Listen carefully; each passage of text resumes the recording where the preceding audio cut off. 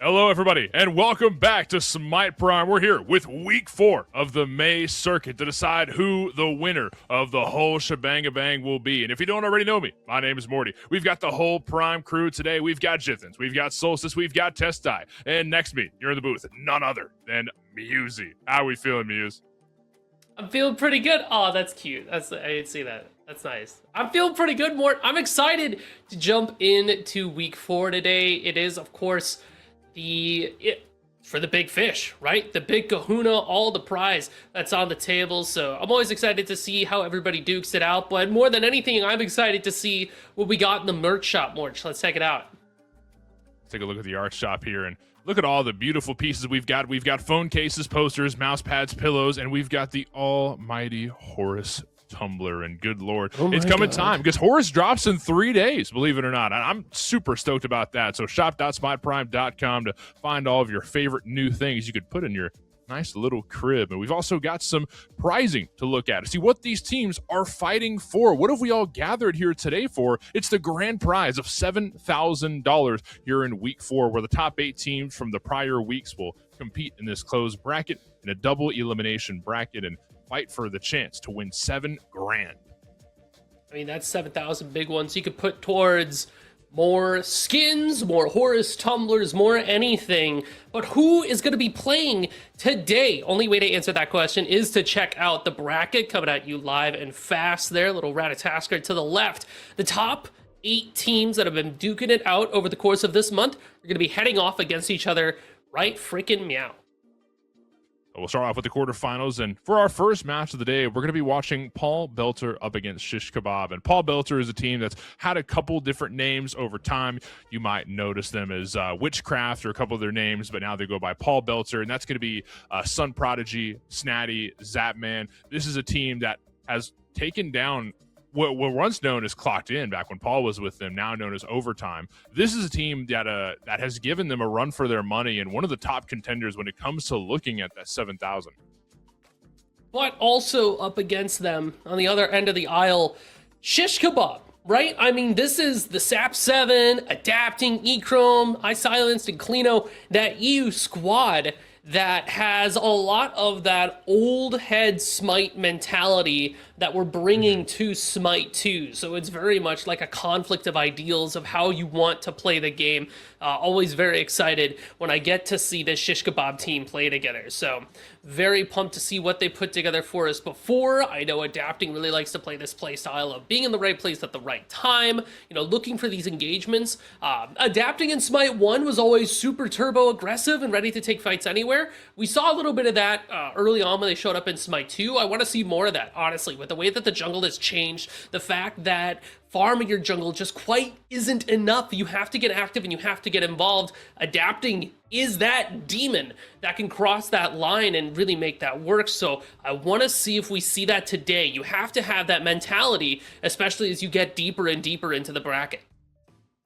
Yeah, it's one of my favorite parts about having the NA versus EU compositions, right? Because you've got two completely different play styles, right? That tend to just butt heads, and depending on the metas and depending on just how things go throughout the game, which one reigns supreme. And that'll be our first match of the day as we take our way into the picks and bans. Let's see what gods will be accompanying these players, as well as we can look at the rosters here and get a bit more of an idea of who's going to be going where, matchups and everything else. Musey, take a look at what you see.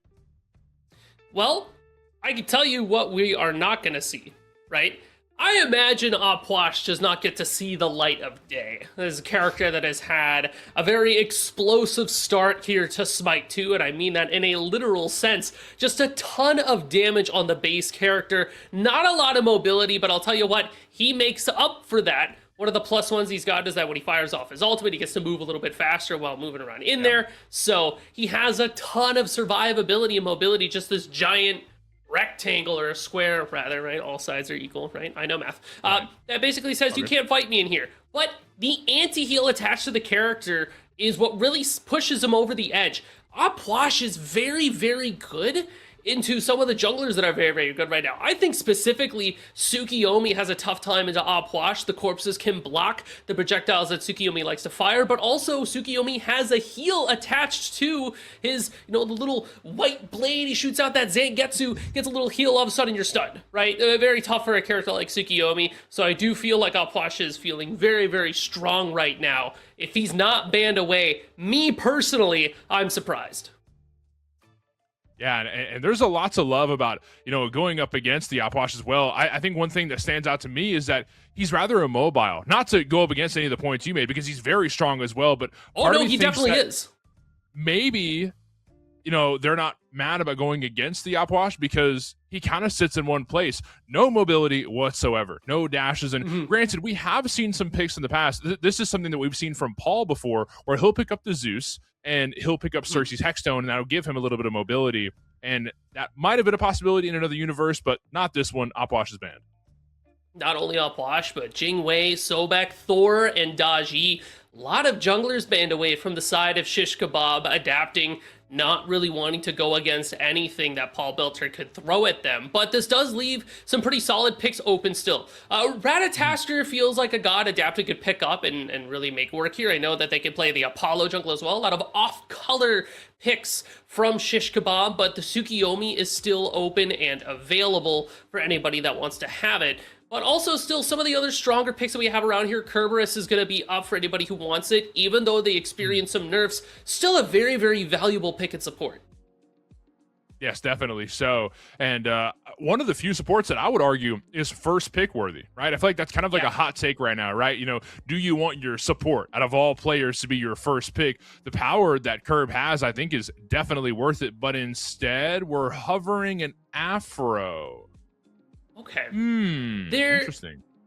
There's a build going around right now. We actually saw it yesterday on the Albion Giants League. Cheerio played an Aphrodite support where they went, it was like Bluestone, and then they had like Genji's, Heartward, and then the little green boots. You heal, you speed up. Of course, I, for the life of me, can't remember. Oh, Regrowth Striders. There it is. And it was that penguin not shoved off the iceberg quite yet. But very mobile, a lot of low cooldowns. You pick up a World Stone as well. Suddenly your ultimate is available all the time. If you rock this Aphrodite Mort, you need to make sure that you have some tanky frontline to help make space, because Afro can't do it by herself. Bluestone and Lovebirds. Thank goodness I'm not playing against that. That sounds miserable to play against. We're safe in the booth. Thank goodness. And Cab is going to be a nice follow-up here. We've seen a lot of popularity with Cabrakan in solo lane, and then Curb to follow up, so you've got a pretty nasty front line to start things off for Shish Kebab.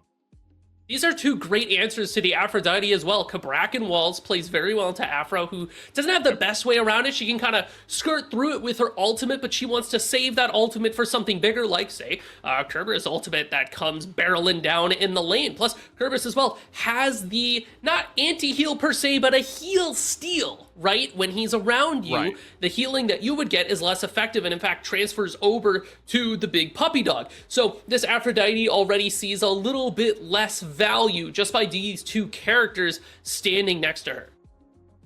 I think Onher is a really nice pickup here to follow against the Cabrakan and Curb pickup, because Onher is a very self-reliant carry. You know what I mean? Like, he can take care of himself. He's got Disperse to jump over the cab wall. He's got crowd control immunity with Desert Fury to counteract Stygian Torment. There's a lot to love about having the Onher here, not just from a self-reliant point, but also the damage capability that he has. Onher is a really nice pickup, along with Tsukiyomi, who's got a lot of damage with himself as well. So now we're looking at Aegis. We might need some beads, because there's probably going to be some crowd control following through for Paul Belter, and an Ishtar hover for Shish Kebab.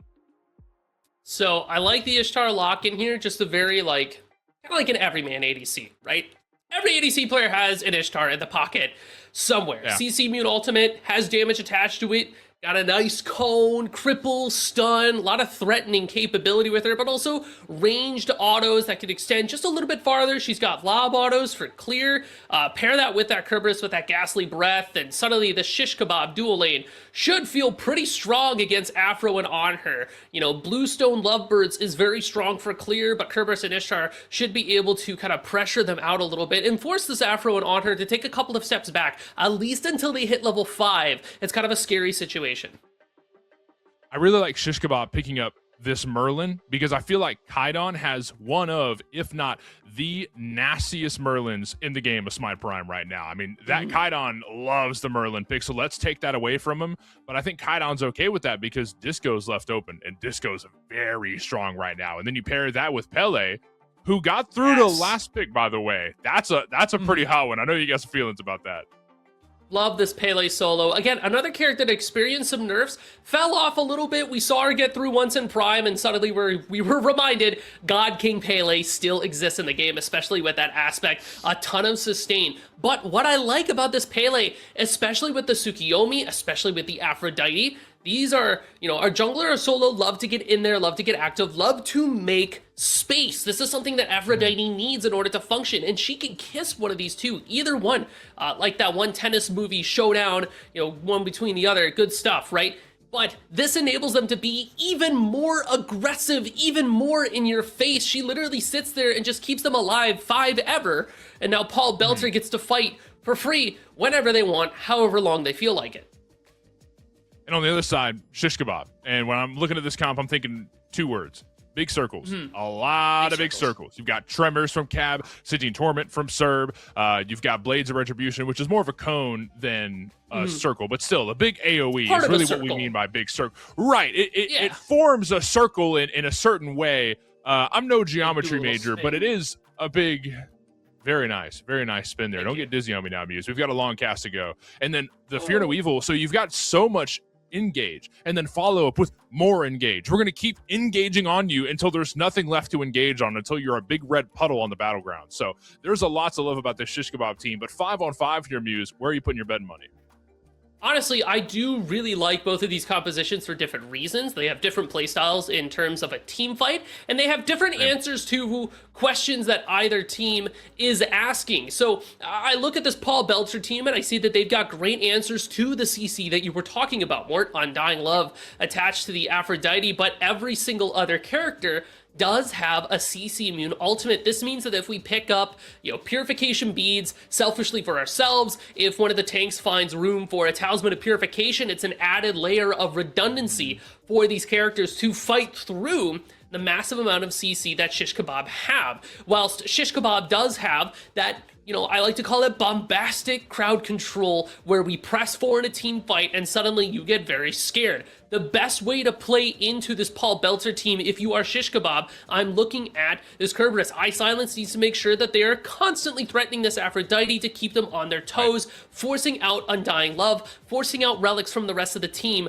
just big dogging it, as it were. And with this Kabrakan here too, Mort, it does mean that Shell should be something that is looked at. Tsukiyomi, Pele, and Aphrodite do not have ideal ways to get out and around it. Discordia's got a little and of course Honor has a great disperse to be able to move through it, but it's still very, very threatening. And while somebody has to pick up Shell, that's one less beads to have on the roster. So maybe we look at something like Magi's, or if you're a Pele, Spirit Robe is very, very strong right now and absolutely worth having for a CC heavy composition. And it's funny that you mentioned relics, because I'm thinking about relics for Shish Kebab. What are they going to want to pick up against Tsukiyomi, who I feel like is one of the few guys that just does so much damage that you need to have Vegas. But what will they pick up? There's only one way to find out. Let's dive into the game right now. First game of the day of the week 4 of the May circuit. Paul Belter up against Shish Kebab, coming at you live. Morty and Musey here in the booth, along with the whole Prime team behind the scenes. And Muse, we've got our aces in our places. Tell me what you think. I mean, I think you were right on the money, Mort. 3 Aegis, 3 AGI, if you will, locked in here for Shish Kebab. Only the Kerberos wondering what they want. It's going to be a Shell. So double Shell, 3 Aegis. And it's really funny because if you look at Paul Belter's relics, it actually perfectly mirrors it on the other side. Baby Gup and Sadie have shells, the rest of the crew have that purification. So it's that classic answer, right? Tsukiyomi, you need Aegis. You're going into Hunbats, you need beads. Now we just need another layer of redundancy, and I feel like for Paul Belter, it's a little easier to achieve that layer of redundancy because items like Magi's and Talisman of Purification exist to be able to lock in and have right away. the classic pickup for Sunprod with Suku here. It's the Lucerne Hammer, which is going to provide a lot more strength than what it would if you just picked up a regular starter. You know what I mean? You're going for a bit of extra strength. You're missing out on pots. And I think that's a really nice pickup. I mean, you're looking to get started early with this build. You know what I mean? We want to get double stacked as soon as possible so we can start affecting the map in the biggest way. Big fan of the start for Sunprod here. Definitely needs it too. Like you said, more double stacking, very important for the Tsukiyomi. Transcendence and Book of Thoth means that Sunprod has a very intense mid-game spike once these items are online, and maybe picks up a Heartseeker as well. Whereas adapting is immediately relevant with that aspect of disruption. The CC, very strong, and not really limited to, you know, build power spike in order to show up and make an impact with the fight, especially with that Fear No Evil ultimate. Check out the damage from Snatty here. Good lord, throws the one out, forces Phantom Shell away from Klino. That is a really big relic pool. Maybe not first blood, but pretty darn close. And it's funny because Cabrakan is one of those characters that is such a bully in lane, but Pele happens to be a foot taller and a grade up. You know what I mean? Like, she is there too to bully them out. So while Cabrakan has solid sustain and a lot of damage, Pele matches that and exceeds that. Once this Cabrakan hits level 5, though, Klino will have an opportunity, if they can force away a shell from Snatty, to kind of lock them in with their ultimate and get a bunch of damage offs. But the window of opportunity there, maybe not as ideal. Klino might be looking to play a little bit more towards rotations towards later in the game. And that's going to let Snatty have a lot more control over the Firebrands, which is a really big talking point for early parts of the game. Before Gold Fury spawns, before the Pyromancer shows up, Firebrands are a really big contesting point for both Sunprod and Adapting, as well as the solo laners too. So I expect for, you know, Sunprod to show up over there, control those Firebrands for at least the first couple rotations, and then start rotating over to other objectives on the map. I mean, Gold Fury, when it hits 5 minutes, definitely wants to be the focus. We took a look at the solo laners for a few minutes initially, and then we kind of leave them alone on their island, right? Like, you don't really get too much love. Klino and Snatty just have to keep each other company more than anything. But it does look like Paul Belter will be the first ones to rock Snow. Check it out, Sap7 Adapting here. Could argue over. I don't. Still in mid lane, 2-on-2 by the Firebrands, and looks like Sap7 is going to start the burn, but drop them immediately after because Paul Belter aren't giving up on their regression. Now they go for the burn. They drop one brand. Sunprod still hovering, looking to get started in a big way. Overhead smash does some decent damage from Adapting, but can't quite steal one away. Paul Belter end up getting the upper hand on that exchange, but no blood spilled just yet. Kaida was level 5, so just not something that you want to tango with when that Discordia ultimate is around the corner. And Paul Belter, not only because Snatty is able to bully out the schoolyard. Okay, good knockup followed by Volcanic Rush, and maybe we see Klino dead here. Piercing Moonlight comes through, and it lands a lot of damage. First blood goes the way of Sun Prodigy for Paul Belter. Meanwhile, the dual lane Silenced is trying to buy some space. Baby Gup under a lot of duress. Nasty jolt there. Gonna lock down Baby Gup for just a moment. Continuing the chase is Silence. Looking for a paralyzing spit. Barely off the mark. Baroneri's okay for now. Adapting. Looking at the purple buff to seal that away. But disperse over the wall. And a great root by Kaidon. Adapting now on the run. Golden Apple off the mark. Can it find a bounce? No, it can't. The one thrown down. And Adapting takes some decent damage. But no blood spilled by dual lane. Kind of impressive that nobody died in that scenario, to be honest. Sunprod getting chased away. They'll be forced to beads, but they'll be okay.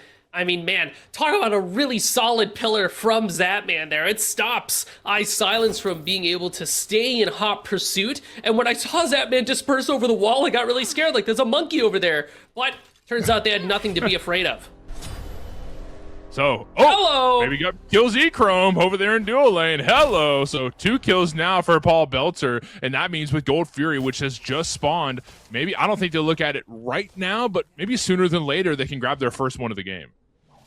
We're still waiting for Sunprod to get some more items online, but Zapman also doesn't have their Devourer's Gauntlets up yet either, so the damage just isn't quite here yet. You do have Prod Shred attached to this, or rather to the Kerberos on the other side if you could recruit him to help with your goal for you. Like, hey, you mind if I borrow you for a sec? But Zapman Doesn't quite have a Kerpus on his team, does he? So not quite there for him. Paul Belter can satisfy themselves with kills and damage and pressure in their lanes and force Shish Kebab out and away from anything. Just claim a bunch of neutral farm. It's not quite a gold free, but I'll tell you what, a death by 1,000 cuts is still a kill at the end of the day. You were not kidding about that Afro build that's going around, because there is some damage coming through for Baby Gup right now. Take a look at the player damage charts on the bottom left. I mean, contesting with Zapman right now, neck and neck, tied for first place. And then Snatty shows up there too. A great knock up on the Klino, forces Tremors away. Klino's is soaking some damage, but should be fine. I don't think anybody dies here. Klino might have something to say about that. Stun into stun? Maybe I'm wrong. Maybe I'm wrong. Snatty very low, but continues to W key. Hits a knockup. Down goes Klino. Snatty picks up a solo kill in solo lane. It was very wishful thinking from Klino there. Maybe it was all to set up the gank from adapting, but Snatty's strong for this. Great stun off of Fear No Evil as well. A lot of damage coming through. Every ability hits from adapting, down to 150 health. Snatty's on the run. Ooh. A somersault barely off the mark. Great juke shoes from Snatty. Jumps into the bush and is just looking for a way to escape, but Klino teleports up lane, looking to run and maybe catch up. A good stun off the overhead smashes. Baby Gup takes down Echrome in duo lane. Snatty is able to escape, does not die there, so a great kill. I mean, dang, right? If you're adapting, over your gas, stop moving, man. Oh, jeez. But this character is so slippery, so hard to lock down. And because we invested so much on the solo side, Paul Belter considers picking up that gold free before thinking better on it, right? We don't have to get too crazy and too antsy.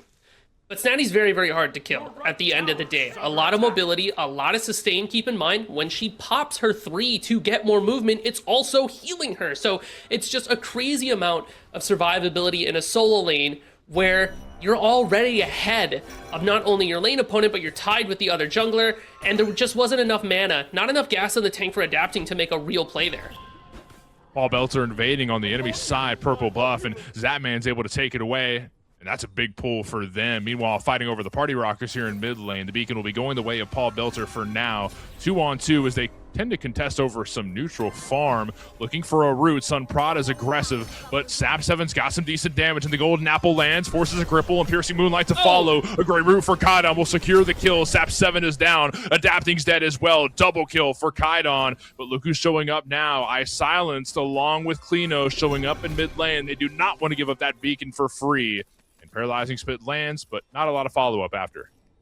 It is unfortunate to be a Merlin in this lobby. Tsukiyomi sticks on you so easily, and Discordia with her roots and with the ultimate that cripples you while the apple is stuck on you. Already this immobile god is even more glued to the floor. Sap 7 has to be very, very careful about positioning. A combat blink in your near future is nigh necessary, but also remember, Aegis for this Merlin means that any CC that lands will be true. No beadsing it away. Yep. This means, again, like I said before, positioning is key. Because if you get caught by anything, Aegis or no, the damage from this Paul Belter team is overwhelming if it's able to connect. Exactly. Yeah. So that makes the beads very necessary here, or at least positioning to escape away. I think it's a really smart play, is looking at Silence jumping over the wall, looking to steal away the caustic buff, and a Golden Apple in response. So ult for ult trade, support from mid, and I think that's going to... Oh, Zapman takes down Echrome in dual lane. Okay, right. And we are underneath the tier. We're beyond the tier 1 too. This dual lane looks very, very comfortable. Baby Gup has the Aphrodite ultimate in pocket. You see too, Sands of Time, Genji's Guard, Chronos Pendant. That's a ton of cooldown, Mort. That's a ton of heals. That's a ton of stuns. That's a ton of ultimates to constantly rip while attached to Zapman, right? This is such an enabler pick. If you got a buddy that loves to run it down in lane, you just kiss him as Afro, you sit in their pocket, you just go get him, baby girl. I got your back. You can do whatever you feel like out there. I will keep you safe. You swaddle them in a blanket, you kiss them gently on the forehead, and you say, go forth and murder. I got your back. I was going to say Baby Gup's the ultimate wingman. What you described is a little less wingman, more of a babysitter vibe. I'm not sure. I think we have the same idea, though. Gold Fury getting burned. It's down to 1,000. Shish Kebab has no idea that it's even going down. Instead, they're looking at Snatty. Zapman takes down Gold Fury. Volcanic Rush forced out from Snatty. Uses the wing gust to maybe get out of there. Golden Apple from downtown. It lands on a Silence head stop and does a whole lot of splash damage as well. Snatty's not going to be able to escape through the Cabrakan wall, but that's a good Gold Fury secure. I'd say that's a worth trade. That was a crazy strife. Now Silence, stuck between a rock and a hard place, eats a ton of damage and dies underneath that tier 1 tower. So we're able to trade out Snatty's life not only for a pick of the support, but the Gold Fury too. Paul Belter is definitely hitting their stride here. Transcendence is online for Sunprod. Adapting? Are you sure you want to? Oh, uh-oh. No, he's okay. Just throw. Yeah, he's all good. 11 minutes into the game, it's 8-1. Paul Belter in the lead. They've got a 7K gold lead, which I think is a pretty substantial amount for where we're at in the game here, Muse.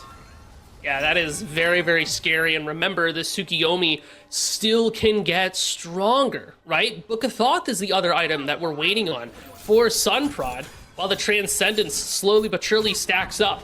Remember, you don't have to stack it up with minion kills. You stack it up just by dealing damage, and that is something that Sunprod, well, we're a little bit lacking in the moment right now, probably making it up for it with the minions that we're able to farm. So you see that level 11 for him.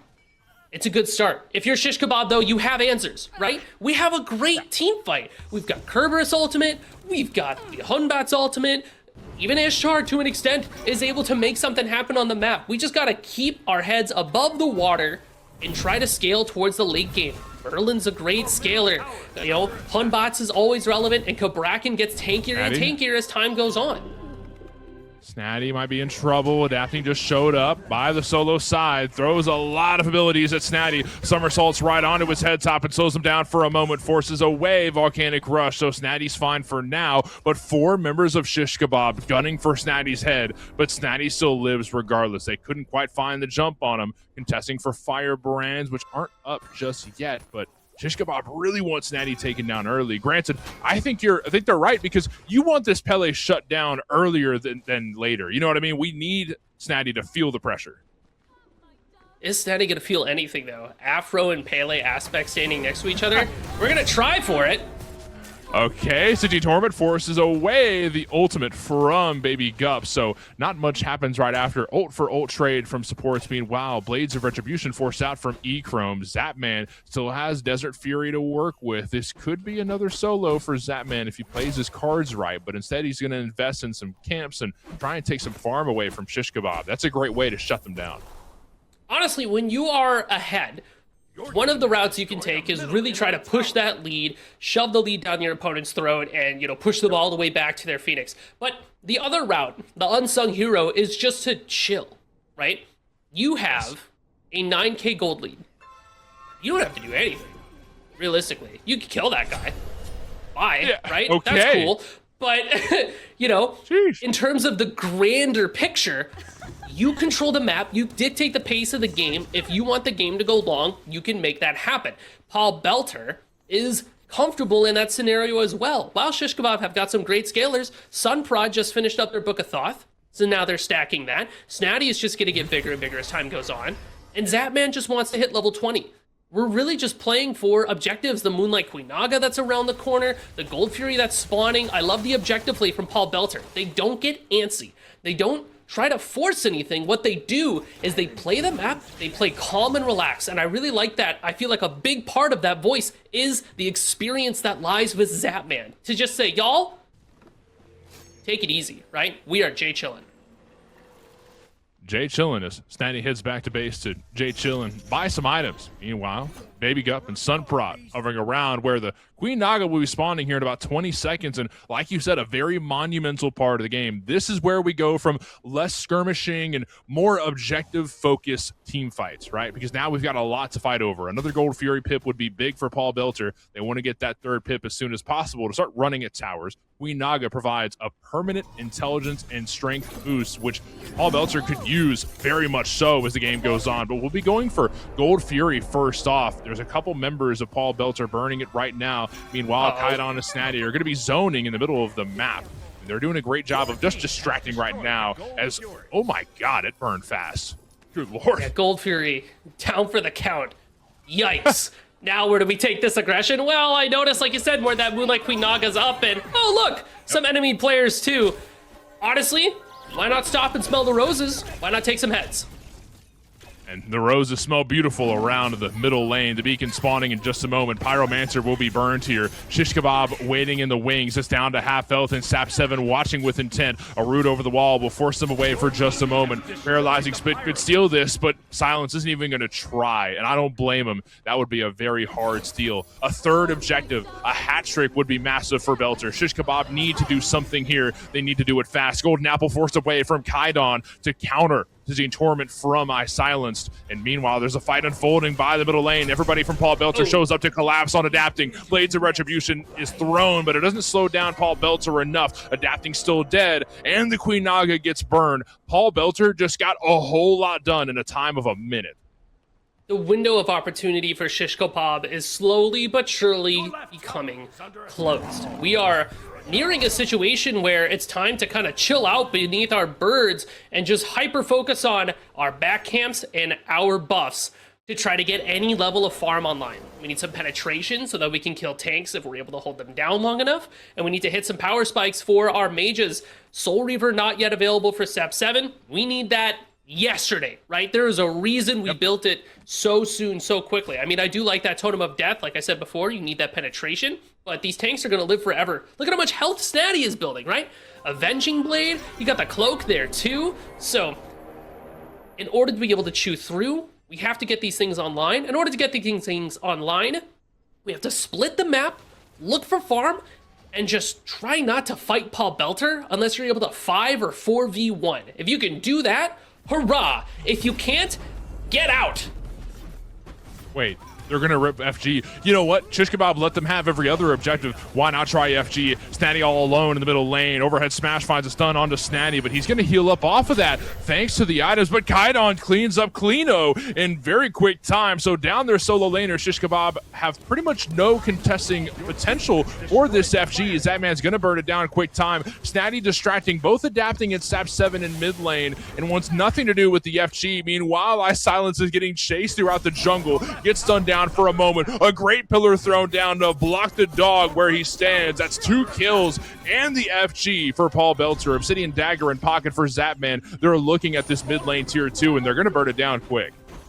Even scarier than that, we have all our ultimates available for Paul Belter as well, minus Kaidon. Adapting taking a lot of pokes. Snatty's full health, by the way. I'll miss you, Adapting. Forces to use the ultimate. Looks like they're going to be okay, but Paul Belter can still play the map here. But okay, down goes another tower, and they're looking at this mid lane bird. You've got FG, you've got some tools to use. Pyro Bomb in pocket for Snatty. It's thrown down to burn the Pyromancer quickly. Down to 500. Can they secure? Blades of Retribution finds 3 stuns, and then the cripple goes out from Golden Apple. The Gabrakan wall thrown down, and it slows down Kaidon for just a moment. Kleeno is cleaned up in quick time yet again. Piercing Moonlight ready to go, but not used just yet. Every other used though for Paul Belter, and they're looking at taking down this bird very quickly. A couple half-health members of Paul Belter, but Baby Gups got heals for days and jumps over the wall looking to get away. Zapman's going to be just fine. So they got another kill. They didn't lose a single member. We still have Dagger to work with. There is so much up for Paul Belter, and it keeps getting better. Gold Fury is about to spawn. Pyromancer is ready to be taken. How can Paul Belter be stopped? Honestly, you just have to hope that you can replicate the magic that you had with that mid-Phoenix fight. I didn't hate that for Shish Kebab, the fact that Paul Belter had to use so much in order to get that bird. And honestly, the saving grace for Paul Belter in that moment was the fact that we had that mid lane pusher running it down with that second minion wave. Whereas Shish Kebab, like we said before, like you mentioned in Picks and Bans, a lot of giant circles with this team composition, a lot of big bombastic CC. This is great for siege defense, right? Adapting buys a lot of space. Kleeno can do it too. Sap 7, everybody can. We just have to make sure that we can get to that point. Stop the bleeding as much as you physically can. Now, maybe you are hemorrhaging. Maybe you do see the light. There's a deep voice telling you to come hang out on the other side of the pearly gates. You know, we've got every single edition of Buffy the Vampire Slayer here and all the Kool-Aid you can drink. And you're like, well, as interesting as heaven sounds, I want to win that $7,000. I got to go get there first, right? So you can't give up. You have to keep trying. And if you want to talk about how deep the cut is, 20 minutes into the game, 3 gold Furies for Paul Belter. It's 13-1 as far as kills go, and a 14k gold lead. We're going to make it a little bit more. Snatty is just W-keying towards E-Chrome and is still alive thanks to the healing from Baby Gup. Good lord, nothing is sweet for Shish Kebab, but a massive shutdown, and the dagger's dropped as well. No, what is it? Where did it go? He screwed it up. He messed up the dagger. Is that man washed confirmed? No, I'm messing around. But that is very unfortunate. Okay, but Klino's looking for Kaidon in the back line. Adapting is going to follow through, but the couch drop's thrown down to slow down Klino for just a moment, and a great root from Kaidon. The ult doesn't come out in time. Sunprod cleans up Klino yet again. Paralyzing spit over the wall, off the mark. Sunprod continuing to W key along with the rest of the team. They could be diving under this bird on the left side, but wait, no, they are. Wait, Adapting's on Kaidon in the back line, and everybody from Paul Belter turns around to look at Adapting. Let's get rid of him first, real quick. Easy, Baby Gup, a good kill, and Shish Kebab are quaking under their left bird. Look at this Discordia's health bar. We were knocking on Death's door just a moment ago. Afro brings it all the way back up. E-Chrome? Oh. Right. Very well then, right? We just didn't want to be alive anymore. Sometimes it do be what it do is. Oh my god, and down 2 birds. Paul Belter, no, they can't end just yet, unless they maybe pick up another kill or 2. Kaidon seems to be invested in the idea, is throwing a lot of damage at Klino, who is just soaking it up right now. So Prod gets done for just a moment. The couch drop's thrown down, and Sap 7 knocked up immediately after. This is go button for Paul Belter. Down 2 members. Klino's extremely low, and so is iSilence. Statty Volcanic rushes into the back line and waiting to try and zone away the rest of Shish Kebab while the Titan melts down quickly. 5k health with the golden apple thrown right onto iSilence. Another member of Shish Kebab dead, turned into a Shish Kebab. That's why they call it, all right? Baby Gup with another kill, down 3 members, and we're looking at the Titan. We're done playing with our food. It's time to eat. Paul Belter moves on. I mean, that's just a disgusting Paul Belter game. Clinical, right? We were in the doctor's office and we got diagnosed with being too freaking sick with it. At the end of the day, the Aphrodite pick looked really good. Pele and Tsukiyomi were able to constantly dive, and you called it from a mile away, Mort. Kaidon looked incredible on that Discordia pick. That's elite ball knowledge because, oh my goodness, the strifes were disgusting. I saw them miss maybe like 2 ultimates in total, and they had so much damage to pump out. And because little Gup is chilling in the back line, throwing kisses wherever which way, nobody had to die. It was like 3 kills for Shish Kebab at the end of everything. And diving under tower this early, Sunprod getting aggressive for first blood, and just the way that Paul Belter got going so early on and just kept running with it. You know what I mean? They just never let off the gas pedal. I mean, you know, they played it chill, right? Like you said a couple times, right. You know, you relax. You don't want to go too crazy, but it felt like every play they went through had purpose. You know what I mean? They moved with purpose. Moving with intentionality is a great way to describe this Paul Belter team.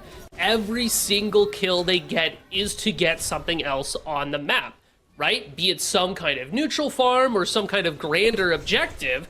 Paul Belter doesn't fight for no reason, and that's what makes this team so scary. Every time they engage you, you know something is on the line. Or sometimes you're just Snatty, running it down on an Ishtar and going actually nuclear and like never dying ever, pretty much. Look at this. That character, we could probably nerf him again. I wouldn't be sad.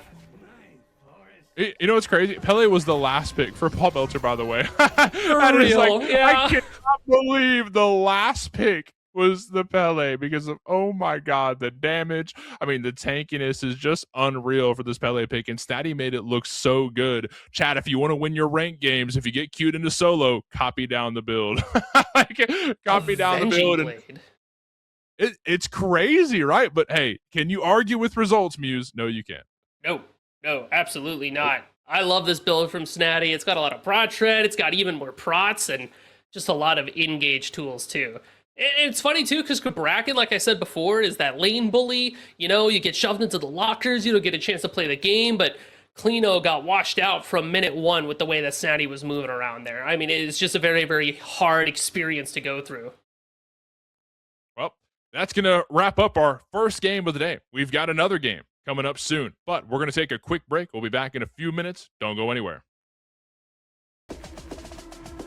guys, welcome back to Smite Prime. Guys, gals, and non-binary pal. How do I forget my own intro? Anyway, my name is Gormizer, and I'm here to welcome you in again to the May circuit as we continue marching on forward. But of course, I can't do it all by myself. I've got Musi here to help me out because I'm bad at knowing things. I've been bad at knowing things for like a decade, and so I always have somebody, usually anywhere in my life. Most of the time it's my wife, but right now it's Musi. Not taking the role of my wife, but taking the role of somebody who happens to know the things that I don't know to help me fill in the role of the things that... You know what? Let's reset. Hey, welcome back to Smite Prime, going into the maze circuit, where we're going to be walking out of frame, I guess. Musi's going to leave me all alone. Now, how are you doing, man? I mean, you just got to watch a pretty solid game and a good start to things. I think it's been a fun, like, circuit. And so being able to watch, especially now as we take a peek see at the bracket, where these teams, kind of have come from and where they continue to march forward as we go into our, next couple of matches. It has been quite the journey, and I'm excited to walk it with you now, Gore. Welcome aboard as we get a peek here. Winners semis for us. Overtime and Paul Belter. That feels like a match we're going to be seeing later on in the bracket. I feel now winners semifinals is going to be very popping over there, but already falling down to losers. I mean, these are teams that are not weak by any stretch of the imagination. In fact, our number 2 and number 3 seeded teams are now going to duke it out in losers round 1. So already a kaiju is ready to be eliminated off the face of the battlefield. Worth mentioning, because you had mentioned 2 and 3 seed, the Gospel of John's, they're down there through, I want to say, kind of a fault of their own. It was a forfeit because the player was asleep and didn't make it there in time. So I guess fingers crossed their alarm has gone off and that they're there to kind of kick things off. Because like you said, losing a Titan like that, it would kind of hurt really early on, but for the players and for the potential matchup that you have going through the losers bracket. I feel like, and I'm willing to put real American dollars on this right now, $20, it was John Rowing. Is John Rowing on that team? If John Rowing's on that team, it was John Rowing. That's what I'm thinking, right? But that's for them to figure out as they have to claw their way back up through the bracket. This is a very important reminder. Set your alarms and don't stay up all night playing PoE 2 like I might have. Let's go in and jump into the main mix and the main meat of the sandwich, Gore. Picks and bans. Yeah, this is something, again, that is always really fun to watch, the differences both in, the team dynamics, but also just in general meta picks, right? You're going to have moments, last game, right, where you've got somebody who's going to, or a team that highly prioritized, I believe it was their support, right, in their first pick, and then you don't usually see that, but leaving open, that potential counter pick for later on. Of course, what you ban makes a big difference. What are the big, I guess, number one targets in your mind right now to, get rid of, don't deal with, outside of, I guess, this Pele? Pele had a crazy showing in the last game. Jing Wei is a very, very strong hunter to have right now. Pwash still has that new fresh coat of paint being added to Smite 2 recently, so you don't want to see them anymore. Yep, Dirty Water's already got it out of the mix. I feel like then after those two, it's kind of nebulous. It kind of depends on what you do and don't want to play against. Aphrodite is strong, but is it ban-worthy? Sobek's one of the strongest supports in the game, but there are so many to fall back on. Is that something that you want? Tsukiyomi is very, very powerful, but is it strong enough to ban away? It kind of depends on what you want to play with. So seeing the Da Ji banned makes a lot of sense. We in the business like to call that a Mickey character, just because she can do everything for free at a very low skill floor, right? Even I have a Da Ji in the back pocket. That's how easy she is to play. Yeah, there's a certain point where if you can hit 4 and then, pull people in for a big team fight, your job's done. You've done the thing you needed to do. It's now the setup for everybody else. It also feels like the Vergers have a kind of matching, hey, We don't want people who can target. We don't want people who are good in a team fight. We don't want somebody who can rotate maybe better than anybody else in the game when it comes down to the way Jingwei plays. So, like, you know, building around kind of more of a team fight, some of the late game potential that those characters are. Meanwhile, on the other side, you already mentioned the Apwash, but the Discordia, who we also just saw have a really good performance, and the Afro, who also just had a really good performance. All of that taken out in favor of a Thor first pick. How do you feel about Thor right now in the big old 26? I mean, Spirited Book will tell you, and I will tell you the same. This is a very, very strong pick to have as your first pick because he's so flexible. Thor is a top 3 solo laner, a top 3 jungler, and a top 3 support if you need him to be. The walls are strong, he's got free CC, free damage, and a great follow-up ultimate. So, very, very strong pick for the Vergers so far. Cerberus, Agni, immediately after. Look, if I'm looking at this, I'm seeing ults, I'm thinking ults, yes. And I'm thinking ults. Like, I am thinking of the combo potential, the stun capabilities, the control that Dirty Water bring with these first 2 picks, and very solid. But the question, you know, that really comes down to it, and this is maybe going to be something that is unveiled to us as we continue, because we get Charon and Apollo as well. So, you know, seeing these matchups, right, where these gods are going, like, a lot of, well, maybe not so much for, like, Agni, but, like, there's flex potential for some of these gods as to where they go and where they play. I've seen people play jungle Agni before. There's some things that will always surprise me. You know, where do you think, you know, some of these matchups are going to be? Like, where do you see these gods maybe in their strongest? So, I mean, Agni could go to ADC with that aspect if you really wanted to, but where he is strongest right now is exactly where you might expect him to go, that mid lane. Because Bluestone and Soul Reaver are back-to-back picks, like, you better stay protected. I need you to know where you are, and I need to know where you are too. But he's got crazy range, he's got crazy ability to proc things, you build some cooldowns, suddenly he's shredding away health bars. He's very, very good with the meta mage build. Into the Merlin, who is also good with the meta mage build, just lacks the range that the Agni does. So Dirty Water's mid lane feels pretty strong for them.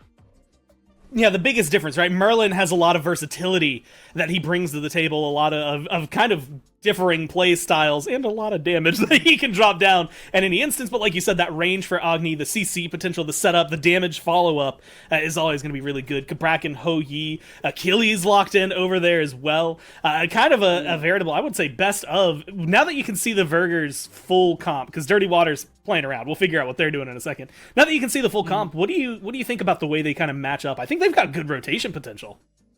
A lot of good rotation potential. Charon is able to carry 2 extra people along with them in their boat, and they get a little bit of extra movement speed when they do so they can Yume all across the map. But you also have this global ultimate with Apollo that can also carry in 2 people. This is a crazy big clown car Uber situation, and a semi-global ultimate with that Anvil of Dawn. The Vergers can be anywhere on the map whenever they feel like it, and they'll be strong for it too. Achilles has got a massive health bar to soak in a bunch of damage that Dirty Water is going to be dishing out.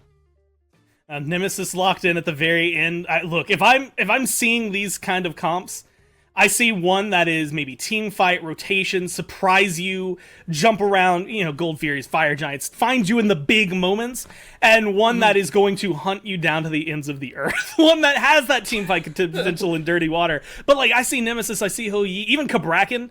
And I think you're just going to be finding a terrible, terrible time if you're alone in the jungle at any moment in this game. But we'll have to find out as we jump into it. The game continues, and I should say the bracket continues as we keep marching forward. Vergers on the left side in the blue trunks, and of course Dirty Water over there. On the Chaos side, they'll be fighting from top to bottom. The other side, Vergers, bottom to top. And this is already something very interesting to me. I see 5 people in the right jungle, all looking to group up together. This doesn't often work, especially in competitive, but I always like the gumption from these teams and seeing what they can potentially grab. You have Cabrakan sitting under the tier 1 tower in the right lane, playing patiently. If you are the Vergers here, the biggest key that you have to have is staying very quiet and not getting noticed. The grass is helping with that. You've got a little bit of a search party, I guess, going out. And the biggest thing that could happen right here, outside of these wards, is potentially catching this Nemesis, but it looks like they're starting to back off. And so that hopeful invade, I'll call it, kind of thwarted before it could even start.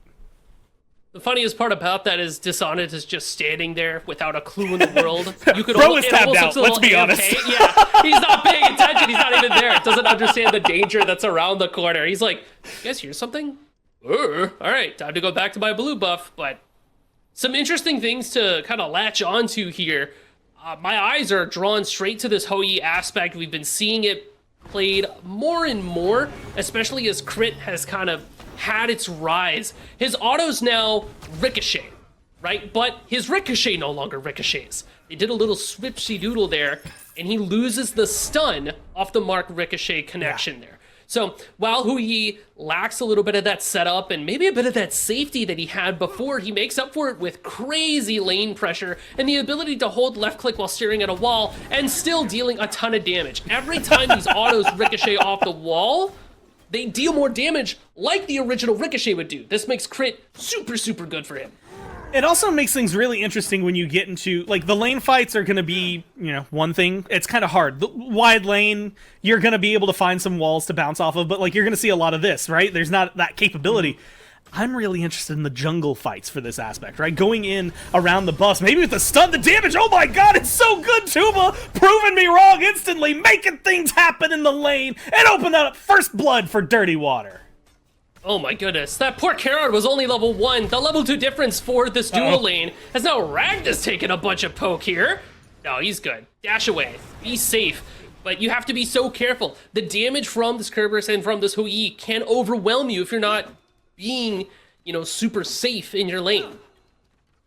And, we didn't even, there's been so much going on, and it feels like there's 1,000 things to talk about. Didn't even talk about seeing now that this Charon over in support versus, we've talked about the Hou-Yi, but having the Apollo on the other side, I feel like, as a god, not someone we see too often overall. I mean, he's good. I've always loved him, but it is an interesting matchup, and it feels like losing your first blood in that lane on your support maybe is a little bit better, but, it definitely feels like it sets you up for a very rough time.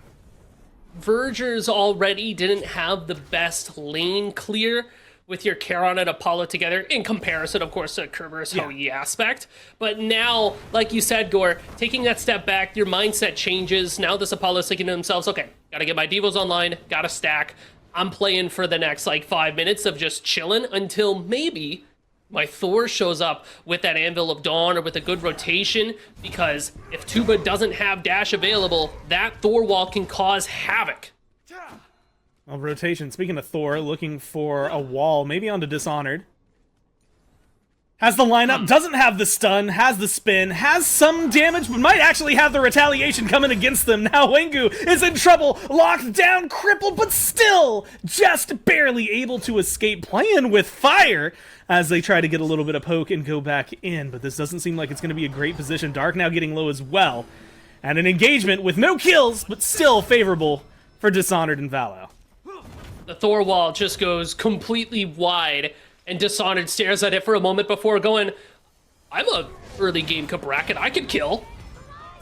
Speaking of, yes, early game Cabrakan and can kill, you've got a Nemesis with you as well, you're picking up that one, and meanwhile your team's putting in the work on the other side of the map. Tuba now with 2 on his belt. Look, you were talking about it. You've got this Hou-Yi who's going to do great in late game when he gets items. The last thing you want is for him to keep getting kills. Not a great look. Both your side lanes are winning. There is no better feeling in the world for Dirty Water. But, the coffin hasn't really closed on Vergers quite yet. They do have a really solid scaling comp, especially with that Merlin. And Thor in the late game can just blow somebody up, right? Beads are going to be available for both Valo and Jingaru. So as long as we can burn those away and then Dark follows up with that Anvil of Dawn combination, suddenly Dirty Water is down a carry regardless of the level in the game. We just got to get to that point. An early Oathsworn Spear pickup for Thor could kind of help change the tempo towards Vergers as well. It makes that double tap deal so much extra damage. And it sets him up, like you said, for a lot more capability, right? Being able to find some of those more comfortable rotations maybe than what we've seen so far. Dark is set up now, purple buff over here on the far left, and you've got Rongyu in position, at least to try and contest, but look, it's a 1v3, you're a lone support, there's only so much you're ever going to be able to do. Gold Fury's going to be spawning soon. Is that something that you think is in the conversation early on, or do you? What is this death ball that is running down the left side jungle? Yeah, I was like, whoa, what's happening here, right? Like, what? I mean, sure, I don't need waves either. I'm not a character that scales with gold, right? Like, who needs farm? Not me. I'm, farm to table. I'm more like table to victory screen. Let's get him out there. But Gold Fury is absolutely in contention. Hey, Kerberos has got some prot shred attached to their breath, and Tuba on this whole Yi can ricochet autos and smack that Gold Fury for some extra damage. Plus, the Hoi ultimate buys a ton of space for anybody that wants to interrupt the process. Dirty Water could go for it if they wanted. Look, there's a lot of stuff, and I do want to touch on that again, but Wrong Yu's just insane with these stuns, and I think it needs to be pointed out. I've seen it, I don't think I've seen it miss maybe once around that purple buff, and I don't even think he was going for a stun at that point. Just to help showcase why this team is up. 1,500 gold, 3-0 here, 6 minutes in. Like you said, potential to potentially, well, wow, double down on that one for a Gold Fury, and it is something they're going to be looking at now over in the left jungle. Just kind of getting a vibe check, good damage so far, already have it down at half, but it gets spotted out. And when you've got Apollo in the sky, you've got Charon right here, you know the rotations are on their way. Instead, I like this. Pull back, make Ragna use his ult, and keep yourselves in a good position to try and re-aggress, maybe in the next minute or so. Or Tuba could even try to harass out Ragna in lane here. Without Apollo ultimate, Ragna is losing a lot of that survivability that Apollo really relies on in order to make it through their laning phase. And with that mid ritual coming up around the corner, any kind of resource that Dirty Water takes away is just a little added bonus for them coming down the line here. Now I'm looking down the line, which maybe I'll have to hold that thought, because here, jump in, Wrong Yu with the ult beats out, but the stun is good afterward. There's a great shell, though, to keep the shielding alive and an ult to come down. Fears thrown all around Wrong Yu, the lowest of them all, but looks like the disengage will be good enough. But now a re-engage, the team has rallied around Valo's arrival, and it's one, looking like it could be two if Dark makes a mistake. But no, falling back for the Thor, giving up the ground and giving up your left jungle. Dirty Water come out with another kill. It was a great re-engage from Dark there to kind of cover for their team that was getting jumped on, but the second wave of reinforcements from Dirty Water absolutely turned it around, and Zenshi has just been having a very tough game so far. Charon, in my eyes, is a character that should be fairly mobile and be able to zig and zag and move around when you need to. Unfortunately, it feels like they're just getting caught out from being just a little bit too far forward too many times. Dirty Water has the map on lock, they've got the rotations on lock, which is interesting because in Picks and Bans Gore, we talked about how the Vergers were the team that had crazy rotation potential. Where is that, right? Somebody get that online, get this going here, because you need it. Dirty Water is looking really good. Yeah, I mean, the control right now, like you said, it's kind of grasping, and really it comes down to what we're seeing. The ultimates so far, like Ragna around the Gold Fury was there, but it's not a good spot to use it. Dark apparently used his, and I'm going to be completely honest, I missed it, which means it didn't really do too much. And so these little moments where you're seeing like Vergers with the maybe higher rotation potential getting just out-rotated by a team that's got a better grasp so far on the timers and where they need to be. And speaking of which, they're getting a little bit of pressure. Maybe you'll see that. Tuba drops the ult onto Ragna. Good shots! And another good kill. 3-0-1 for the carry. And a great opportunity to open up this Gold Fury. Dirty Water, in the meantime, we're picking up that mid-ritual. Now we've got these laners pushing down giant health bar tank minions that you could also teleport to should you need to. Gold Fury is getting picked up and just as easily put down, but look in the back, another scuffle happening. Now there's actually some rotation. Zenshi gonna get caught out completely, but Thor up into the sky looking for a dunk. Gold Fury goes down before he can get anything done. Instead, drops down onto Wrong Yu and is stunned and now has to fall back. Nothing comes out of that one. And now, look, we're talking 6-0. We're talking almost 5,000 gold. And like you already said, we've got things pushing down the lanes to give more pressure. Dirty Water, win big, win harder. Every step of this game so far, they have been in control. And with the Moonlight Queen Naga around the corner, if you see that sundial on the top, you know that the snowball can really start to get forming. A 1v1. Tuba? Ragna? Oh, no. Tuba, don't do it again, man. They're gonna back up. Luckily, Charon's around the corner. Uh-oh. Wow. Wrong place, wrong time, I fear. Just not where you want to be. Sometimes it just kind of collapses underneath you. You know, you're going for something, you're looking for something, and something finds you instead. That something was the black and white screen that awaits you at the end of the pearly white gates. Dirty Water can now, with the jungler dead, look for even more. Well, Ragna trying to take a fight. I don't know if this is a fight that you could win. I mean, you were looking pretty decent against just Tuba, but Tuba's got backup. The entire squad, it feels like, over here on left. 8-0 now for the update. Just over 10 minutes into this game, and you've got to figure something out. You're looking for farm wherever you can find it. Zenshi's level 7 compared to Wrong Yu's 10. Now just over ticks to 8, and so closing up that gap a little bit. But, you know, we talk, or at least I've been mentioning a lot about the gold. We've talked about the control on the map. I think experience, we're still in the point where this matters a lot. And in a lot of places, you know, in mid and solo, it's matched up. But that 3-level difference in your carries, the matchup difference between your supports, like that duo lane, not quite chasm yet, but it's becoming a chasm. Maybe what's shorter than a chasm? A gorge? It's in that area. Yeah. And it needs to be closed up. You need to fill it in. You need to shovel some sand in there to try and figure it out. And the only way to do that right now would be for Ragna to essentially just forfeit fights in favor of farm. Which Apollo can do really well, right? If they want to show up to a fight, they can with that ultimate. Maybe even now could be an opportunity. Pyromancer getting picked up by Dirty Water, but the zoning is so strong that they're able to claim it for themselves. But Thor's going in, they want more. Dark up in the sky, like you said, looking for something, but I just, don't know where you go, where you feel confident. I mean, Zenshi gets poked out almost instantly.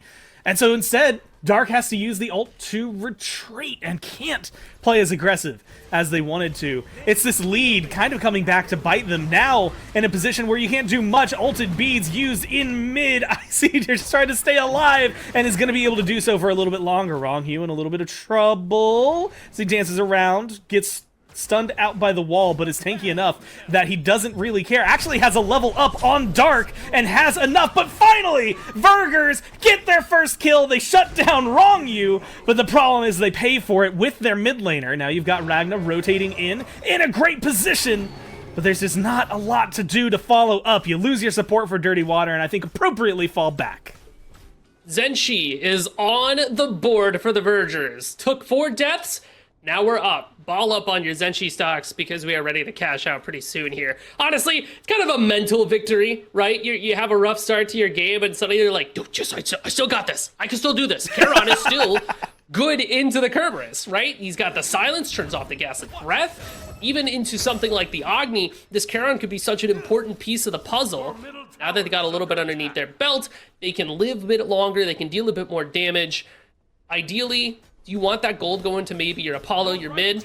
Maybe, but now you get to rest assured. You get to control more fights with your support being able to do a little bit more. Yeah, honestly, that can be a huge game changer for you. Just for initiation. Speaking of initiation, great wall, great hammer, double tap down onto Valo, and finally they put him down, and the Vergers are here for the fight. Tuba getting low, you have to play carefully, jumps in, oh my god, jumps in and gets the kill, stays alive so far, and has some backup, has to play carefully. All it takes is a little hit, but no, Tuba dancing around the Gold Fury pit, stays alive, and instead they're turning it around. Jengaru sacrifices himself for his carry, plays through the 6-0 Ho Yi, and it's 3 kills now for Vergers, but still feels like a win for Dirty Water. Honestly, being able to trade out evenly that 2 for 2, Dirty Water is okay with it, but Vergers as well walks away like, all right, cool. You need to be afraid. You need to respect us. You need to make sure that you're not walking around willy-nilly in our jungle. Dirty Water was in enemy territory, and Vergers had a great rotation to basically put a stop to it and try to make sure that their Apollo can still get some farm under their belt, which they very desperately need at this point. Unfortunately, the dual lane dies in the process, so that's time lost that we could be hitting wave, but it is answering some of the questions that Dirty Water is asking when they say, are you going to do anything about us trying to bully you around? Now they ask another question here, Gore. We're going to pull gold. What do you got to stop it? Yeah, are you willing to step up? Are you willing to take this fight? Ragnar's up in the sky and looking around. Zinchi, again, has vision, has ult. And there's a little bit of capability, but I like this. The team instead says, give up the Gold Fury. We can't get that. We can't win this fight. Let's fight on right. Let's get our own little objective. Let's do our own thing and get the Pyromancer. Set ourselves up for some success. Find a win where we can find it. Close up this gap and apparently send Dark up into the sky looking for the collapse. Finds a target but does not hit the stun and now is isolated, locked away from his team and locked away from the keyboard. Sent to the gray screen and the penalty box to sit down for just under a minute. Now you've got to run away. Ragna low. Ragna taken down and it's all collapsing. Vergers left, right, and center, falling down one by one. Wengu, the only one who gets out. And now a wide open fight. Objective on the right and Dirty Water with nothing to worry about. Moonlight Queen Naga's gonna get scooped up by Dirty Water. The mid T1 is gonna get taken away as well. I love that ult from the Thor. Unfortunately, Valo and Jengaru zigged and zagged in opposite directions. And much like my bowling games, split right down the middle, right? We hit no pins. We get no points today, which is too bad because the rest of the Vergers were right behind in that bush, ready to capitalize. That fight was this close to being beautiful. And I love the way that they split the map as well, taking a look at that Pyromancer instead of the Gold Fury and contesting that. Like you said, Gore, go do your own thing. Splitting the map will work best for Vergers in this point in the game because you're not really able to win fights right now. You're too far behind. The only way to really pull ahead is to find a crazy numbers advantage. And from there, pick somebody off and try to fight a 5v4. If you can't do that, go do your camps, go clear waves wherever Dirty Water is. You should not be there. Yeah, there is a magical number in Smite that, to me, you know, this 9,000, if it once that hits 10,000 in terms of gold, things get dramatically more difficult, right? Like, as long as it's still within the I guess the 4 digits overall, you're feeling at least like you have some potential, right? A good fight takes a chunk of that gold out of the pocket of Dirty Water, lines it with your own if you're the Vergers. But you need to be able to find it, and I liked part of it, going for the objectives, playing the map, looking for the gold that's stored in these objectives. They haven't taken a single tower yet if you're Vergers, and trying to do that on the left-hand side costs them 2 in Dark and Ragna. And not only that, but it feeds 2 back over to Dirty Water, one of which going on to Tuba. Now you're losing your solo laner. Now you're looking like you might lose your mid laner. It just feels like the Vergers can't find a moment of peace to try and get something done. It was just super, super hard. It was interesting about that left side play too. It was a 2v1 versus Tuba initially. But the Hou Yi under pressure says, yeah, I don't really care too much. I got Valo on the way. You have ICD nearly getting soloed by a support in a 2v1 as well, favoring the Vergers. If we can't win our 2v1s, if we can't defend our 1v1s, our structures aren't here to help, our players can't do too much, you almost have to wonder, is it all over, right? It doesn't have to be, though. We've still got some pretty solid base defense with our Merlin and with our Karen especially. Really good at hunkering under birds and throwing out giant abilities. The rotation is still here. Apollo can do what Apollo does best and split push, split the map, try to get some gold for their team. None of the towers are taken like you said, Gore. That means there's still gold to cash out on, right? Dirty Water cash out on a Pyromancer. But, ay. Yeah, it feels like, look, there are 2 moments here, and unfortunately Zinchi getting caught out. This is maybe one of the worst things that could happen for you. Because up to that point, I was going to say you've got global ults. They're lining up around a Fire Giant. Step up and fight this. I think you could try to go for the steal. You're so far behind. Now it goes back to what you were saying. You have to let this one go. You cannot contest this. 5 strong with a huge lead and Fire Giant now for Dirty Water. This tier 2 and mid doesn't exist. I don't think you should even pretend it exists if you're Vergers, because it's going to get knocked down instantly.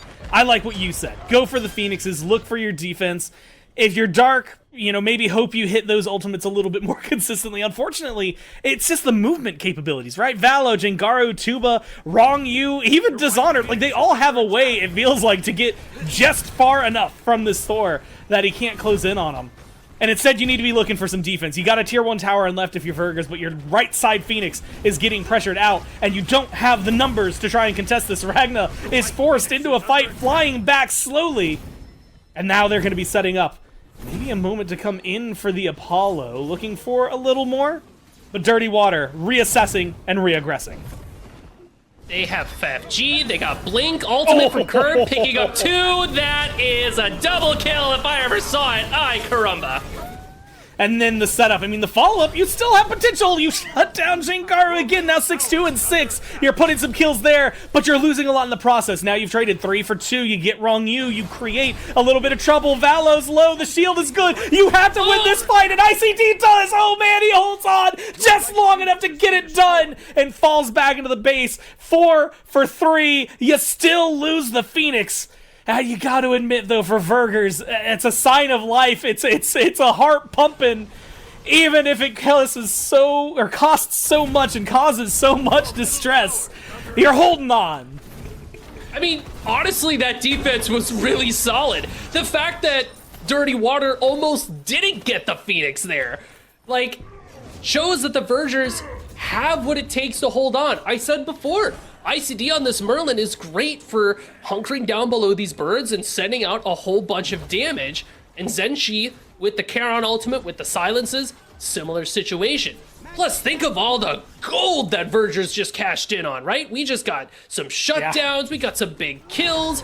Now, granted, maybe we're still, really far behind, but as the game progresses further and further on, gold maybe isn't as relevant as perhaps something like experience. Somebody tell Dirty Water that. They scoop up yet another Gold Fury.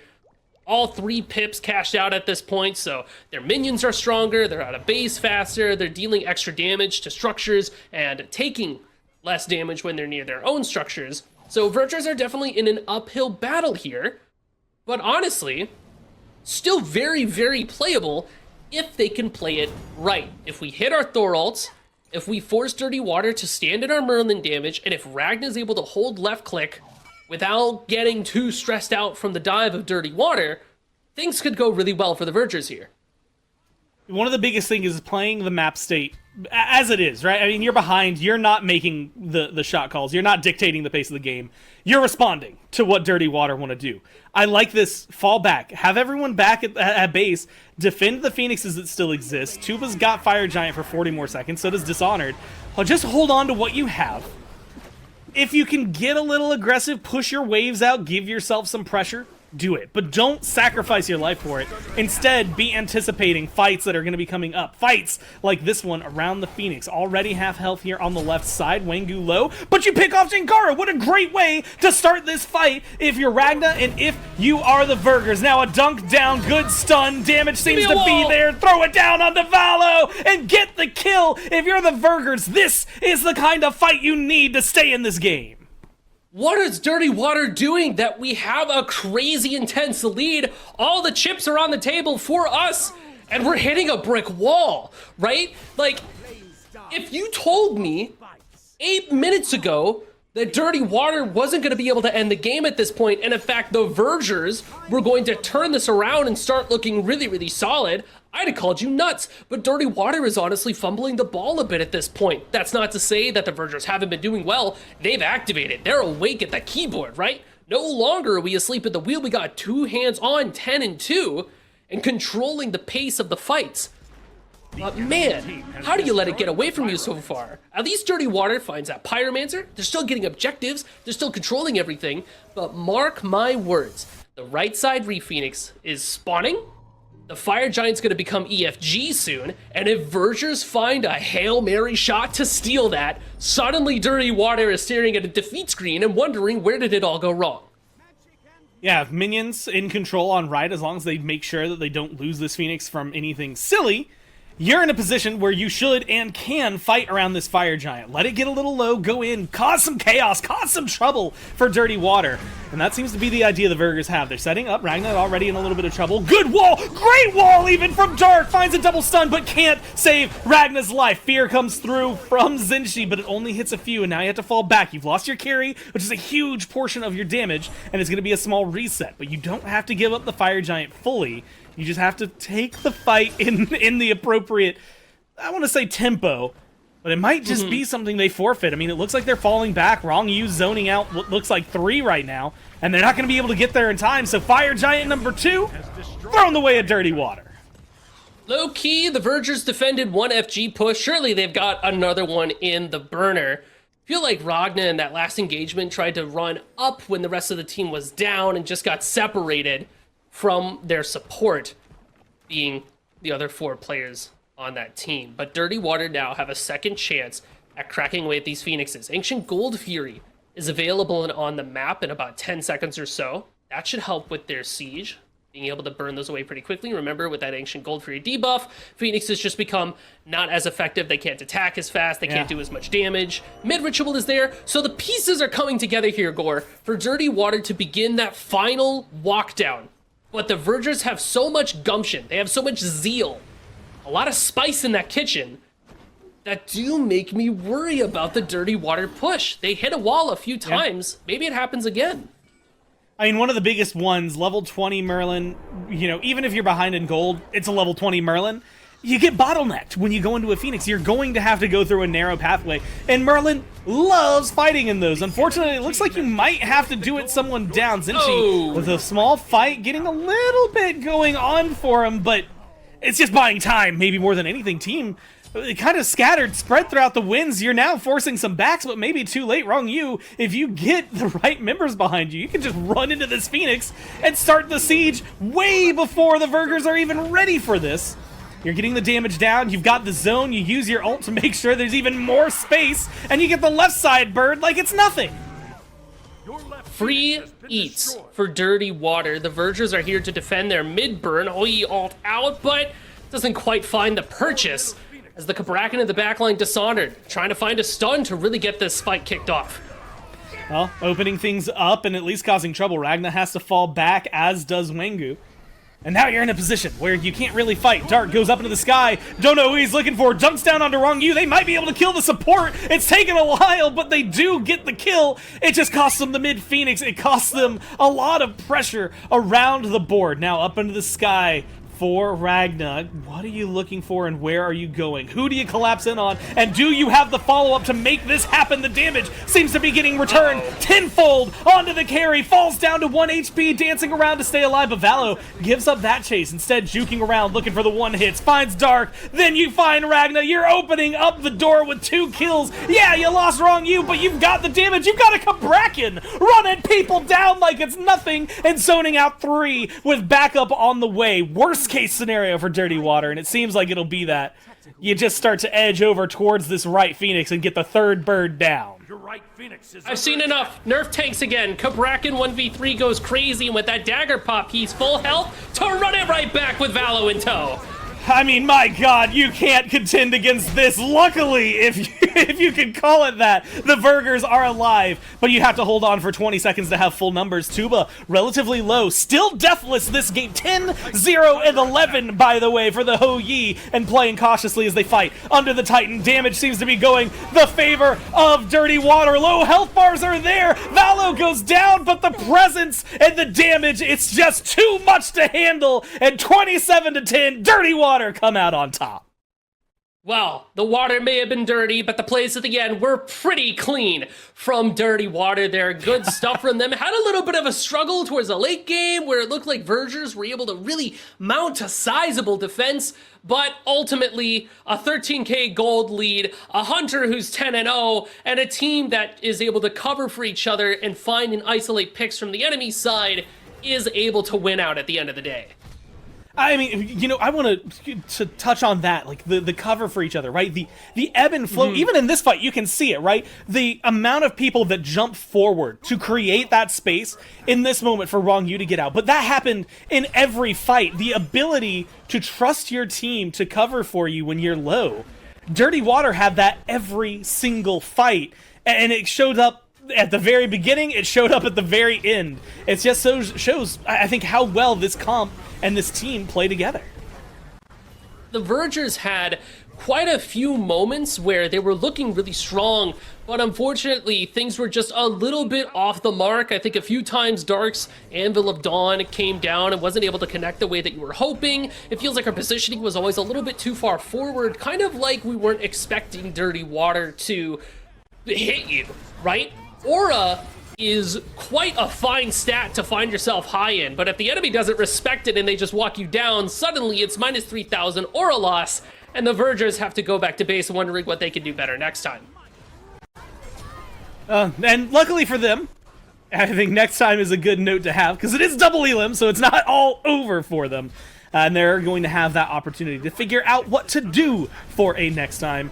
But there's a lot of this one. I mean, we talked about it, and they had brilliant moments there for the Vergers, where you're creating some space around these Phoenixes, these little moments where you're able to find some fight. Admittedly, it was like 4 for 3 that you were able to find at the end of the day.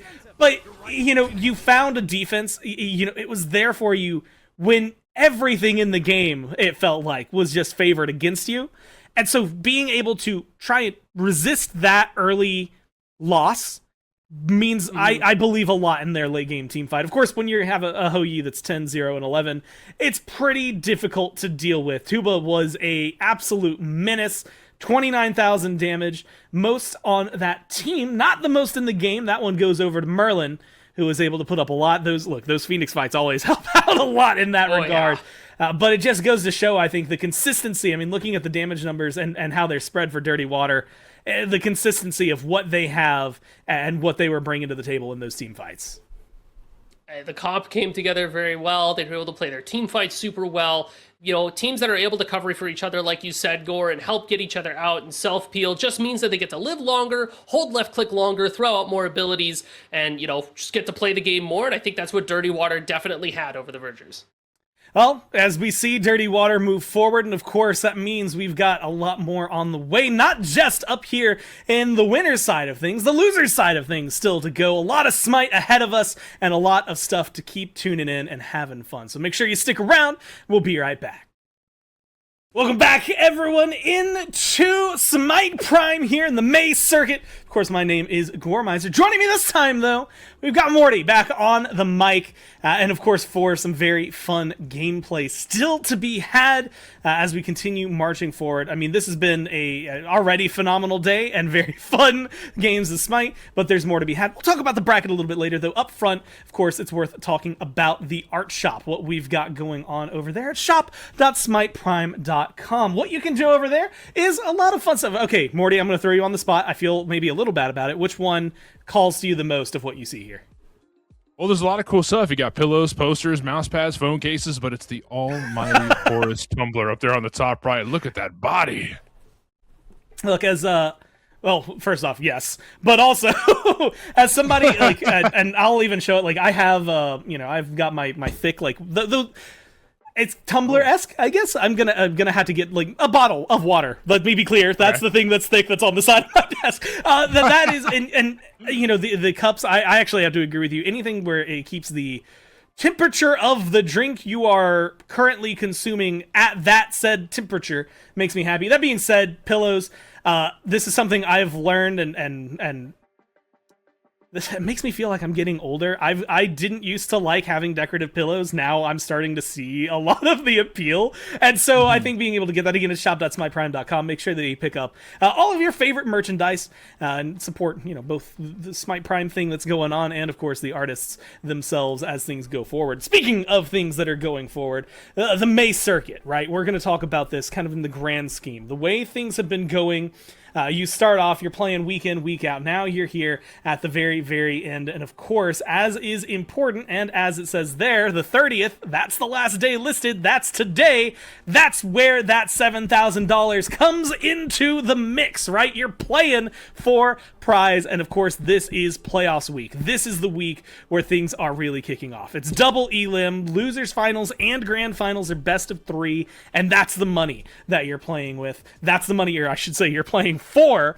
And of course, this is what you're playing through, right? Having to deal with this massive bracket. Again, double elim. We're going to get to see the Vergers again, as you see them down towards the bottom, who just lost to Dirty Water, who's going to be taking on Overtime, who had a crazy matchup against Paul Belter. Like, it feels like no matter where you look right now, you're in for a treat on this bracket. And Overtime versus Dirty Water, I feel like this is a team. So we've seen a lot of Overtime, especially in the grand finals. Pretty much every single circuit, formerly known as Clocked In, when Paul was with them, and now Benny Q was taking Paul's place as he's unfortunately retired. There is a lot to love about that team, who's showing face yet again. But Dirty Water, who I would consider a bit of a sleeper team, right? Of course, they're a team to be reckoned with because they made it to the top 8, right? And that's no easy task. But I mean, this is a hard team to go up against. Well, we'll see what they have to offer, how these teams are going to start things off. And of course, it all begins in one spot. It's picks and bans here for this game. Again, this one, as is worth noting, is still a best of 1, right? So whoever wins this gets to move forward. Whoever loses this is knocked down into the losers bracket. It's not the end of the road for either of these squads, but it is a really, really, really good position if you can win this one and keep moving forward again as you go on. I think we have, this is the third best of 1 that we're going to be seeing. I believe there's one more before we get into those losers finals, into the grand finals then later on today. And so a lot to lock in. Nemesis, speaking of locked in, banned out. What kind of gods speak to you in the bans? I know we talked a little bit earlier. There was some Opwash talk. I guess Aphrodite's in the mix. Who stands out to you? Da-G. And even though her ult was taken down a notch a little bit, she's pretty darn good, let me tell you. Her ult was taken down a notch in Smite 2. Instead of having that instant pull, she tends to drag, kind of like a Baron Samity Vortex. But even with that, being an overall nerf, she's still so strong. The 1,000 cuts damage is just immense pressure. And then the global presence of being able to chain people from so far away. You've got, complete untargetable state when you're on the Palau as well. There's so much to love about having Da-G, and the fact that she hasn't been banned yet makes me a little worried for who team might have to go against her. Yeah, and realistically, I mean, she's pretty good. I would assume Overtime might prioritize her. Then again, Smite picks and bans in my entire lifetime have been the one thing that is maybe the most inconsistent in the world. No matter what you say, what you think, what you hope for, you never know what you're going to see. Pele gets banned, and then it's the Ho Yi leaving open the Da-G we've talked about, and Overtime skip that instead in favor of somebody else who has a huge team fight presence, right? The Cerberus that comes in. We just saw what wrong you can do on this god, and realistically, I think getting it out of Dirty Water's hands is a good start to your lane. And if you want to look down just a tad here, Gore, 75% win rate. Good Lord. That's pretty insane. Wild for a support. That is a god you want on your team. So a very valuable first pick. But Agni to follow through. And this is not a surprise pick either, because Soul Reaver has been extremely prominent. And Agni is so good at proccing Soul Reaver over and over and over again. You're able to put out so much damage, and you can play from such a distance as well. Dirty Water has a very safe backliner, but can put out so much damage as well.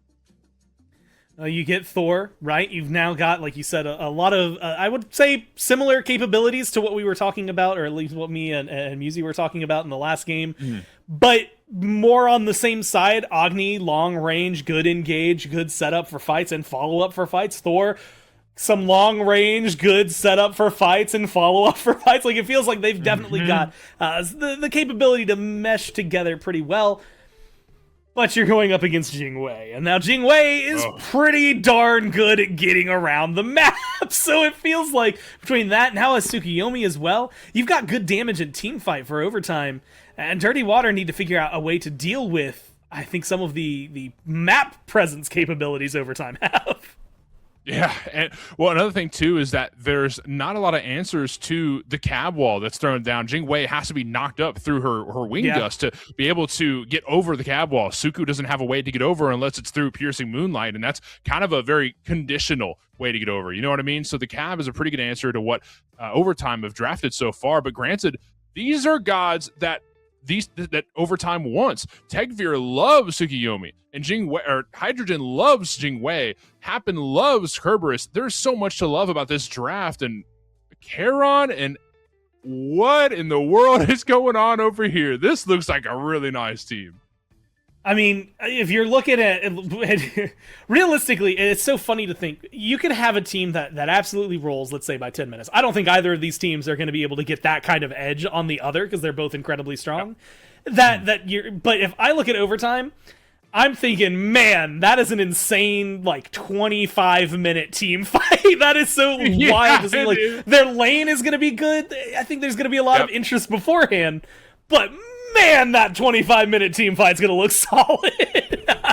Yeah, it's hard to find a downside to this team. You know what I mean? There's so much to love. Like you said, good early, good late. You've got a lot of crowd control immunity through pretty much every single ultimate, right? You've got good damage. You've got good escapes. Kabrakan and the ice wall from Ymir, which is a really good follow-up as well. These walls are going to force away the phantom shells, and how they time these relics, how the walls are used is going to be very conditional as to how these fights go around, like you said, that 25-minute mark. Ice wall is going to be a really big playmaker for Dirty Water in this game. Yeah, I think, and look, I've been a Ymir truther. He was the second, I guess I will go back in ages. It was the second diamond god I ever got. And so he is somebody I have spent a lot of time playing, is someone that originally, you spend your time early on ruining your team's experience to get good at the walls, but eventually you get there, and that is where Dirty Water are at, right? And like you said, between that, the Kabrakan, the stun, the slow that he can apply, the capabilities, I think, around the team fight, very good counter picks, as you have mentioned, from Dirty Water to help deal with that. Realistically, it kind of feels like, and let's be honest, when it comes down to these kinds of players, getting something that's just good is incredible. But it feels like what Dirty Water have is something that feels comfortable and mesh well, whereas Overtime have something that just feels like it is good gods, right? Like good gods stacked on good gods, versus one that maybe has, I want to say, a little more team synergy, but you got to put that little in quotes, because when you're at this level of play, that little could make a big difference. Tuba just had an insane game. I'm going to throw him out there as well. So having that level of experience is great, but Benny Q is unpredictable, as in at least my experience of watching. And so I feel like this is one that, between these two, there's a lot that can go right and a lot that can go wrong. Do you see anything, I guess, early, mid, late? Where are some of the strengths for either of these squads? I'm looking at a good early game. So obviously, you know this. You said you got Ymir Diamond. Ymir's early game is pretty freaking strong, man. You gotta love that frostbite damage with his basic. If you can find the jump early on, and you can use Frost Breath to stun Serb out of his ghastly breath, then you take away the Prot Shred, and all of a sudden he doesn't have any follow-up. He doesn't have a slow. Paralyzing Spit won't stun very long because you're close up to him. If you can close the gap to Serb, then it looks like Dirty Water's duo lane has really good first blood potential. I'd say if Vala wants to get started early, let's look at duo lane. Let's try and get a kill or two over there. Let's prioritize Gold Fury. Let's play around the left side of the map, and I think that Dirty Water could come out on top early on, and if they can continue that snowball, that's what we've seen all day here, Gore, is just snowball, snowball. That's really what it comes down to. If Dirty Water can get the jump, I think they've got very good odds to take down Overtime. Depending on what Rongyu goes first, I'm all in on that, right? You could get a pretty easy level 1, maybe level 2. It depends, when does Jingwei get her dash, which usually is not the first ability you want to go. If you have that wall early, between that and a Eternatus, it does feel you could probably get something early. And then level 5, like you said, Thor gank, just get the pressure over there. If you can shut down one lane, we saw Dirty Water did that last game. They just won duo lane, and it didn't matter that solo lane was doing all right, that mid lane was doing all right. By the time we saw rotations, you were having to deal with the contended force that was Tuba and Rongyu leaving the duo lane and just sweeping across the map. It can get pretty overwhelming, yeah. So Dirty Water definitely want to get started early on, but I'm looking at the other side here, and I'm a little confused by this draft. I mean, it makes sense, like you said, Benny Q's going to get MLF here in mid lane. Dual lane looks pretty good. Hydro gets Jing Wei, but I'm looking at Serb and Charon. I'm thinking, who goes to solo? Now, part of me thinks it's going to be Charon over in solo lane. Karmic loves to be this innovator, right? He's often seen as a pioneer of interesting solo lane picks that might not look too strong on paper, right? And then you see it in game and you're like, oh my God. Like, I didn't know that was ball. The next thing you know, Karmic was slamming Yorm solo for a month all throughout last year. And then everybody's playing Yorm solo. And the Karmic says, I'll try this out. And then everybody else is doing it. So part of me thinks this might be Karmic trying to start a new wave of Charon solo. We'll have to see how successful it is when we get into game here in a little bit, but I'm excited to see how it goes down. Also, I see what you did there, like a new wave Charon, right? I'm glad you did. You already know. Very, very. And that's one of the things I actually really like about Charon. Like, no matter what, I think as long as he's on one of the edges of the map, right, just being able to have that team fight presence, kind of in a very large portion of what you want to do. Yes. You can rotate into the jungle, you can rotate over to mid. Like, I think no matter where he goes, it'll be solid. I'd be curious. I'd like to watch him in solo lane. Maybe not for anything other than to satiate my own curiosity, but realistically, I think it'd be really fun. Admittedly, from what we know, I mean, what you just said about Karmic, what we know about Benny Q, what we kind of know about Happen as well, like, you could probably convince me any of these gods going to any of those three roles, and I would probably go along with it. Like, this is a team I would never take any bets on because I don't think I would ever get it right, because they are all just so versatile, they're all so flexible, and they're all just so damn good at Smite. We'll have to see how well that works out for them here as we jump into game. Overtime versus Dirty Water. Overtime, and the blue trunks on the order side fighting from the bottom to the top. And it is Benny Q, of all people, on the Charon in mid. Wow. And it is that Morgan the Fae for Karmic. I mean, everything else at least falls where we thought it would be, but that is going to be something that both doesn't surprise me and leaves me really, really curious as to what we're about to see. So a couple things to talk about here. Karmic picks up the aspect on MLF, which is called the Aspect of the Cursed Crown. It makes her a melee god instead of range, and it also changes up her abilities a lot more, mainly her ultimate, which gives her some dashes instead of the sit back and throw swords and whatever. Now you've got dashes that heal you as you pass through enemy gods. So as Karmic, you're going to be dashing through the competition, right? You're going to be just moving around, kind of being like a threat that's hard to ignore, like a pesky bee. You know what I mean? That's really what Karmic's going for, except the bee is not a single swat to take down. This is going to be the tankiest bee you've ever seen in your life. And Benny Q picking up Charon here in the mid lane with no aspect either. So instead of going for the additional damage that you get with aspect of the Toll Keeper, you're going for the silence, which granted can be very useful up against Agni, who's relying on casting abilities multiple times. You know, the fire bombs from Agni you need to cast over and over and over. You can't do that if you're silenced. So I think there's a bit of ball knowledge to be had there for Benny Q. Yeah, it feels, less kill potential, more control oriented, right? Being able to stop Jengaru from doing things, and if you can stop Jengaru from doing things, you then therefore kind of get to do more things. So realistically, it'll be fun. And again, this just comes down to the fact that Benny Q has been playing a long time, and he's played a lot of weird things in mid. I just trust him when he plays whatever he wants, because at this point, I know that it's going to go well for him. That being said, it can also be something leveraged by Dirty Water. We've been talking about it a little bit. We saw a little there. Wrong You getting aggressive, forcing Hydrogen to feel just a little awkward, and, more importantly, forcing beads super early so that kill potential exists.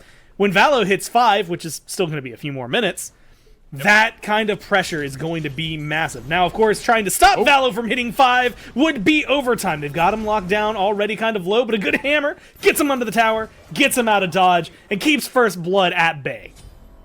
And I think there's a lot to love about having Suku show up early on, because we talk about how he scales so well into the late game, the Transcendence Book of Thoth combo that's so popular with Tsukuyomi nowadays, but that doesn't mean that he doesn't hit hard early. This Lucer and Hammer pickup from Tegvir gives him 25 strength off the rip. That's a lot of damage to work with. Speaking of a lot of damage, I feel like Dishonor. This is always going to surprise me. Oh my god, maybe this should surprise me. Benny Q, low, falls down, but it's mid for mid. First Blood going the way of Dirty Water. Now Tegveer trying to balance it out and find a little bit more, but takes a lot of damage from Presence. Oh my god! By the skin of his teeth, manages to hold on! And it's a 2-1 trade. First blood for Dirty Water, but 2 picked up by the jungler here for overtime. And the fight keeps going. No, fizzles out over and left. And gives us a moment to breathe, although maybe not long, because Agni's playing aggressive and looking for Tegveer. Finds the stun, finds the flames, and finds that kill. That's a very rare mistake from Tegveer, overstaying a little bit too long. He ended up paying for it with his life being the consequence. That doesn't happen very often for Tegveer. I guess he kind of slept on the damage, the range as well from Jengaru, but oh no! Ooh, as good stun, double tap, damage, good Benny Q. Not really locked down yet though, low. And playing dangerously aggressive, but has Tegveer Vat, goes for the ult, finds the beads, and at least forces out a little bit there. In terms of what Valo has. Good double tap, goes in, spin to win. One more hit is all you need, and you got it for the kill. 3-2 for Dirty Water, and not giving us a break. Tegveer goes in, takes a lot more than he was bargaining for, but has a little backup. Rotation from Karmic, of all people, who picks up Valo and is looking to pick up Jengaru under the tower, but loses his life, takes too much damage. What a wild brawl, 4 for 4. We're still tied up. I don't know what anybody's doing, where it's all going. But kills have been happening left and right. Well, mostly in mid. Mainly in mid. Why does everyone hate Jengaru? What did he do? What did he say to make everybody so mad on the side of overtime? It just seems like Tegveer, Benny Q, and then Karmic shows up. What in the world did Jengaru do to make everybody so mad? And hopefully things cool down over there and get it, Agni, cool down. Not bad. We'll put a little respect on that. And then Firebrand's getting picked up by Dishonored. So, okay, things are starting to cool down a little bit. Thank God. A lot we needed it. Yeah. And as we're starting to get our builds underway here, the Warriors Axe is showing why I think it makes sense why these okay. Yep, yeah, one moment you think you can talk. Unfortunately for you, there is a dunk. Valo, stun, lock, Karmic, gone, and a little bit of control over on the right-hand side. I was expecting the Thor ult after level 5. I will admit, I was not expecting it on the right lane. Maybe that just shows how hard it is to lock down Hydrogen.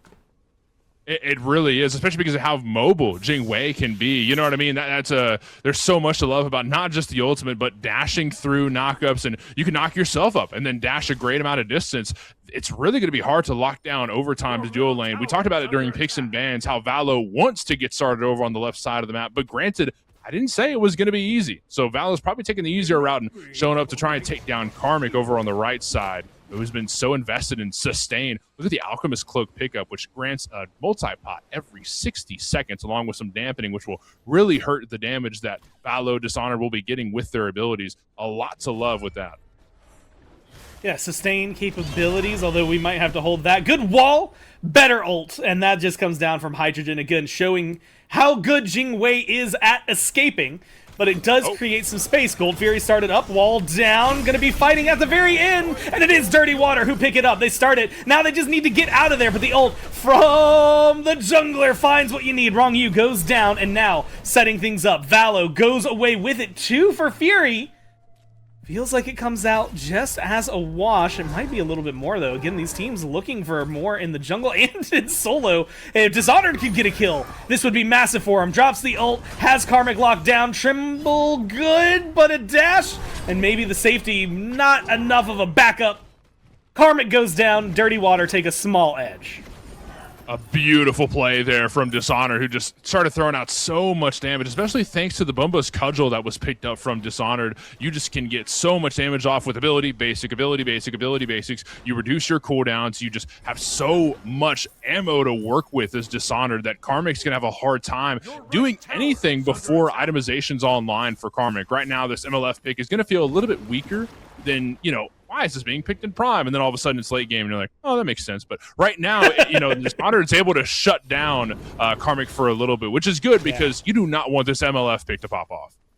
You just got to get there. And like you said, if you can stop them from getting there, at least as long as possible, then eventually you're going to feel pretty good about it. 1-3, definitely not the most comfortable look, especially towards the 1-0-1. But the farm game at least seems to be equal. Valo up in the sky. Not going to be able to find the stun off the ult, but looking for a wall over the wall. Instead, goes for the hammer teleport, finds some lockdown, but has Karmic in trouble. Or is Karmic feeling pretty good about it? Starting to look even stronger. Gets Valo low, but might bite off more than he can chew. Goes in for the fight. You've got Valo healing up Karmic now. Both have health. You've got Tsukiyomi coming in. The ultimate is just enough to get Valo, and so you find that kill. Now the 2v1 here for overtime. Can you get Dishonored? With the tower there, the answer seems to be no. But they get the pressure, they get a kill, and once again kind of show that this game is all about the brawl. Yeah, and you would think because the Party Rockers are up in mid lane, that beacon is what you want to be fighting over, but they're putting focus on the right side instead, diving under the tower. Dishonored kills Karmic.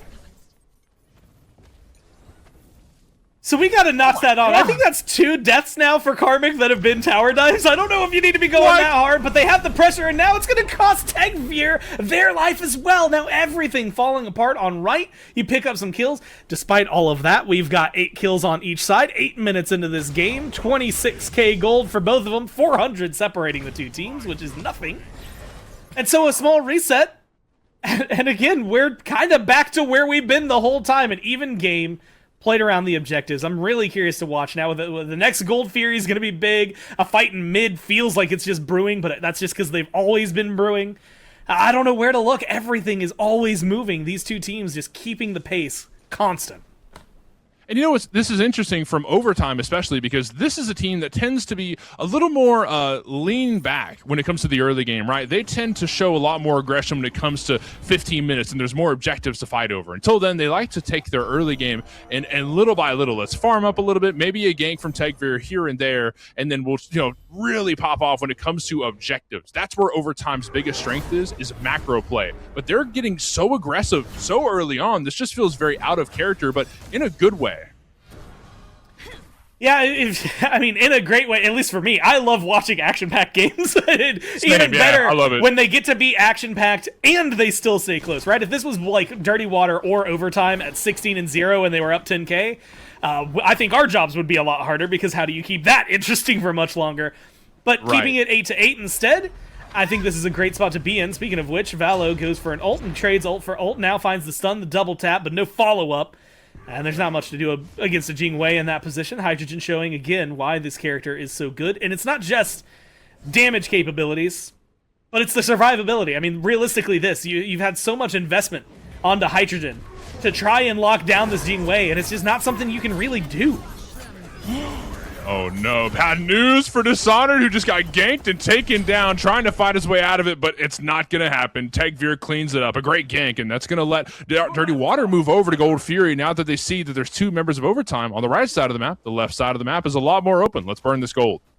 You got Happen and Benny Q in position, at least spotting things out. Hydrogen can rotate in, but again, no ult. Now you've got a lot of damage. Oh my god! Just deleted Happen off the map. Now, massive fear from Benny Q, but the Gold Fury getting low, secured there thanks to Wrong You and Tuba, but you've got to be able to survive the fight. Again, this was the key last time. You've already lost your jungler. You've got to be able to get out of here. Wrong You, low, great wall, separates things, and locks in Tegvir. Does exactly what you need. Gets the Gold Fury, get 2 kills, and get out, only losing your jungler. That's really, really sweet. Like we said during picks and bans, that ice wall is going to make things so different depending on how it's used, and that was one of the best ice walls I've seen in a hot minute. That was very nice. So Tegvir is all of a sudden like, where's my team? What happened? And he turns around, there's a wall that's blocking him off. He's like, crap.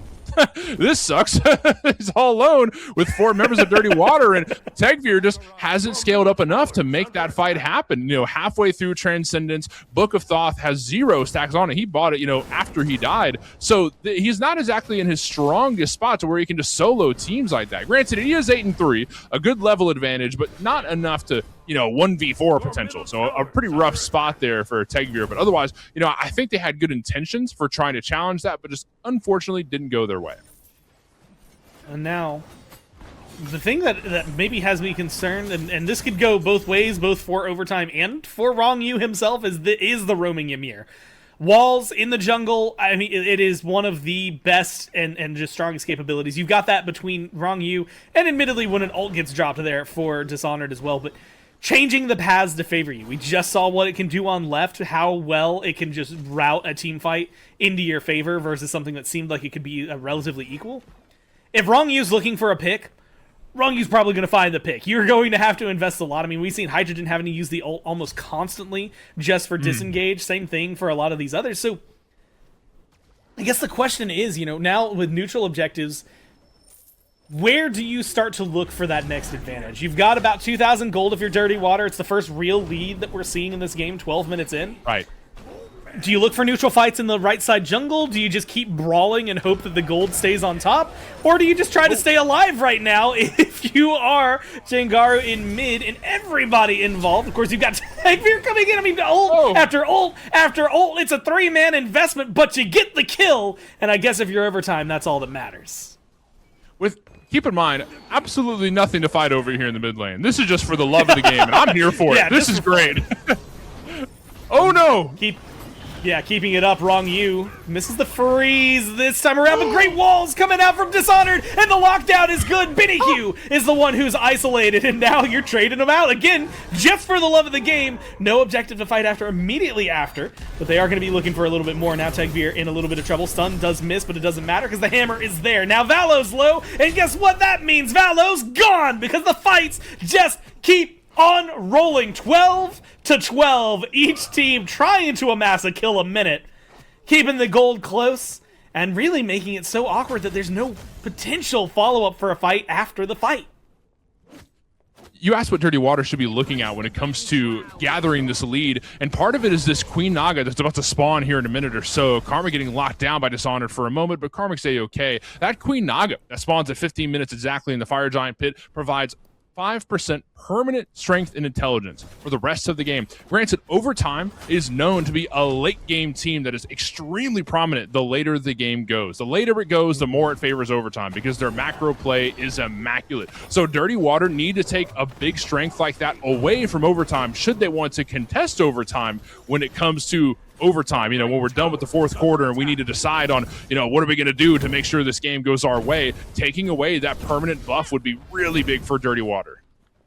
And I think really leaning into what you're talking about, like looking at those charts again, the gold is favoring Dirty Water only slightly after 2 gold Furies. The experience is virtually negligible between the two teams, if not slightly favoring Overtime sometimes. So it really does feel like it showcases how well this team is playing the map, despite the 24 kills that I'm going to say endured, because it feels like we've gone through a lot so far in just 15 minutes. And there is a lot more. I mean, now you've got, the Moonlight Queen spawning over on the right-hand side. You've got Gold Fury still up for a fight. This is a position where fights that break out in the next 2 to 3 minutes will lead to some sort of advantage for the team that wins them. Yep.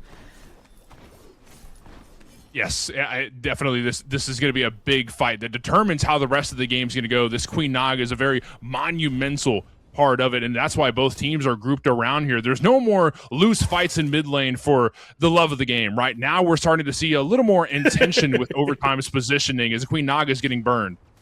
Yeah, forcing a fight, good wall, double tap, and the damage is there. Polymorph follow-up happened. Deleted from the board, and now the jump around from Tagveer finds good damage, but do you find the kills? That's the big difference. Ult from Hydrogen, forced to fall back, can back, maybe even resurge into this fight if the team keeps it going, but you're scattered to the winds. Low health bars on both sides. Tagveer isolated, stunned out, Dishonored, wants blood, and is going to keep looking for it. Hydrogen, just enough presence to make sure you fall back, but you've still got Karmic back there in the backline, surrounded now by 5, and there's nothing else here other than his grave. That is the only thing you'll find, and unfortunately it means you lose your solo laner, you lose the Queen, and you might even lose the Pyromancer here afterward. Now Presence, though, Resurgence from Overtime. They're going to be stepping up. They're going to be here, but they're going to be a little bit late. Now they're looking for the kills. They get the Pyromancer on one side, but Wrong Yu picked up afterward. Now you need the lockdown. You've got the kills. Oh my god, you got Tuba. You've got Dishonored locked to rights. The jump in, the follow through. You get all 3. And that combo is exactly what you need to put some pressure on the map. beautiful response there from Overtime. It's a little unfortunate they couldn't contest the objectives, but hey, they're going to get it back in blood. They're going to grab some gold off this mid lane tower. They could get Gold Fury after this too. They could also get the mid lane beacon, but we're going to hop into the boat, make our way towards Gold Fury, and Overtime's going to get their first pip of the game, and them getting that first pip, being able to move out of the base a little bit faster is going to be monumental for their time spent catching up to get to where Dirty Water's at right now. Gold Fury. This would be pretty good and pretty solid for Overtime. This feeling, man, this just feels like we have gone through a full life cycle. I don't know, this game, 29 kills now, just lacking 1 for Dirty Water to keep it as even as it's been. Gold's starting to slightly favor Overtime. So actually a pretty big swing when you start to consider things. What is that, 3K-ish from the 2K deficit they had now to about 500 ahead? And so it's going to be a big leveler. Experience favoring them ever so slightly, 2 levels there in the solo lane. Even though Karmic died in the pit, it seems like things will go. Ritual goes the way of Dirty Water. Fire Giant's coming up. And like you said, I think the fight for the sake of fight has disappeared. Too much on the board in order to cause too much strife later on in the game. As we start to approach 20 minutes. This is where this Morgan Le Fay comes into favor, right? I mean, you were talking about it earlier, level 16, still maybe a little behind, but this is someone that we've been kind of waiting on. 2, 5, and 4 has been present. I'm really excited to see what Karmic has over the next few minutes. And let's peep the build real quick. So the Resolute Mantle came through second item, which provides some constant healing. For every time that Karmic's crowd controlled, he's going to heal just as much off of that crowd control. Same thing with Spirit Robe. You want to try and lock down Karmic, he's going to heal off of it. He's fine with getting stunned. That's all Dishonored has. He said, keep stunning me. I'm going to heal off of every single stun more and more. So the later that this game goes, Karmic's only going to get tankier and tankier and tankier. This MLF hasn't reached an unkillable God King status just yet, but Karmic's well on the way. Well, we have Ymir present in mid lane, although I don't think this is going to amount to too much. I'm going to check in on the tower count, though, because that's something that, again, is very interesting whenever it comes to these conversations. 2 tier 1s knocked down on the side of Dirty Water. It's tier 1 in mid, tier 1 in right. Every single tower still standing for Overtime. So that shows maybe where some of this map pressure has been going. You might be able to get something if you're feeling pretty confident on left, but Hydrogen's nowhere near there. Tuba instead controlling that lane, so might look for that engagement while Hydrogen and crew are roaming together, wards up in the jungle, maybe even looking for a fight as they start to spot out some of these rotations. But with Valo, Dishonored, I don't know, it feels like such an awkward engagement that might get caught out because of how separated they are. You said the rocket jump from Rongu there saved his life, and that was very nice. I remember even this. I'll give you a little flashback down memory lane here. I remember the announcement for Smite 2 and thinking, "Oh, it's a cool visual look." And then I saw the rocket jump from here, and I was like, "Oh, we're changing the game.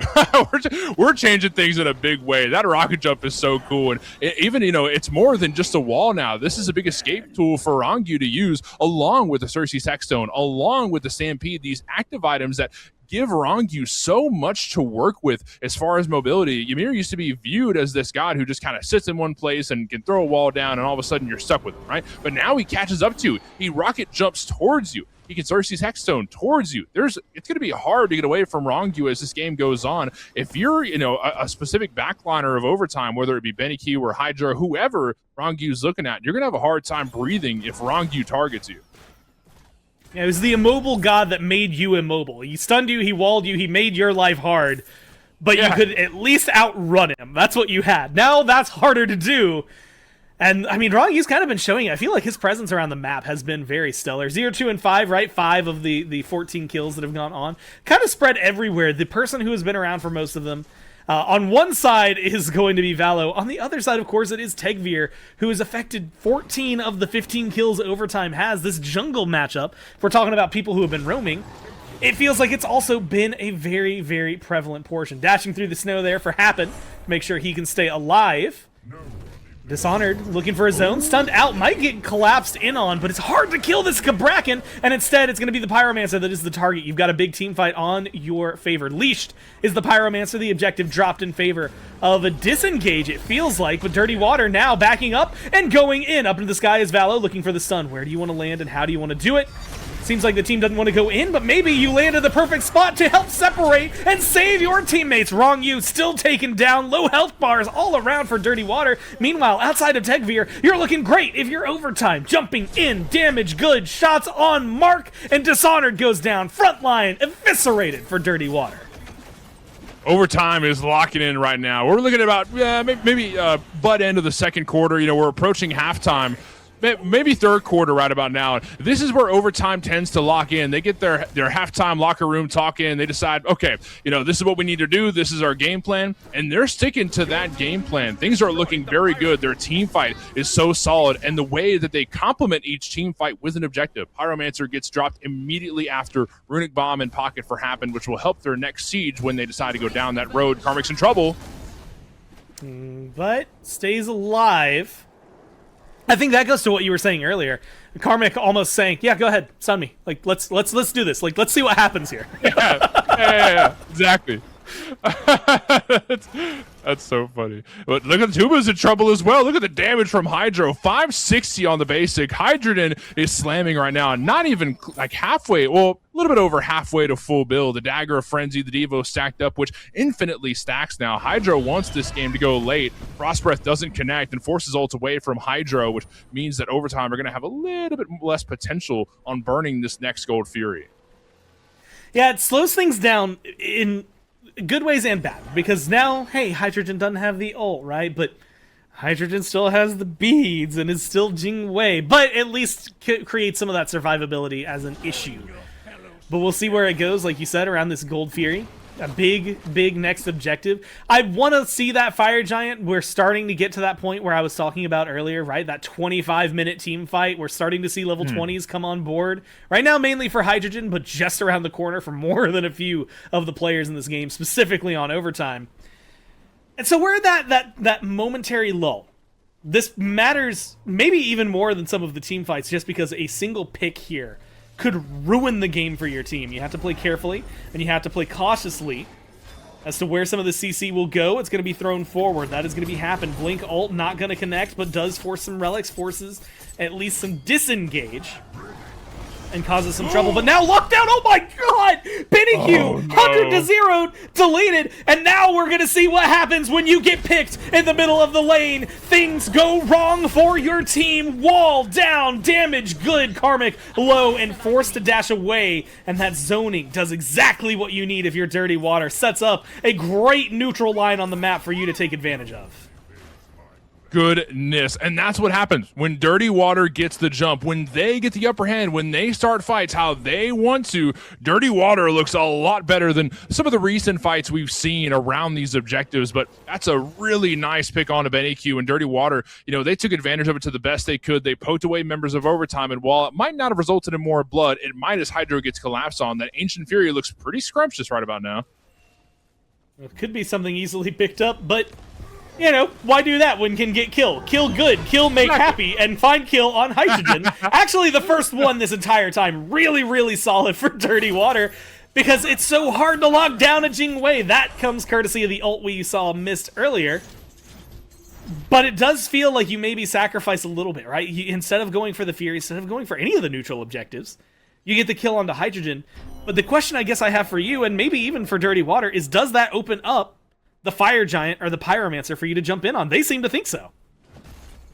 So, Fire Giant getting burned by Dirty Water in overtime, hovering in the wings. A lot of ultimates ready from overtime, but Dirty Water are ready for a fight. You can see how they're positioned, how they're treating this FG. This is a 50-50. They don't really want this FG. It's a bait. The longer this fight goes, the more likely it is Hydrogen can come back in. There's going to be a massive wave from BennyQ, but it's separated fights. Ults so far, 2 and 1 dropped on either side, but Isolation is going pretty well right now. Overtime has the damage. Low health bars, Dishonored, Valo, Jingaru, who gets put in the ground. The jungler follows just thereafter, but you lose Happen in the process. Now, trying to find the re-engage. Where do you want to go? You've got team separated. Hydrogen is back, and Karmic is online, so you've got what you need, and you're chasing down this poor Ymir, who can't do anything about it except wish and dream that he can separate. But you trade one for the other. Yeah, Wrong You gets out, but you lose Dishonored. And Wrong You still barely safe. That Phoenix doing more numbers than anything. And what you thought could have been a Fire Giant for Dirty Water, what they wanted was to force a fight. What they didn't expect was to find their own demise. And now Fire Giant started and should go the way of overtime.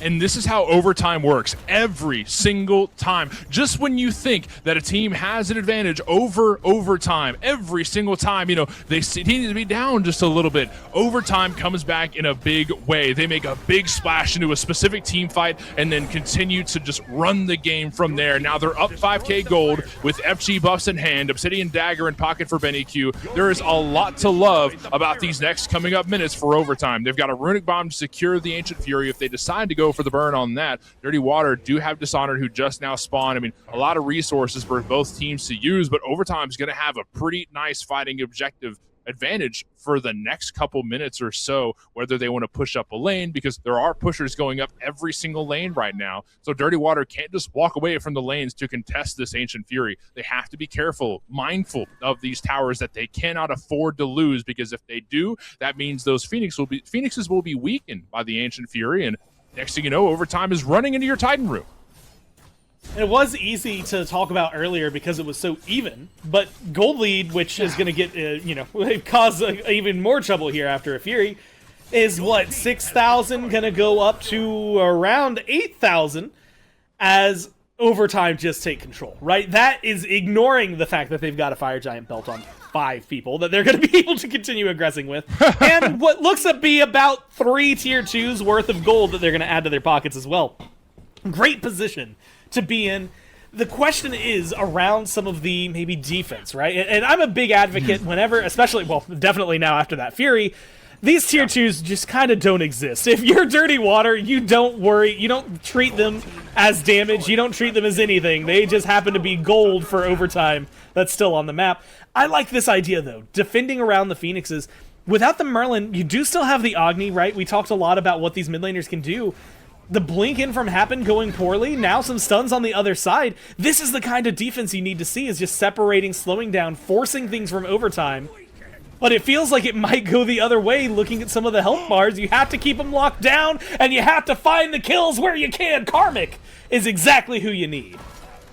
Unfortunate for Karmic there, but trying to turn things around. Overtime want to maybe turn this around, maybe find a pick on a couple low health members. Rongu extremely low, Jangaru less than half, but they're both positioned way back here. Overtime realize they still have FG on 4 members that are alive. They still have weakened tier 2s to go clean up. They might not burn a bird here, but they can at least grab a couple more towers and make their next siege a little bit easier. That's the smart play from Overtime.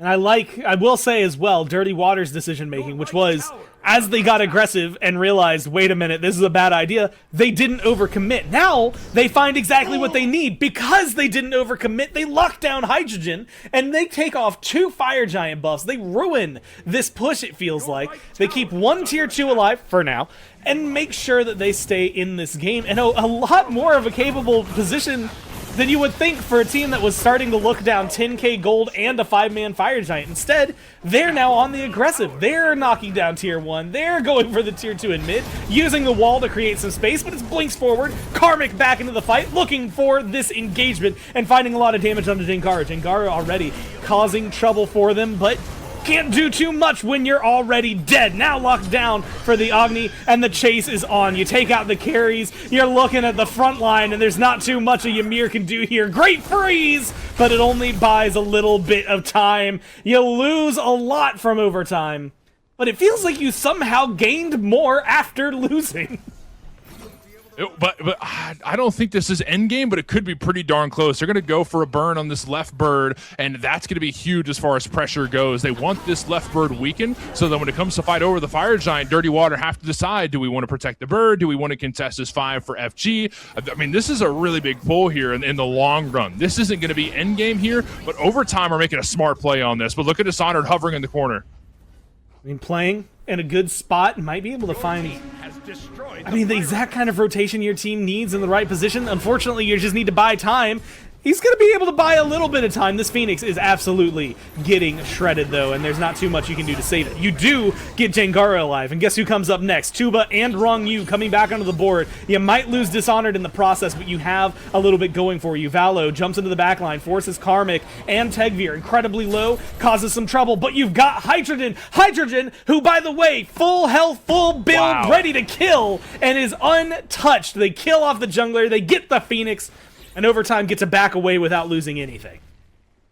And that's going to give them time to reset. Let's get our health bars healthy. Let's get our gold spent. And then let's make our way towards the FG, which in a minute from now turns into the enhanced Fire Giant, which is the end-all, be-all for objectives, right? I mean, this is when things are really going to become, you win the game after this pretty much, right? And with that weakened bird or weakened tower on the right side, birds that are exposed on the middle, and the dead bird on the left. So there's a lot of objective to fight over afterwards too. But after getting the EFG, whoever gets their hands on it, it might as well just be game over. Granted, there are some tier 2s still up for overtime. They do have a tier 1 on the left side. That's going to give the Titan a pretty good amount of health to work with should Dirty Water go for an end call after burning the EFG. But overtime have the upper hand. They're starting to burn, and Dirty Water are just watching.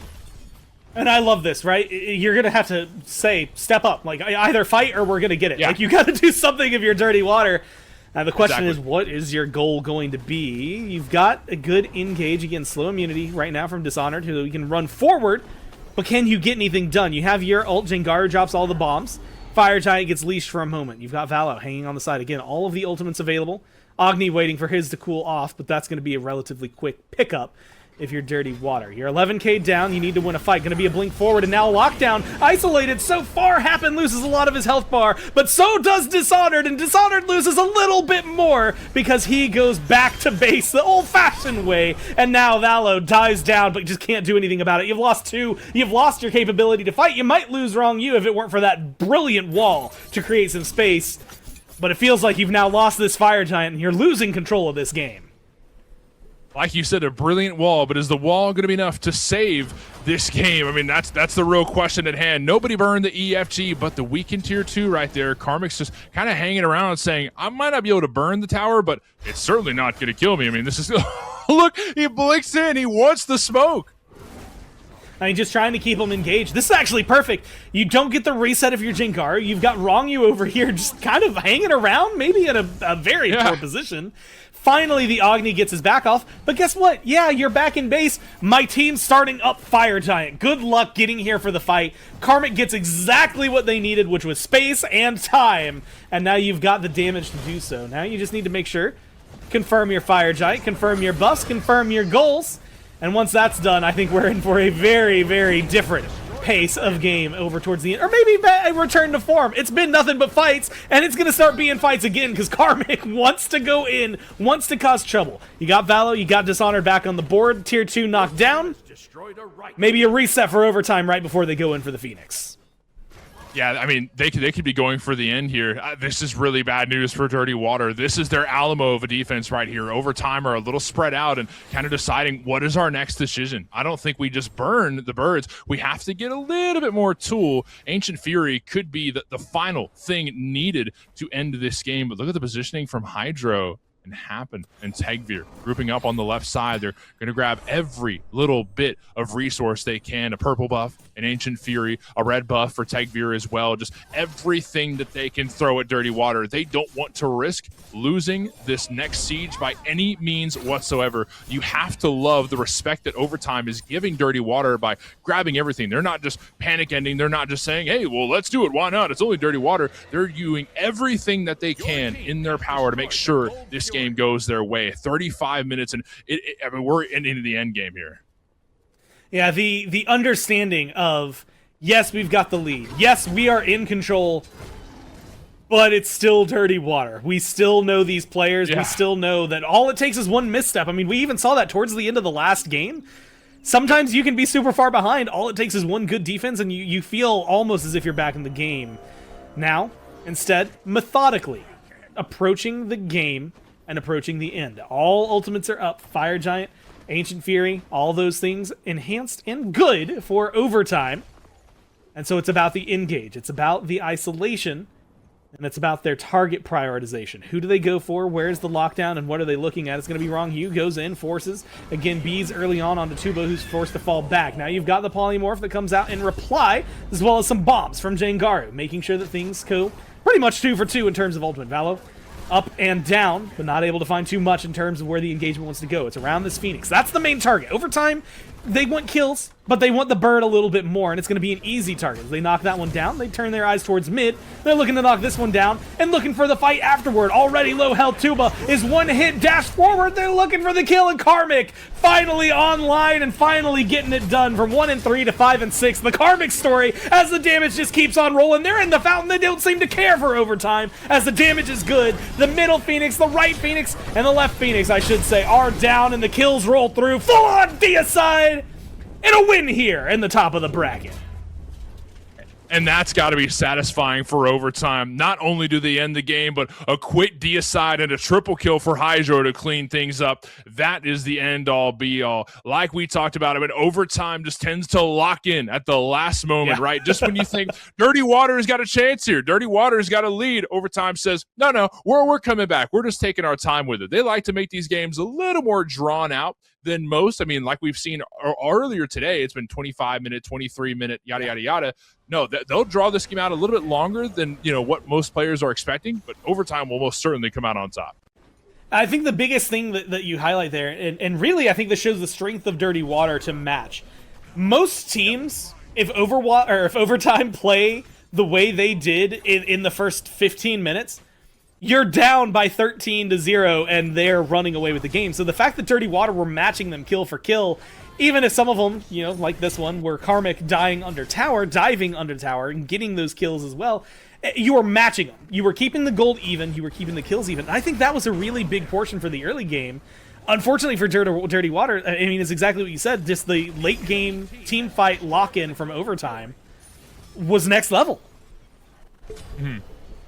Got to give my flowers to Karmic here for just a moment, because he had some points where it kind of seemed like he was W-keying, right? And he had a bit of a weird KDA for a moment. It wasn't a great look for a while, but no matter what, Karmic didn't stop W-keying, because even though the KDA reflects that he's, kind of just going in, he's doing what he needs to do to distract for the front line. And as the game went on, that, W-key just became so much harder for Dirty Water to avoid. Look at Karmic right here in the end game, just absolutely unkillable, does a whole bunch of damage, and it's hard to lock down in the first place. Karmic was just in his bag the later the game went. It's easy to get lost in the sauce and think, oh, it's Morgan Le Fay, and you're negative in your KDA. Oh my god, you're doing terrible. That's a solo laner. That solo laner did exactly what, like 5, 6, and 16 for a solo lane matchup. That's more than what you want. And of course, I think we've glanced over it. I gotta mention the 15-4-13. Tegveer was absolutely insane. A part of so many kills. A driving force, I think, for overtime. A lot in the early game, because I think there was at one point, 14 of 15 total kills Tegveer was in? Yeah. And it just continued. I mean, the ultimate, of course, being able to spread that damage around everybody, ever present, and always getting something. It feels like that jungle was just incredible. Yeah, just beautiful play overall. The whole team really brought things together, and this is because this is a team that's been playing together for quite some time. I'm sure you remember from the Founders Series, Food Drive for Globe. That's a Globe, Karmic, Tegveer happened. They all play together, and they're still playing together now, so there's no team that has chemistry like this one. Yeah, and I think it absolutely shines through. Again, the way this team played, the way that they went down, and I don't know, every single step of that one, I feel like I'm still lost in the sauce in mid lane, like there's about to be a fight that breaks out and I gotta be prepared for it, but instead what we have seen is all of these teams, again, continuing to push forward. As mentioned earlier, though, not the end of the road for Dirty Water, right? They just get knocked down into the lower bracket. It is great if you're overtime because you keep moving forward and maybe put some emphasis on why your seeding is the seed that it is. But you both get to keep moving forward. So we'll see whether or not we may even get a rematch later on at some point. We'll have to find out, of course, all of that on the other side of this quick break. Hello, everybody, and welcome back to Smite Prime. Week 4 of the May Circuit is upon us, and we're here to talk about it. My name's Morty. We've got the whole Prime crew today. We've got Jithin, Solstice, Testai behind the scenes, Gormizer waiting in the wings, and next to me here in the booth, none other than Musi. How we feeling, big dog? Feeling pretty good. A very exciting day so far here in week 4 of the May Circuit and Smite Prime bracket coming at you fast here so we can get a pretty good idea of how it's going on from a zoomed out perspective. And oh my goodness, let's address the elephant in the room. Paul Belter knocked out by single bind in the losers bracket. Holy. And I got to watch that on Sunprod's Twitch stream while we were on break, waiting for this next game to go down, and it was a banger of a game. That was an over 50-minute game between Single Bind and Paul Belter, and it just, a couple unfortunate things went down, and Paul Belter, they had a chance, they had a shot, but an Opwash 1v4 secured the dub for Single Bind. So, yes, all that hype you gave Opwash earlier, Muse, it's real. It is absolutely 100% factually real. Yeah. Ban him. Don't ban him. Don't even let it come through in your games right now. Very, very good, right? It's no, he's been out for a little bit. You can ban him from your rank bans, from your rank games, and it's not cringe anymore. All right, we've got the info we need. We're done. Yeah, we've got it. We're going to take our way into the picks and bans and see who else is going to be joining, hopefully Opwash on the bans list. And it's going to be the Vergers up against Single Bind. And these are both teams that are very strong. There's a good reason why they made it to this point, right? Not just week 4, not just the closed bracket, but also this far. Granted, it is the losers bracket, but making their way to this point of the bracket is not an easy task. And Charon going to be the first god banned away. And I remember it wasn't long ago, Muse, when we were all saying, well, Charon came out, but he's not as strong, not as prominent. All of a sudden, Benny Q's playing him in mid lane. All of a sudden, he's getting banned. What Charon is able to do is he plays very well into Kerberos because he's got the silence and does make very good use of the fact that supports are able to go Bluestone or Conduit. Yeah. He does a ton of damage. He's able to poke, and he's got some pretty solid engage, good team fight ultimate. So that's why he's off the board. It is going to leave picks like the Sobek and the Kerberos available, or even the Aphrodite that we've been seeing kind of floating around. But so far, Single Bind ball knowers that they are, take that Kerberos off the board. And Pele as well, thank goodness. Now, if the Opwash could join, that would be incredible. We've seen enough Pele for the entire bracket, okay? Like, I think we all know that what got the odds. Yeah, no more. Please get it out of our games. I'm glad to see that banned away. But now that we're starting to lock down more and more bans, I'm looking at first pick potential. Opwash is still open. Kirk taken off the table. Adney's taken away. That's a big prominent mid lane pick for either team, really. What do you think? Well, if it's not Opwash, you go for a Jingwei. I think she's still really good. Thor is incredibly flexible. Another really solid option. If not them, then who, right? If you know the Aphrodite tech, I feel like that could be pretty solid. I'd be interested to see how she plays when you don't have the Pele up there. But with Thor off the table, Opwash is up. Is anybody going to take it, right? Bomba. Okay. Maswal Opwash. Uh-oh. 100% win rate. That's right. It's a newer god, right? It's all good. It's a newer god, but 100%. That's a high number. That's a pretty high number, and I think it might continue to be 100 after this. No disrespect to the Vergers, but that's a strong. Granted, Maswal too, by the way. Maswal has been around for quite some time. Ball knowers know that this is not, a newer mid laner emerging in the scene. This is somebody who knows what Opwash does and knows how to play this god well. So Daji's going to be a good follow-up, though, a good god to capitalize on Opwash's immobility. Yes. Maswal is very familiar with playing the immobile mages, but I remember Maswal playing this pick in Smite 1, right? Very, very comfortable. Daji is a wonderful response to it. Being able to capitalize on the fact that Opwash does not have a great way to move around, this forces him to maybe take a look at something like beads. If he goes for Aegis, that means that he gets pulled in by the Palau every single time. Hold the phone. Pawn. Hello, Mort? You there? Yep. Ring, ring, ring, ring. Yep. I'm looking at this and I see a newt there with the Opwash. And I got some questions. I'm wondering what you think. This guy already hung up on. What a jerk! What? Let's talk to me on the cast, bro. No, yeah, so this is probably a Newt carry, do you think, right? I mean, I feel like that's got to be the most reasonable answer here. I'm kind of with you on that. Upwash solo without the aspect. I don't know if I'm sold on that, right? I like Corpse Explosion to clear waves, but what Upwash can do is just kind of deal a whole bunch of kaboom damage from mid lane, and Newt, especially with that build that Kaveka's been liking to do, Transcendence, Book of Thoth, and then a Nimble Ring feels very safe in that dual lane, especially when you have an Afro to kind of help keep her alive. But man, it feels like the Vergers are just on it with the answers that they need to the single bind comp. Sobek and Cabrakan lockdown central. Well, I like the Osai pick here because, you would think, upon first glance that Osai's only answer to go through the walls is by ulting. But if he's able to hit that different status, I forget exactly what the state's called, but, he's got that form where he can run through player-made walls.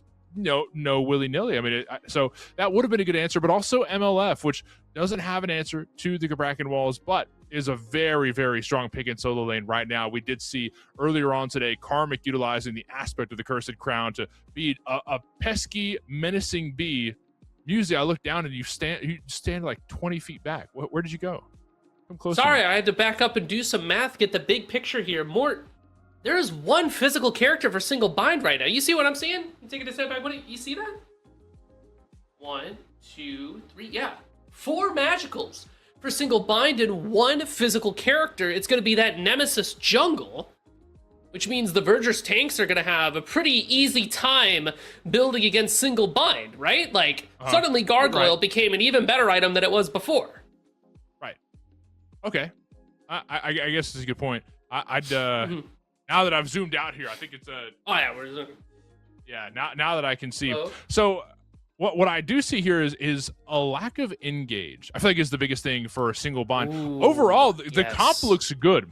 And we'll take our way into the game here, find out who's going to be moving down to the losers grand finals, by the way. It's Morty and Musey here in the booth, along with Test Die, Solstice, and Jithin's behind the scenes. And we've got a pretty awesome game on our hands, and I'll let you take it away here, Muse.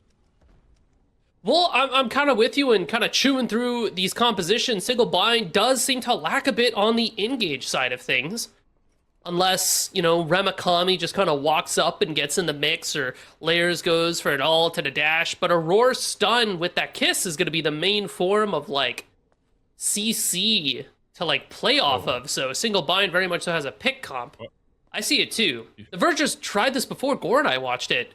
And last time, they weren't able to find anything, and this time, Remakami, bit of a ball knower. They're not going to walk up there. That's dangerous territory. The Verger's composition, Mort, I really like it, though. It's a lot of CC. It's an overwhelming amount of CC. Wengu, Zenshi, Dark, Icy, all of them have abilities that aren't... Well, Dark has the ultimate, but Wengu, Icy, and Zenshi have a ton of lockdown that isn't attached to a long cooldown. So they're able to constantly fire these off, and especially on very immobile characters like an Opwash, like an Aphrodite, even to an extent the Newt, who's got a little stubby dash. She's not going to be building Staff of Mirrodin because she's going that ADC build, so it's going to be very hard to play into all of this on-demand CC. Moswall, oh my god, the wave hasn't even gotten there yet. Moswall, relax. Did you see the damage that he put out? Thankfully, Icy has some pots to work with.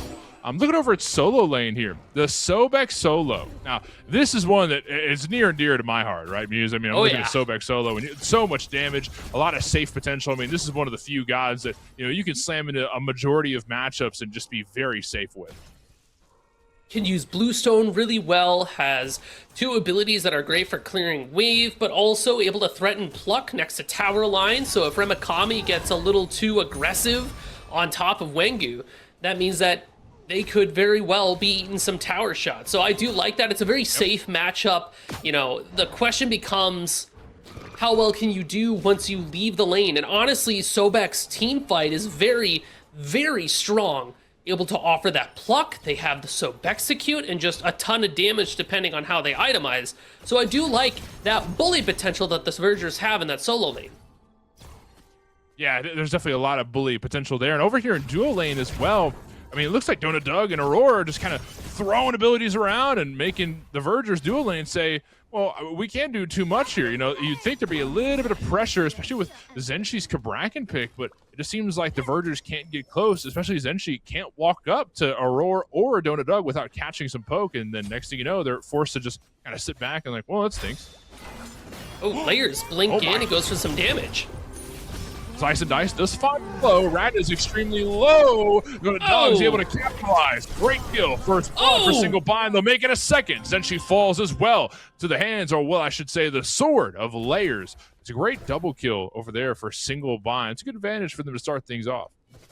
So the Lucerne Hammer start for this Daji, I see. Under tower, under duress. They're okay. Aegis gets them out. Boom. But so Dark with the Lucerne Hammer start. One of the biggest strengths of the start is that 35, bump in strength. That's the most power you can have at the start of the game.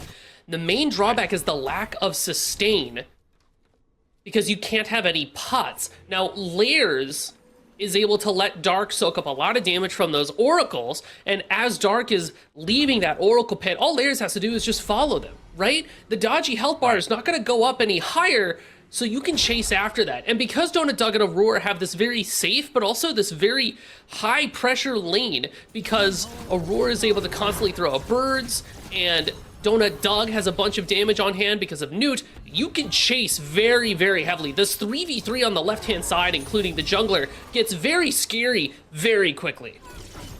Even the 2v2 gets a little scary because Zenshi does a combo and then has to run away. And while Zenshi can't do anything while out of range, Single Binder just kind of chasing him down. A great route through the two. Donut Doug is able to lock down Aragna, but around the corner is Dark, who wants a bit of revenge. The kiss is there for Aurora, looking to heal up their friend. Donut Doug still alive, but can't live much longer. But Dark is looking for damage. The two lands once more, and Aurora is able to capitalize with a kill. Meanwhile, Zenshi sneaks around, picks up one. Aurora just needs to land a basic two. The kiss lands as well. Double kill for Aurora, and Single Bind's dual lane is coming up in a big way. I mean, that is just disgusting. Even though Dark made the rotation, the damage was already done, and Aurora gets even more underneath the pocket. 5 kills in the game. Look at the dual lane slash line for Aurora and Donut Doug. It is all funneled towards that dual lane. Donut Doug is opting to build, that looks like a Skegox and a Manchu bow. So we're not doing Transcendence Book of Thoth. That looks like something else. Oh, Dark, easy pick, Layers down, Palau used, and that's going to be bad news considering that Gold Fury spawns in just a moment. Granted, Layers will spawn before the Gold Fury does, but, I mean, you would think that the Verger, both teams really want to crack at this Gold Fury as soon as possible.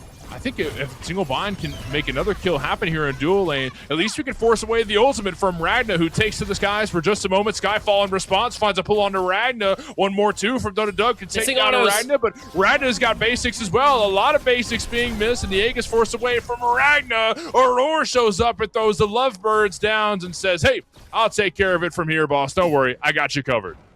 That is what makes Afro so good. If she's able to get the kiss and the connect, they've got Undying Love, they've got heals, they've got back off. Jing Wei very much struggling right now. Also, I did the math in my head.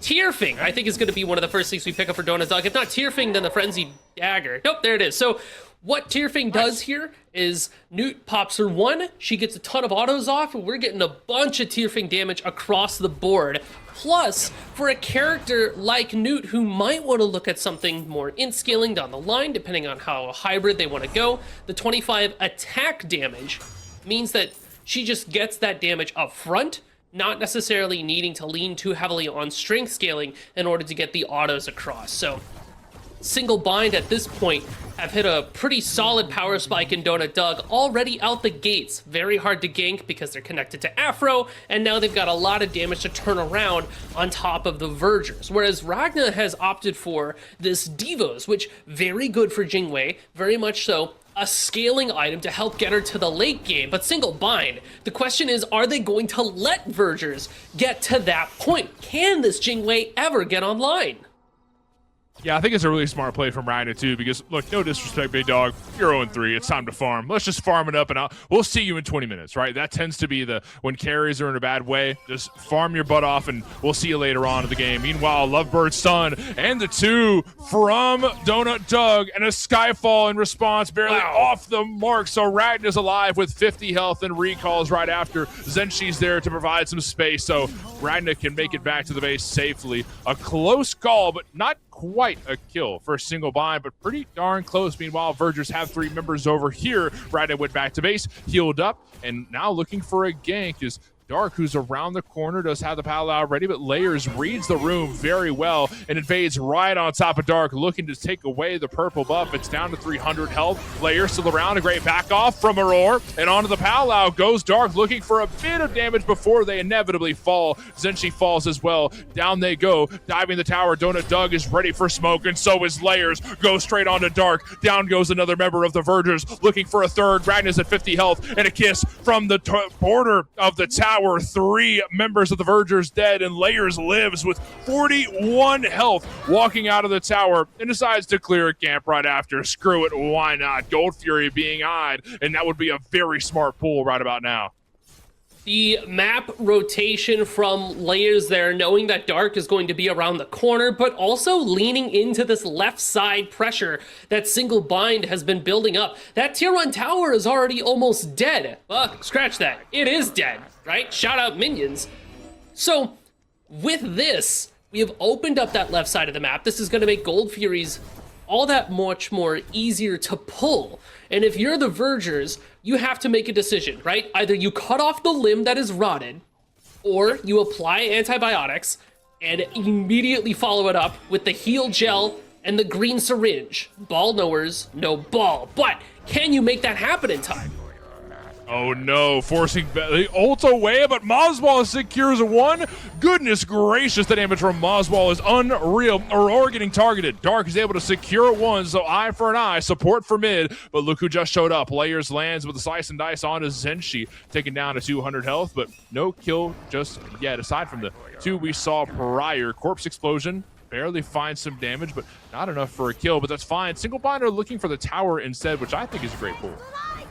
I mean, honestly, with the left side T1 already dead, if we get this mid T1 as well, that entire upper left portion of the Chaos side map becomes incredibly dangerous to try to maneuver around it. If Single Bind gets some vision in there as well, that Cyclops camp belongs to Single Bind, then Layers can also start to pressure in on that speed buff if they wanted to take that away too.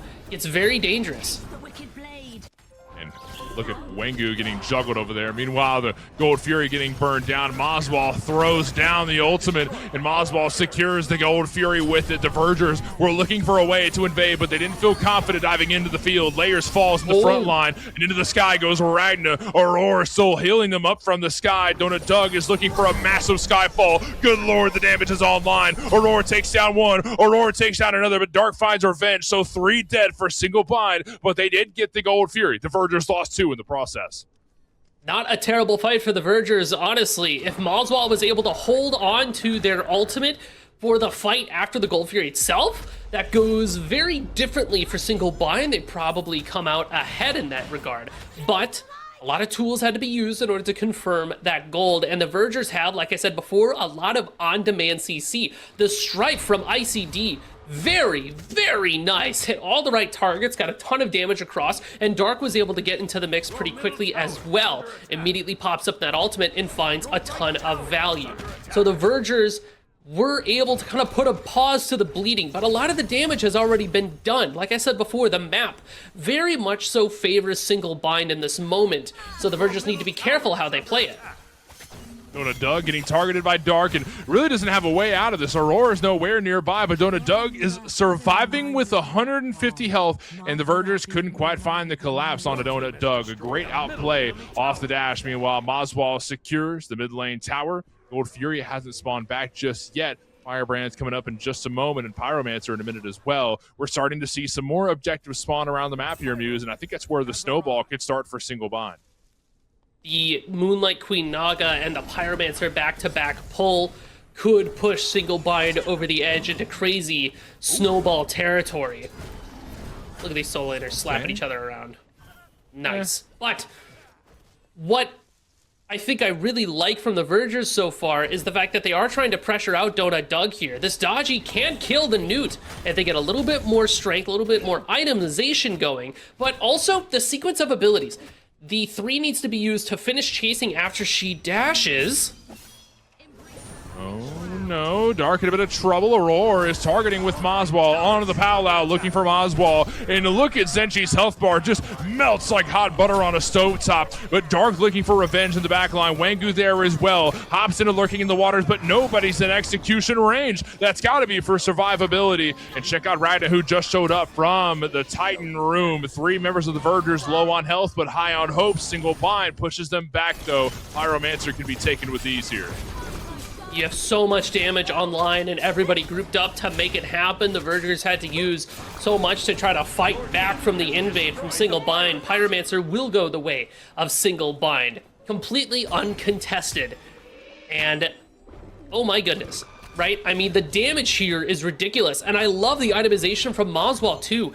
Talisman of Purification for this Op Wash. Now we get to have beads and Aegis for a character that definitely needs both going into the team composition from the Vergers. And I'll tell you something right now. Opwash doesn't lose too much damage from making this happen. Because of the Bluestone Soul Reaver build, he's good. Great knockup from Zenchi off the Cersei's. This could spell bad news for Single Bind. The ult thrown down from Zenchi as well, but an ult from Mazwal will keep the Vergers from engaging further. Layers gets a double kill. Zenchi and Dark both fall, and a great play by Single Bind to respond to the engage from the Vergers. Man, you also have this Aphrodite that keeps Mazwal up and running forever, too. Uh-oh. Close, but a great dash. Well, yeah, a close call, No, I don't blame you. I don't blame you.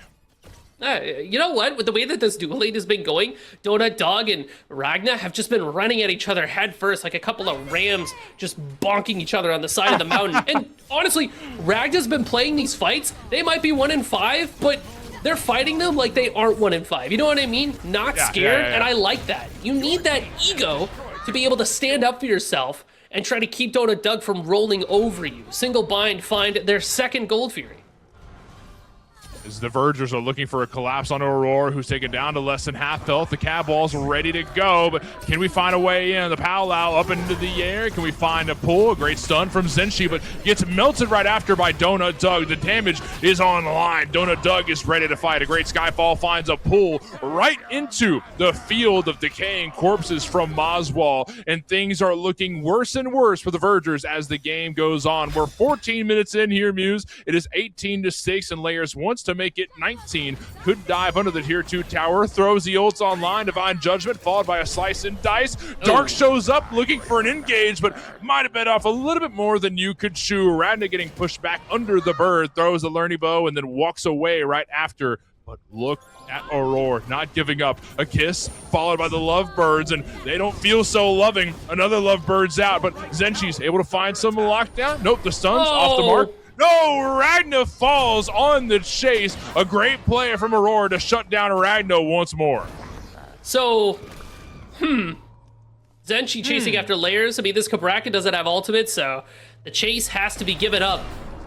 When your support is chasing after kills in between the tier 2 and the Phoenix, that does tell you how the game is going, right? There is some writing on the wall to be had here, right? Environmental storytelling. Because, oh my gosh, this Afro is 7-3, all the cooldown in the world, and what Aurora does is just constantly throw out abilities. If they don't have another birds to throw out, you can Undying Love to throw out another round of birds. I hope you wash your car, man, because if you're gonna drive through here again, it's gonna turn into a different color entirely. You know what I mean? Like, if you park in the city streets, you got all the pigeons around you, dude, no bueno. Not a big fan. Aurora is here to make that happen to you. You better get some insurance. You better get some Windex. You better park somewhere else. This is Single Bind's block. So, are you saying that we should have like a pigeon Opwash skin? Maybe like all the Hold on, corpses that's are heat. pigeons. And like, okay, well, what's more heat is the fight happening here in the jungle. Ramakami just W-keying towards ACD, and a great play off the Dragonflight. Ramakami falls through, gets a kill, down goes their mid laner, which means this Queen Naga should be scotch-free for Single Bind. The Vergers know nothing of Single Bind's actions right now. Layers distracting on the left side of the map and helping out with the burn the rest of Single Bind. This looks like another big objective going their way, and it seems like the game is just it's favoring Single Bind more and more. It really is hard to look at the game state for the Vergers and try to figure out how do you squirm your way out of this one. But I do remember the last time I got to see the Vergers versus Dirty Water, and I can tell you this team has really solid siege defenses, right? They're very familiar with how to play that game. So as long as they can keep their heads above the water, make sure that they get enough gold, flow, go into their items, to their team, and stay competitive, then they can play around these birds, they can play around the defense, and find some kills. You have Sobek Pluck that's able to start a fight, Dodgy Alt's got the fight starter, even the Kabrakan and a Strife from Discordia. The on-demand CC, we just need to see it executed. We need to see it successful before we can do too much. This is a huge gank into the solo lane. 2v4 and Single Bind are not in the numbers advantage, but reinforcements on the way. The ult thrown down from Opwash and onto the Powwow. Dark goes, looking to save the life of their friend. Everybody's diving under the tier 1 tower, and a lot of low health bars across the board, but Zenshi takes down one. Layers kills Ragna and Dark in the process, looking for a third. A triple kill for Layers, looking for more. Aurora's pocketing them. Wangyu on the run, slowed down by the Slice and Dice. Tail Whip provides a little bit of space charge prey as well, and the golden apple not available just yet to save their friend, but Wangyu's A-OK. A great play by Single Bind. What can they do off this? I mean, Donut Dog already is splitting the map. Took a look at that tier 2 tower on the left side, and Fire Giant and Gold Fury are both available at this point. With the lead that Single Bind have, the world is their oyster. They can kind of pick and choose wherever they want to be and wherever they want to go. If you're the Vergers at this point, you're picking a direction and you're going there. Wherever Single Bind is, let's play the opposite side of the map. Let's get some farm. Let's take down some of these towers. There's a ton of gold to be had. We just have to find a way to get it. Single Bind, on the other hand, is choking the map of farm. Every single camp on the Verger side of the map is dead. Save for the speed buff that just spawned that Dark will hungrily grab at. But Single Bind have been doing a great job making sure that nobody gets to have anything. Truly, you cannot have anything on the battleground of the gods. 24-8 is the kill count right now, and Single Bind are just, like you said, rampaging the map, taking everything they want. It is a 12k gold lead going their way, and they're looking to further it even more so by burning this Pyromancer. The Vergers have 4 members approaching the Pyro, maybe looking to steal, but what can they use to steal? Dark could leap over the wall, 1,000 health on the Pyromancer, jumps over, Mossball secures it though, and onto the Powwow as soon as they jump in. Dark is looking for a way to start this fight for the Vergers, but the Outpost ult thrown down, and nobody from the Vergers can handle the damage. Donut Dog over the wall lands a nasty 2, but Wangyu finally shuts down Donut Dog. But the fight continues from there. A great pluck puts down 1 for just a moment, but Ragna finds revenge on a Ramakami. 4 dead for the Vergers, and the last one alive is Wangyu. They cannot find a way out of this. Aurora gets the double, and Adia's side, favoring Single Bind. They'll go straight towards the Fire Giant and burn it scotch-free. You have so much damage in hand and so much AoE damage in hand. Single Bind controls every objective they touch because Moswall presses the silly ultimate button. Look at the size of Empty the Crypts. It is the size of a house, right? You could live, you could floor plan in the Empty the Crypts, right? You could have a bathroom, 2 bedrooms, and space for an entertainment center. I guess I never thought about it like that. Moswall is able to secure the FGs. Then she showed up in the nick of time, but not able to secure it, though. The Obsidian Dagger picked up by the Layers, holding it now. And check this out. 3 runic bombs for Single Bind, along with the Dagger, along with FG buffs. And they've got 3 Gold Fury pips. Single Bind can easily make this next siege their last because the Vergers don't have much more breathing room. They've got an open bird on the left side of the map and 2 tier 2s that are all preventing. Wow. Meanwhile, Donut Dog just took down Dark again, and Ragnar looking for a fight as well. The reinforcements have arrived. Not like Donut Doug needed them anyways. A 2v1 that favors Doug. Single Bind is on a roll. You gotta give respect to the Vergers for trying, right? Dark and Ragnar had it in the bag. Honestly, it looked like for a second Ragnar might have been able to pull it off against Donut Doug. Some of those autos were going wide, but backup's on the way, right? Aurora's been doing a beautiful job pocketing the right people at the right time, and Layers is incredibly immobile on this Nemesis pick. Now the Vergers have to try to stop 5 with FG from taking their Phoenix. Throws the cab wall down to block a couple basics, but will it prevent the bird from falling? Doesn't look like it. 500 health, but Single Bind are continuing to hide and hang out under the bird, almost like it doesn't do damage. Aurora's there to take a couple shots, but Zenshi hits the go button. Oh my god, the damage from Empty the Crypts is wild. Down goes Ragnar, down goes Zenshi. Skyfall ready to go. Wangyu dead as well. And the Vergers have lived their last moment in this game. The 7th out will not be going their way. Single Bind will be marching down the bracket proudly.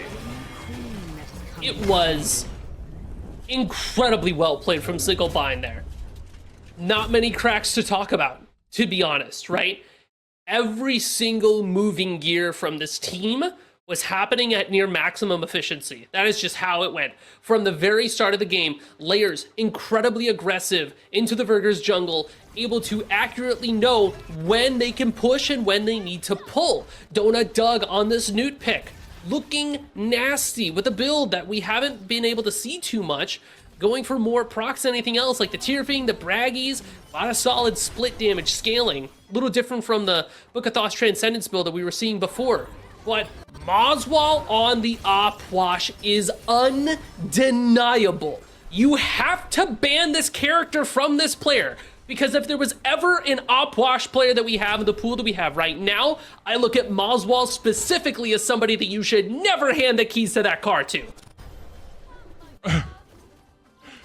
Yeah, this is just a hard watch. I mean, I feel like this is the first Empty the Crypts that made a big difference. You know what I mean? And I felt like as soon as I saw it on screen, it was just going to get worse and worse as the game went on. And there was a bit of fight back here and there from the Vergers. Sure, Single Bind did pay for their life with a couple different things here and there, but look at just Doug going crazy with the Skyfalls, which were just on point this game. I think maybe he missed one this whole game, right?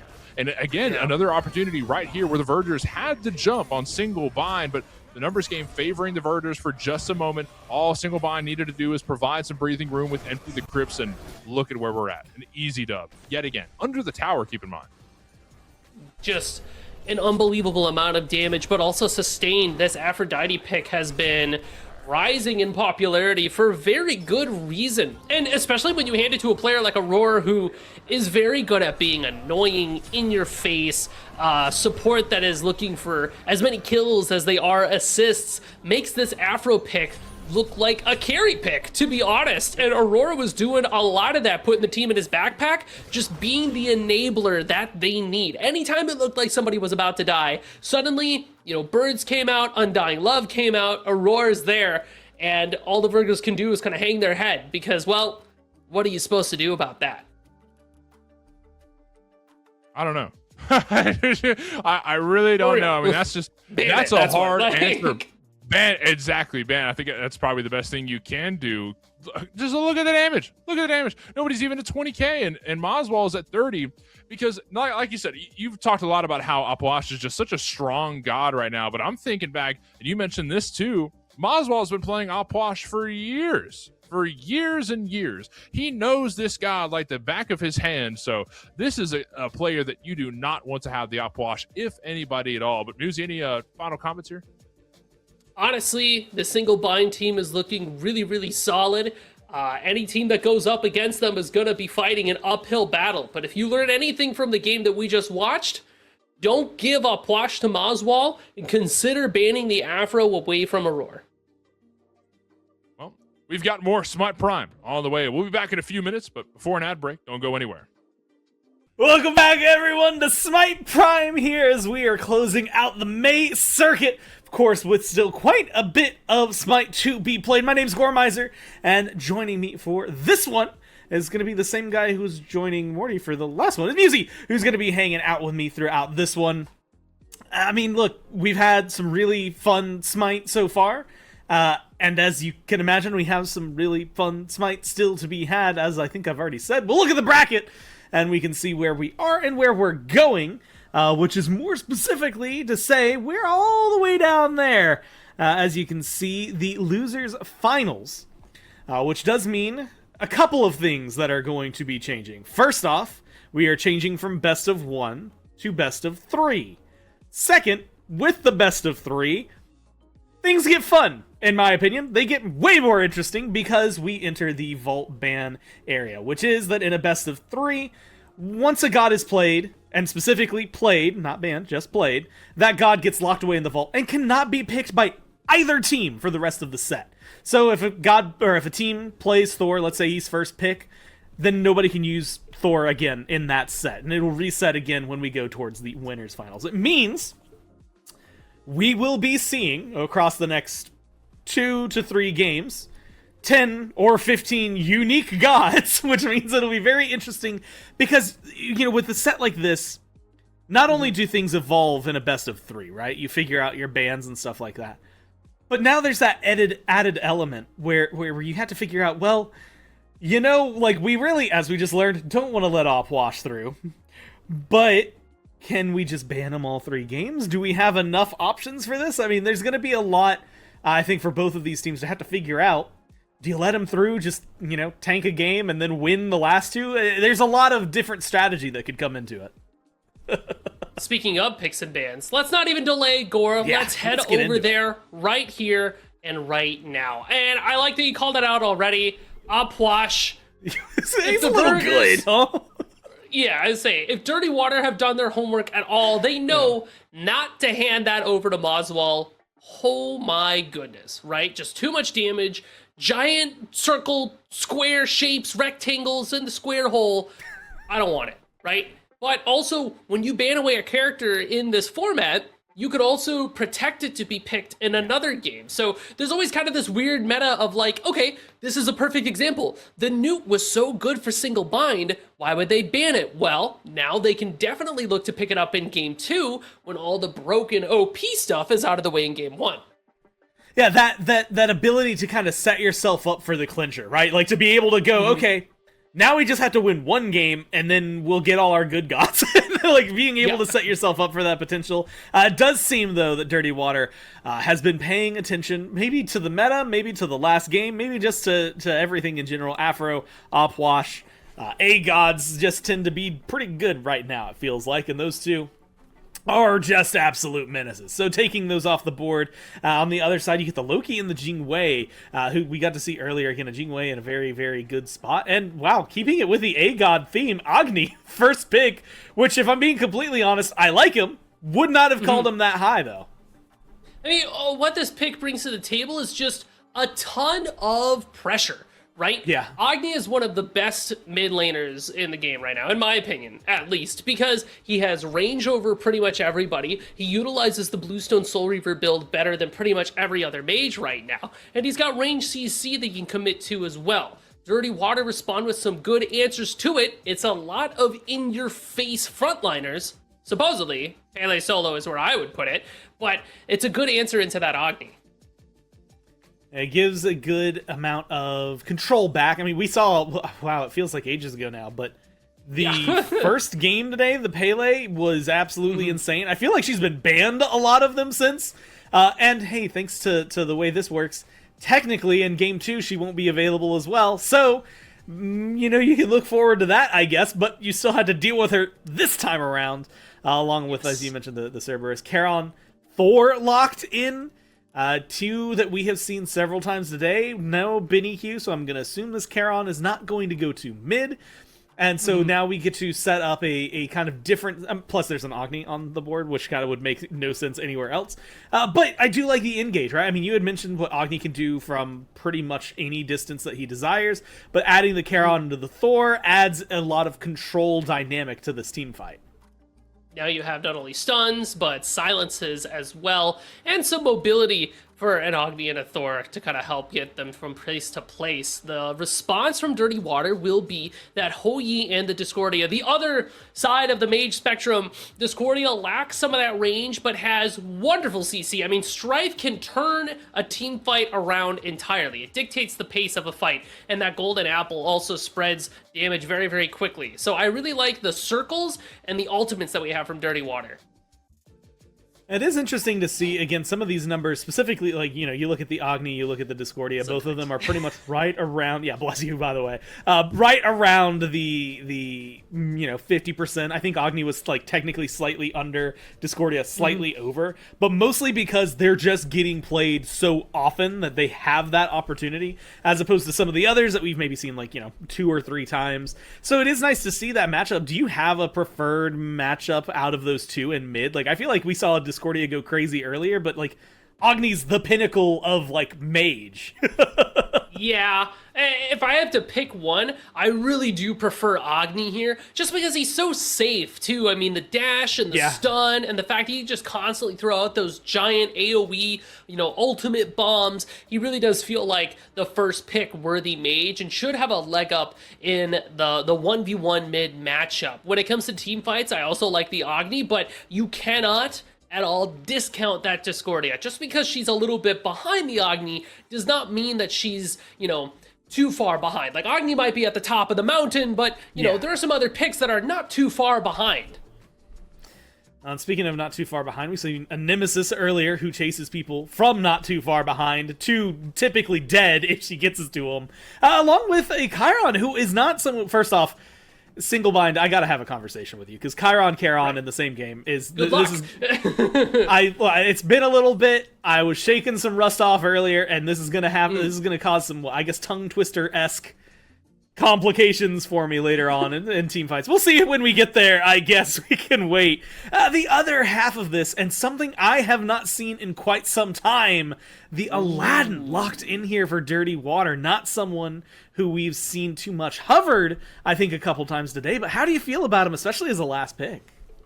So, Aladdin is still very good, but he went from, like, this overwhelming presence of we need to plan our games around Aladdin to, okay, I can fit an Aladdin in this comp, right? But what this Aladdin is able to do specifically is really follow up with the dive with Dirty Water. And if Valo is able to get the farm he needs, Aladdin is still very much a character that can put the team on his back and say, cool, I'm level 20. Anybody that doesn't have anything beyond base protections is going to die. I'm going to take them out back and they're going to disappear from the world forever, or at least 60 seconds, right?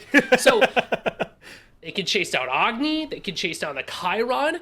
Agni and Chiron don't have CC immune ultimates. This means that they can definitely be caught out by that lamp, and these characters that maybe rely on their mobility and rely on their spacing will have nowhere to run once the genie gets a hold of them. So Dirty Water has this very aggressive, in-your-face, dive in with Pele, pull everything with Kerberos with our ultimate, follow it up with a giant circle from Hou Yi or an apple from the 3-point line, Discordia, and if all else fails, Valo will get into the mix, find somebody, and eliminate them from this earth. I mean, it does feel like a proper setup overall, right? The exact order of a team fight you want. Isolate, kill off, move to the next target, keep going, right? And then also we've got big CC ultimates if we really need them, at least coming from a couple people, right? Chase down as well from the Pele. I mean, it does feel really good for Dirty Water.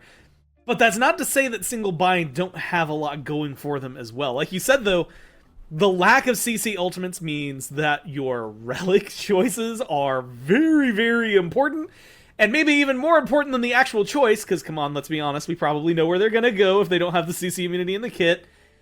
Yeah. Hitting a cleanse, which is not something that you often get to talk about coming from a Chiron, but something that it does exist technically in the kit. But maybe more importantly, the timing on all of that, and how important it is to make sure that you don't use anything too frivolously, because then that will then be your demise within the next, 3 total minutes while you wait for things to come off cooldown. There is some interesting interactions, too, with a single bind team. They don't have CC immune ultimates. They're definitely going to need beads. But recently there was a change with Kerberos' ultimate. Before, the CC was classified as like a levitate, right? It was a special kind of crowd control that got around a lot of the displacement immune dashes and things like that. There was a patch, I think it was the last patch or so, where Kerberos' ultimate now is a displacement ultimate. So Agni has displacement immunity in their dash, Thor has displacement immunity in their, yield spin to win. So there is some counterplay, at least to the giant three-headed dog, to be able to maneuver around with that. But again, like you said, Gore, the chase down from Dirty Water is here, and it is loud, right? All the kinds of in your face. Single Blind have to make sure that they space themselves properly so that they can kind of tune out the noise a little bit. Once they get their own engage, though, holy, we got a Thor ult, we got Charon ultimate. All it takes is a ranged stun and then telling the rest of the team, get him, right? And then boom, they are down for the count. Both of these teams are ticking time bombs, staring at each other. We're gonna have a cold war for like the first 5 minutes of the game. I'm also really excited to see, we talked about what an Aladdin can bring to the table in terms of, hey, I'm gonna isolate you and I'm going to bring you into a fight.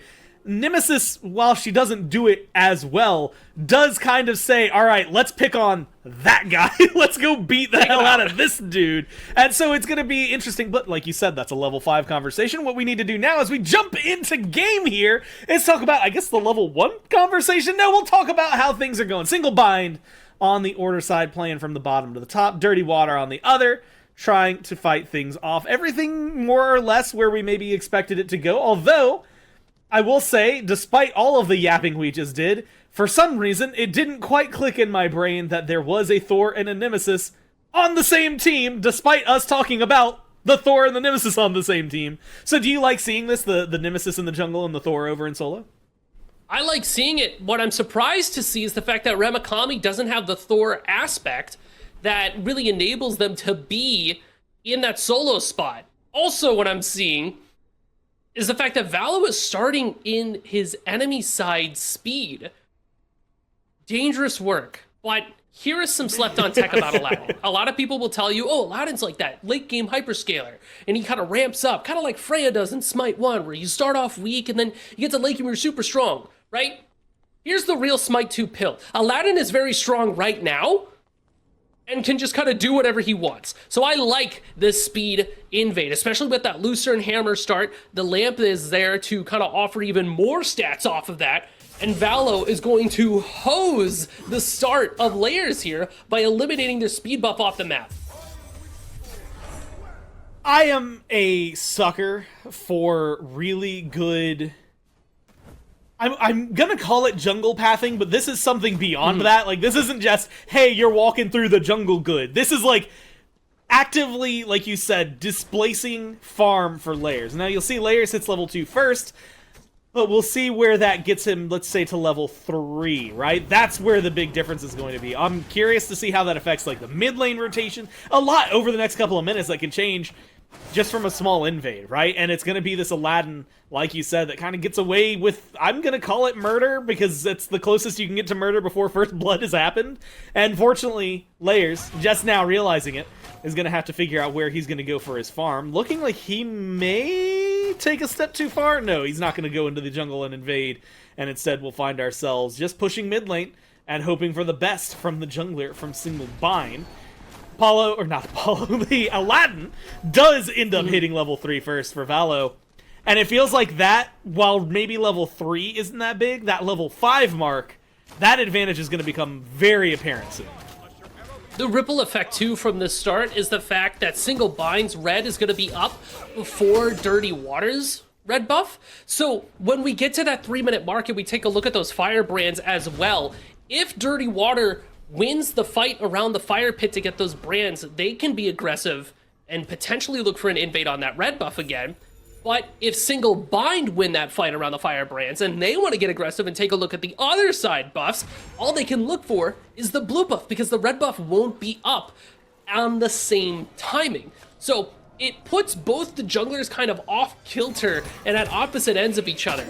The big thing to look out for is when the speed buff comes up again for Single Bind, is if Layers will be there to defend it, or if Valo will go for the repeat invade. A lot of other camps are going to be coming up at the same time when that happens. So you could go for it and you could really double down on trying to keep layers out, but that does get very risky, and it does put Valo in a situation where maybe they get caught out because you are very, very deep into enemy territory there. Also, worth noting, Valo popped the Wealth Wish at the start of the game, because not only does the Wealth Wish work for things like kills, but also just general jungle farm, so it's a lot of gold in pocket.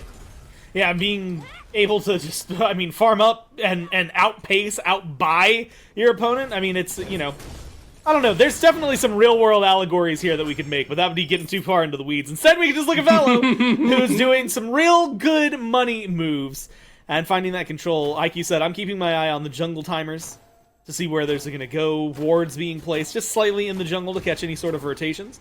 But that speed buff is going to be coming up soon, and as of right now, both junglers are on the right-hand side of the map. So, as far as early invades go, it might not be happening. A little bit of damage from Rimikami and onto Rimikami.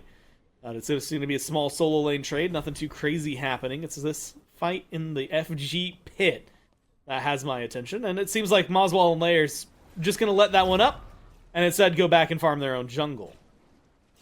They definitely have to, right? Because if you misstep around that pit, suddenly you're losing a lot more than just a couple of brands. Oh, Rimikami might be losing a little bit here. Great hammer just to create some distance. But it does show, I think, where Dirty Water's mindset is right now. They're on picks, they're on invades, they're on fights. They want to get something done, and they want to use that small advantage they had, even though it's kind of petered out into just about 100 gold separating the two teams. Yeah, at this point, you know, being able to strike while the iron is hot, the opportunity isn't quite there as both junglers kind of go back to clearing their own speeds and playing their own sides of the map. Now the question becomes, now you've got a small gold lead for your one side. Can you push that and can you pressure it at all? It kind of feels like both teams are going to clear out their own set of farm and then go back to Smite as we all know it, right? The reason why we do that jungle start is to look for the potential and kind of goad the other team into making a misplay by trying to either get too aggressive or maybe playing too defensively, but Single Bind played into it very well, kept their head cool, and didn't feed into any of the shenanigans that Dirty Water wanted to look for. So now the conversation shifts of what's going on, in the early game to, as we zoom out a little bit and think about what's happening later, Valo on the Aladdin pick, right?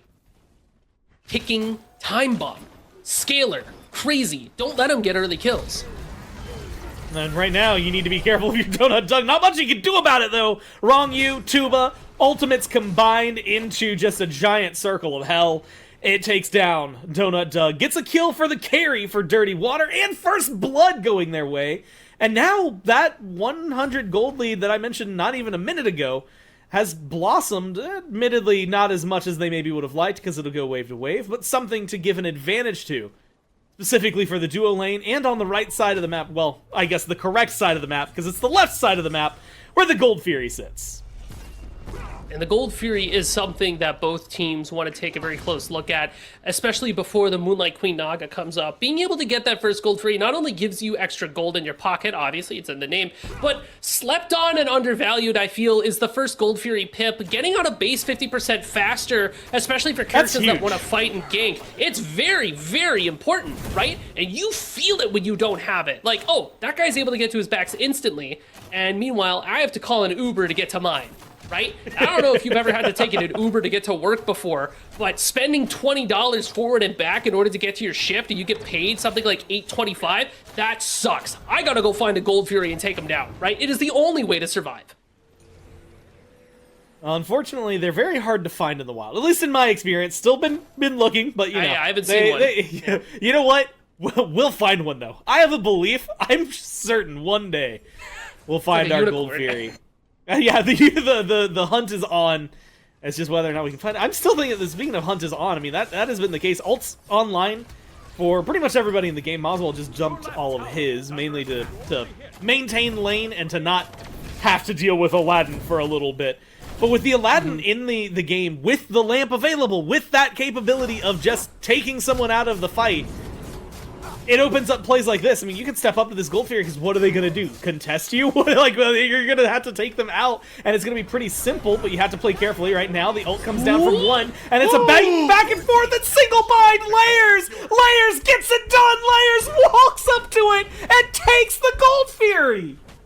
Whoa! Talk about the beads of a lifetime. I mean, Wrong You popped their own ultimate just to try to get him away. And Layers, he's got the funk music behind him as he steps up.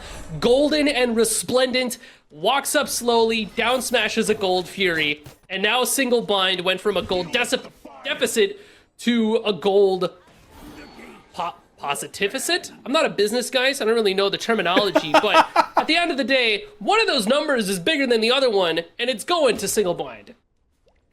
I'm gonna say surplus is normally, Surplus? I think that's, maybe surplus is good.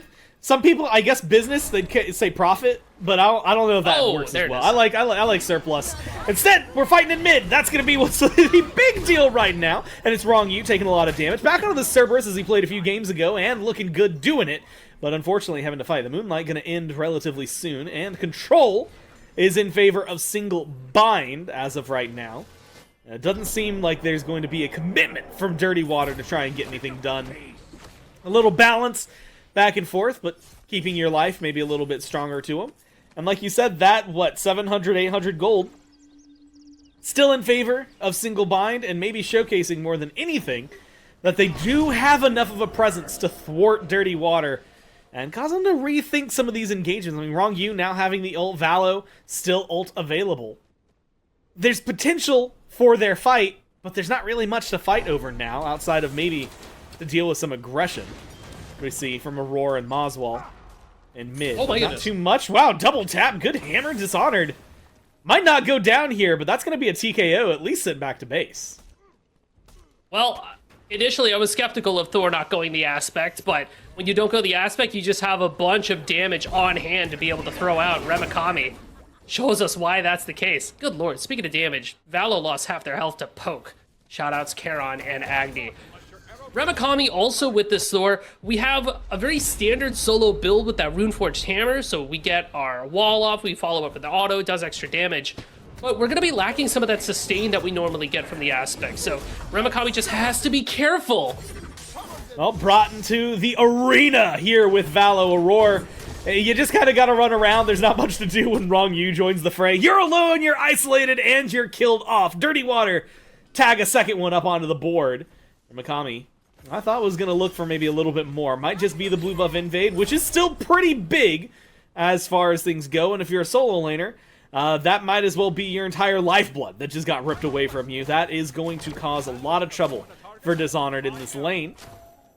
But it is a small, brief pause. Aurora will be respawning and back into the fight. Good immunity. That displacement immunity, you were talking about it in picks and bans? That's exactly what you got to be able to see from Donut Doug to be able to deal with it. Now you just also have to survive the rest of the stuff, which the tower does a good job of thwarting.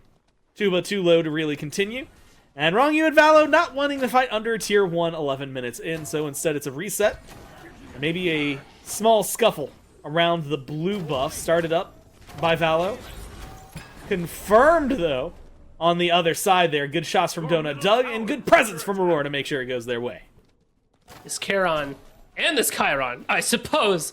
Oh, you're right, that is going to get very messy very quickly, isn't it? So, oh, Lord.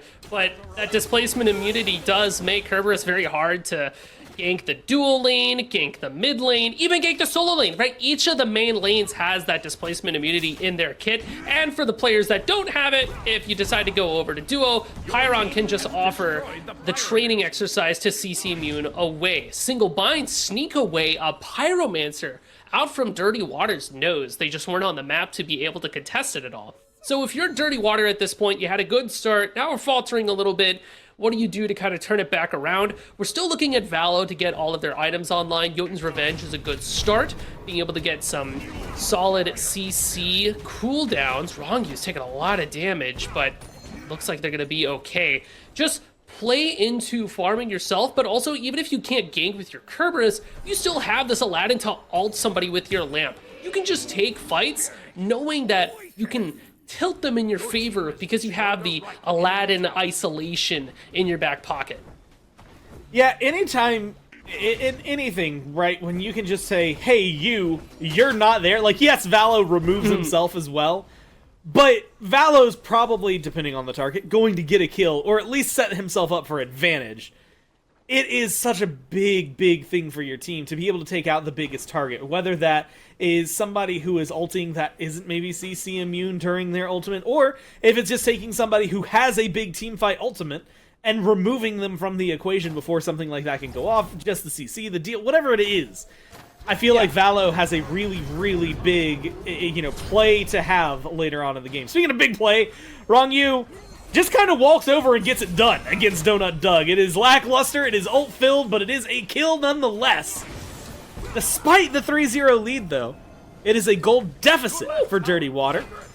And we might see a little bit more here. Rimakami up to the sky, dunks down, and gets the first blood for his team under the tier 2 in mid. Valo put into the ground, and then a jumping Thor happily walking away with his kill. The backboard made of glass, shattered. Ramakami takes it off the board, but Dishonored not ready to let it go, but maybe bit off a bit more than they could chew. The Pele doesn't quite have the tankiness online yet, and nearly dies. Ramakami is looking really good on this Thor right now. We got the Glad Shield online there too, so we have a ton of proc damage to throw out. A lot of TKOs from Dirty Water just then. I wonder if it's a Gold Fury pull here from Single Bind. Well, they're definitely looking at it and starting it. Moswald, Donut, Doug have the initial engagement. But Wrong You is right around the corner, and you've got the engage coming in. I mean, look at the ward coverage on the map, first off. There's so much vision in this area. Gold Fury, now at a 3rd HP. Leashed down, and we'll heal up right now to about half. And it seems like the presence from Dirty Water is enough to really make Single Bind rethink what they want to do. It's a disengage, and kind of frantically disengage, not all going the same direction. But enough apart, you would think, but no, Donut Doug unfortunately didn't seem to get the memo for everyone else, and now, because they kind of half-engaged, Rimakami gets caught off, pulled back into the fight, trying to save his carry, but couldn't get to either, and now you've got the man advantage, the number advantage, and exactly what you need around a Gold Fury. 5-1 again for Dirty Water, and if you can pick up this objective, it'd be huge. Now, last time, they controlled it anyway. Layers walked up and stole it anyway. So we'll see what happens here. Valo takes Layers out here of the fight and makes sure that his team does in fact get it. But he's not looking too good right now. Layers brought into the arena and he might still die, but he does it by taking out the Master of the Realm. So Dirty Water get gold. We trade 1-for-1 across the board. Dirty Water found a couple of kills beforehand too. So all in all, Dirty Water feeling pretty good about it. But Moswall pouring a ton of damage into Wrong You, right into the arms of Aurora. The puppy dog is barely hanging on. Wrong You, I mean, put down exactly where you kind of need it for this advantage. You lose that Gold Fury, but I mean, we've been talking about it. The gold still looks great for Single Bind, and getting 2 kills in a moment like that feels pretty darn good. And honestly, being able to find that pick onto Wrong You couldn't have come at a better time because that Moonlight Queen Naga has spawned. Dirty Water could have taken the momentum from getting those picks near gold and the Gold Fury itself and paraded themselves over towards that secondary objective. But because Single Bind were able to pause it, slow it down, put the dog down, it means that Dirty Water can't immediately jump over there. So the next big thing that we're looking at is that mid-ritual site. And Dirty Water has all the tools available. Their team fight has been looking pretty good. And when Wrong You has been able to connect with their ultimate, it's solid. It's also worth noting, Donut Dog has the Aegis and not the beads. So if they can't dash that dog ult, that means that they're getting scooped up and put down. Now, maybe in a position to aggress or be aggressed on. Aurora still hanging out in just the right position, but instead, reset, right? You're fighting around mid, poking for some moonlight. Is it worth sacrificing yourself for? Aurora seems to think so because he gets aggressive, gets pulled in, and gets taken down. Wrong You setting things up with the ultimate. And now, with no numbers really to stand around, Dirty Water will have full control of mid lane. This mid-ritual will be able to spawn some pushers down the lane, as well as offer Dirty Water, had they got enough of those Moonlight Fragments, which, they did. You can see a little icon there next to the 64. UAV inbound, right? They know where they are, and they find so much! The damage! Oh man, the damage! Rimikami didn't know it hit him until it was too late, and you can't really disengage. Now, barely staying alive is Dishonored, but you're Pele, and you get out of there just fine. Donut Doug as well, hitting a little harder than I think most people would expect from an 0-3-0 Chiron. Now, reset, going for the queen herself. You've got a wave crashing through, only connects on one, and it feels like the objective might just get forgotten in favor of the fight. Rongyu blinks forward, stunned into the back onto a roar. Now Donut Doug separated and already falling down to half health. Jumps in from Chuba. Might not be the best spot to be in as the health bar starts falling and the damage starts ringing true. One more tick and that's all you need from Moswell to get rid of the carry and to shut him down. That 4-0 to a 4-1. Donut Doug low, but playing very carefully, very far behind and opening it up for the mid lane for single bind. 2 kills.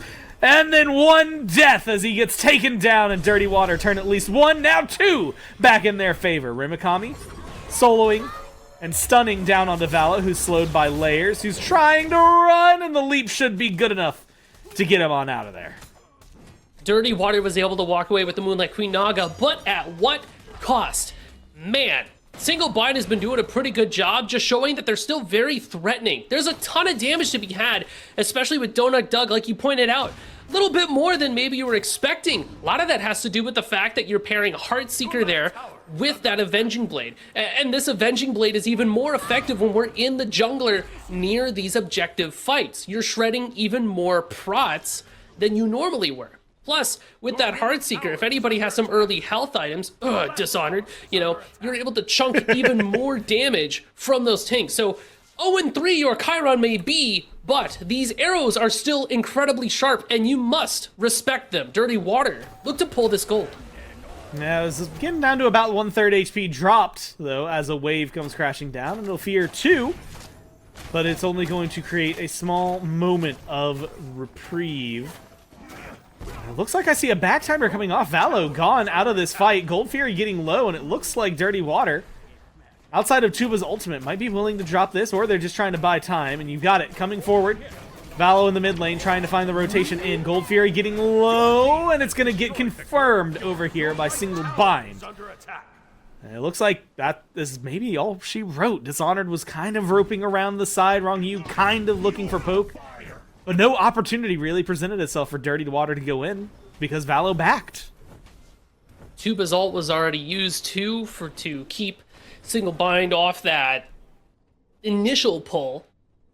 But what this does mean is that Single Bind used a lot of abilities in order to confirm that gold. Dirty Water could look for something like a Pyromancer here. If you're extra gutsy, you could try to go for a fire. Extra gutsy, have to say. Or you can settle for some picks in the mid, right? With so much left to fight over, fighting isn't a bad idea here. I really do like the presence. Roar taken down, and Valo getting the kill is a big deal. 4-2-1 now, but Tuba in a rough spot. Now Moswell also in a rough spot. And it's a chase to see which carry goes down first. Moswell will fall, but it's traded out with Tuba. 2 for 1. Layers getting a kill, Valo getting a kill, making sure that presence is there, but it's this tier 1 after the fact that feels like a little bit of a dagger. Ooh. Twisted in the wound, but a good stun. Rimikami engaged, damage is there. It actually has a lot, but a great shell, great shielding, great stun instead. Once again, Rimikami is putting it on the board, but no! Dengara with 1 health walks away. All you needed was a little more, but they just couldn't find it. Now, it might be an overcommit in other parts of the map. Donut Doug having to play careful. Dirty Water gets a walk in, take a tower. Still wild to me, though. 12-6, read the kills. 21 minutes into the game. And there's 1,000 gold separating these teams in favor of Single Bind still. Shout out my big dog Shell. That's all I gotta say about that mid lane fight, right? Dishonored offered a ton of CC, but also that Shell helps keep Gengaru alive just long enough to be able to sneak away there. That pincer from Single Bind looked really solid though. Very scary. If that Thor was a damage Thor, I think there's some more deaths that hit the black and white in that moment. But now without a Thor ult, and without your Chiron ult, This means that Dirty Water should be able to take a look at this Pyromancer. And again, Rongyu has been so on it with these Kerberos ultimates, consistently finding a Roar out of place. And if Donut Doug decides to make the rotation, I say it again, no beads for the Chiron means that if they don't have dash, Rongyu can connect with their own ultimate. Single bind have turned it around at the Dirty Water here, though, taking the Pyromancer away from them. It's a dance, a tango, back and forth. It's getting low, and right now it just comes down to the last bit of damage. Tuba with the ultimate gets one in layers, taken down in the fray, and you have to get out of here if you're Rimikami, barely up into the sky in time, and still might get chased down as they dive deep, looking in the jungle, trying to find him. Donut Doug's isolated as well, and Dishonored is just running around. Great wall, great stun, great tier 2 helping out to create some space, and it might just be enough to thwart the push from Dirty Water. But not after losing a Pyromancer, not after losing 2 players on your team. And while I would normally be calling maybe for the Fire Giant, I don't know if they have the health bars to start things up. Valo and Rongyu are too low to really take a look at that, and because there was so much damage that can come over the wall from both Moswell and Donut Doug, who are up and available at this point, going for these objectives with low health bars is just not quite what you want to do. It's just too dangerous, too risky. Single bind should be looking very strong around these jungles, but their carries keep getting targeted and isolated, I think is the best way to put it, right? It feels like each of the members of Single Bind aren't always there to cover for each other, whereas Dirty Water are just a death ball running down your door, right? Like, yeah, I am the one who knocks is kind of how it feels so far. And especially because you've got some really sick power spikes coming through here. Valo's got the Titan's Bane online with our double stacking items. So the ticking time bomb that is Aladdin is about ready to blow. Keep an eye on this, Aladdin. Valo is going to like 2-shot a squishy in the middle of a fight. And the both of us are going to be like, oh yeah, I forgot. He can definitely do that. Yeah, that's terrifying, isn't it? He's still very good. Still very strong character. And in the right hands can change a game, as we have seen in the past. Right now, I mean, look, 4-2 and 3, not anything to scoff at. Maybe quieter, though, overall than I expected, but 20 total kills on the board, 24 minutes in. Maybe I just got used to the pace a couple games ago with how fast and how many kills there were. Finally, maybe pumping the brakes. And I appreciate this from both of these squads. Playing a little slow. We've got an Ancient Fury up over on the left, and it seems like a grouping right now, at least from Dirty Water, in that presence. We've still got 2 tier 1s up and a tier 2 in mid. So if you're playing this one, it's more for the sake of the advantage, and also from stripping it away from Single Bind, than maybe anything else. They get it down to about 1/3 health before leashing it. And here's going to be the reset. Now the question is, engage or no? You've got Dishonored looking for something, but it looks like Single Bind don't want to fight. Dirty Water 2 only have 2 Gold Fury pips available. The second one would be very handy to have, but demanding our immediate attention is going to be the mid ritual. Again, we need this so that the pushers can go across the map, and that helps us put some stress on these towers that are up and earns you some control over the map at large. But the late game team fight for Dirty Water, knowing that we have all the abilities up and available, Single Bind needs to poke them out pretty heavily before we... Oh, hello, Dishonored. Yeah, I think you're doing a good job showcasing what damage they have. A Roar, forced to use his ult, does not net anything valuable from it. Except maybe some good zoning, splits up the team. Dirty Water in an interesting spot. Dishonored kind of knocked back Moswell, but knocked out Moswell, who's still hanging around. We've got the Fury, we've got this Pyromancer, Fire Giant, all available. A big team fight could change all 3 of those in favor of one squad. Don't know where the commitment's going to be. Ultimates have been used on either side, although some of the bigger ones still available for Dirty Water, all but Jangaru. And Rimikami as well could potentially go up into the sky at any moment, try to start and or disengage. It feels like we're going to get another little lax, kind of reset, let the teams reassess. That was a poke test, see what kind of response we'll get. And they decided, yeah, you know what? It's a little too hot around these objectives right now. Let's try to figure something else out. I do like the way that Dishonored was playing that angle, though, the way the Pele goes straight to the backline is what you're really looking at from the solo laner. And what this Pele can do better than a lot of the other picks right now is not only achieve that dive, but live and get a ton of damage across the board. When you have both your Spirit Robe and your Purple Cloak there, if you get CC'd, you're getting a ton of healing, and then with your Height of the Nemean line, you're reflecting a lot of that damage back at your attackers as you're going for your dive. Donut Dog and Moswall, they dash once and suddenly a Pele ults after them. That chase potential is there, and it splits the fight up really intensely. Speaking of... Layer's low, barely staying alive thanks to the shield, and that's just enough to stay alive, and it's only because Dishonored had the good grace to aim where he was and not where he was going to be. But that is pushed back to base for the jungler, and now that Pyromancer started up. So the question is going to be around what kind of engagement this has. Presence-wise comes in. Tuba does secure that one. My heart skipped a beat thinking Aurora was going to take it away. But instead, Dirty Water clawing tooth and nail. All of this, by the way, just to even up the gold. This is now an even game gold-wise. Looking down outside of the one level, which it's probably half a level, if even, in support. Everybody's level 20. The kills favor Dirty Water, but we'll see if that continues.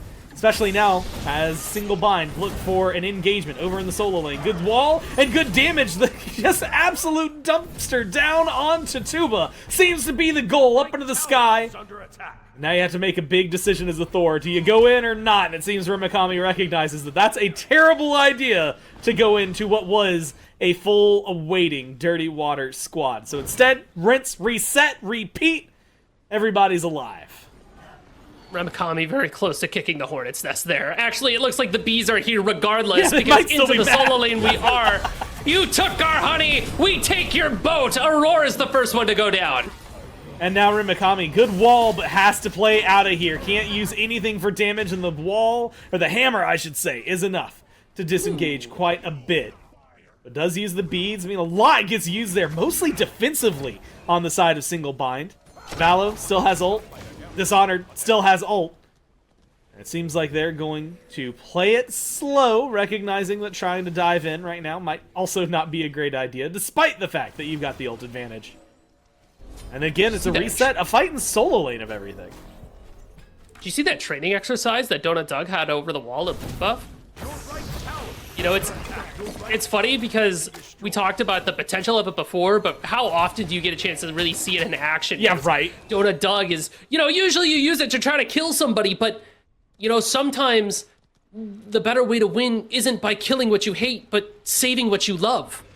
And I think Donut Doug really exemplifies it in that moment. And thank goodness, too, because now it means that Single Bind are 5 strong, ready to defend this Fire Giant. And at this stage of the game, it's going to be this back and forth El Tango de Fire Giant until EFG spawns, and then suddenly the stakes ramp up so much more. I feel like we haven't had our full-blown 5v5 Lollapalooza, insert word for big party, right? New Orleans, boom, it's in your head. Whereas it's been a lot of like jungle warfare. You know what I mean? Like guerrilla warfare. We got these 2v3s. I walled you off. I'm gonna get you. Oh, I just barely get away. Can I just see 5 people eat a Hoagie ultimate, please? Hands up. Who wants it, right? I'm ready. We're just waiting for that bomb to go off. And it's that moment, right? You're waiting for the like you said, I guess for the bomb to go off. That's just the best way to say it right now, because somebody's gonna get in and cause some trouble. My money's on Wrong Hue, but it could really be anybody. In fact, Remikami's been pretty on point with most of these ults. The last one was a disengage, but everything else has been pretty solid otherwise. And it is going to be a small reset. Valo, once again, not in the fight right now, although with ward coverage, probably not known yet by Single Bind. So that'll give time for the jungler to return. Also, gotta say it, I didn't interject when it came up, but that quote, throw it on a shirt, shop.smiteprime.com. So let's sell it, get it out there.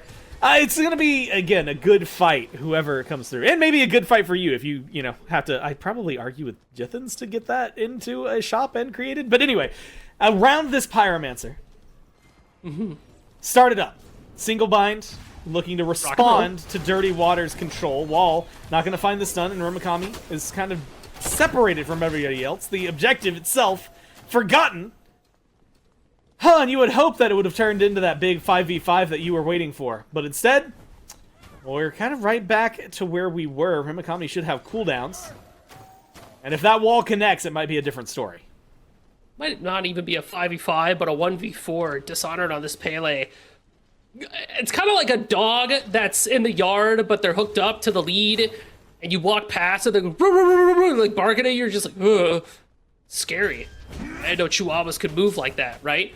But Dishonored gives me that same vibe, just waiting for the go button to go in, get a big knock up, and then go crazy. Single bind in the lull, find that Pyromancer. And with one Pyro Bomb, it means that you'll be able to confirm a Fire Giant. Remember, 1,000 true damage to objectives. Nothing to turn your nose up at, especially if you think that Dirty Water doesn't have the burst to make all that damage happen at the same time. And I do feel like Single Bind does have a good fight around these objectives as EFG hits the field. Between ultimates like Roar, but also the spacing from Boswell and Remikami in terms of CC and damage, it kind of means that there's this zone of control that Single Bind gets to play with. Dirty Water does a great job popping that bubble, though, going straight across that zone and getting to the center juicy roll of the Tootsie Pop that is the Single Bind carry. So again, spacing becomes so incredibly important for Donut Dog and for Moswell, but especially for Aurora. If this Charon gets poked out again, it's going to be a very rough start to an engagement. Well, we're coming up on 34 minutes into the game. And for those keeping track, it's actually only been, I think, 1 kill in the last 10 minutes. Despite these teams trying their best to make it more than that, it's just been really good engage, disengage, and control from everybody involved. As you had mentioned, Enhanced Fire Giant, you've got a lot on the board. And after talking about it, I mean, you mentioned the Pyro Bomb, you mentioned, I would say maybe just the secure capabilities.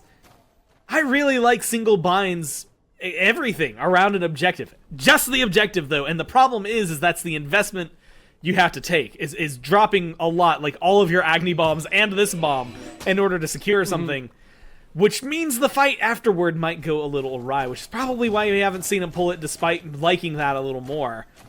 And if you're looking at the other squad, it's waiting for this engage. Finally gets one. Donut Doug pulled back into the masses, but a good shell keeps things going, and instead it's Wrong You misplaced while he used his ult, who's taken down, and the doors are open now for Single Bind to run on in. Dunk from the Thor finds the stun. Tuba over the wall, and feared immediately. You need a little damage. Fall over the wall, double tap over the wall from Rimikami. Oh my god, he gets it done. Dishonored, caught out by himself and sent back to the base, and the two left alive on Dirty Water just don't know what to do. It'll be a tier 2 in mid, and maybe a very tasty, appetizing Fire Giant afterward.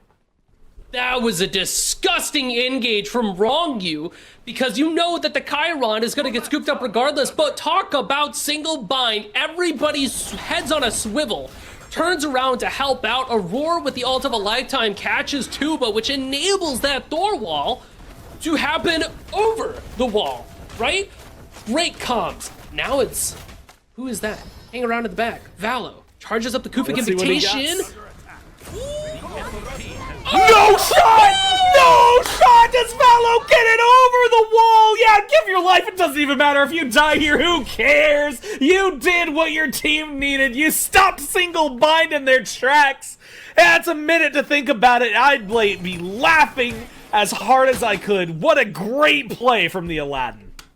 Well, it went from, oh gosh, is it Jover for Dirty Water to, nah, baby, we're so back. Denying the EFG grinds this whole game to a halt again because Single Bind can't meaningfully push an advantage. And talk about the patience here from Valo. Was it the initial shot or the bringback? It was the initial shot. And right around the corner is Layers, just not there in time. Talk about a hero play. Valo just saved the game for Dirty Water. That was gnarly. There's just, I mean, so much. God, I could break this down for days. The fact that you have the perfect, lack of vision from Single Bind that Valo can get there. Like you said, Layers getting there just a minute too late. Like, just, oh, so much goes right for him. And now he's back on the board, and guess what? Well, only one of his teammates actually has the buff, but it doesn't really matter, because guess who doesn't have the buff on the other side? That's Single Bind. So you might be able to get a little bit more here. There's going to be the Pyromancer, and again, another bomb picked up for Remikami.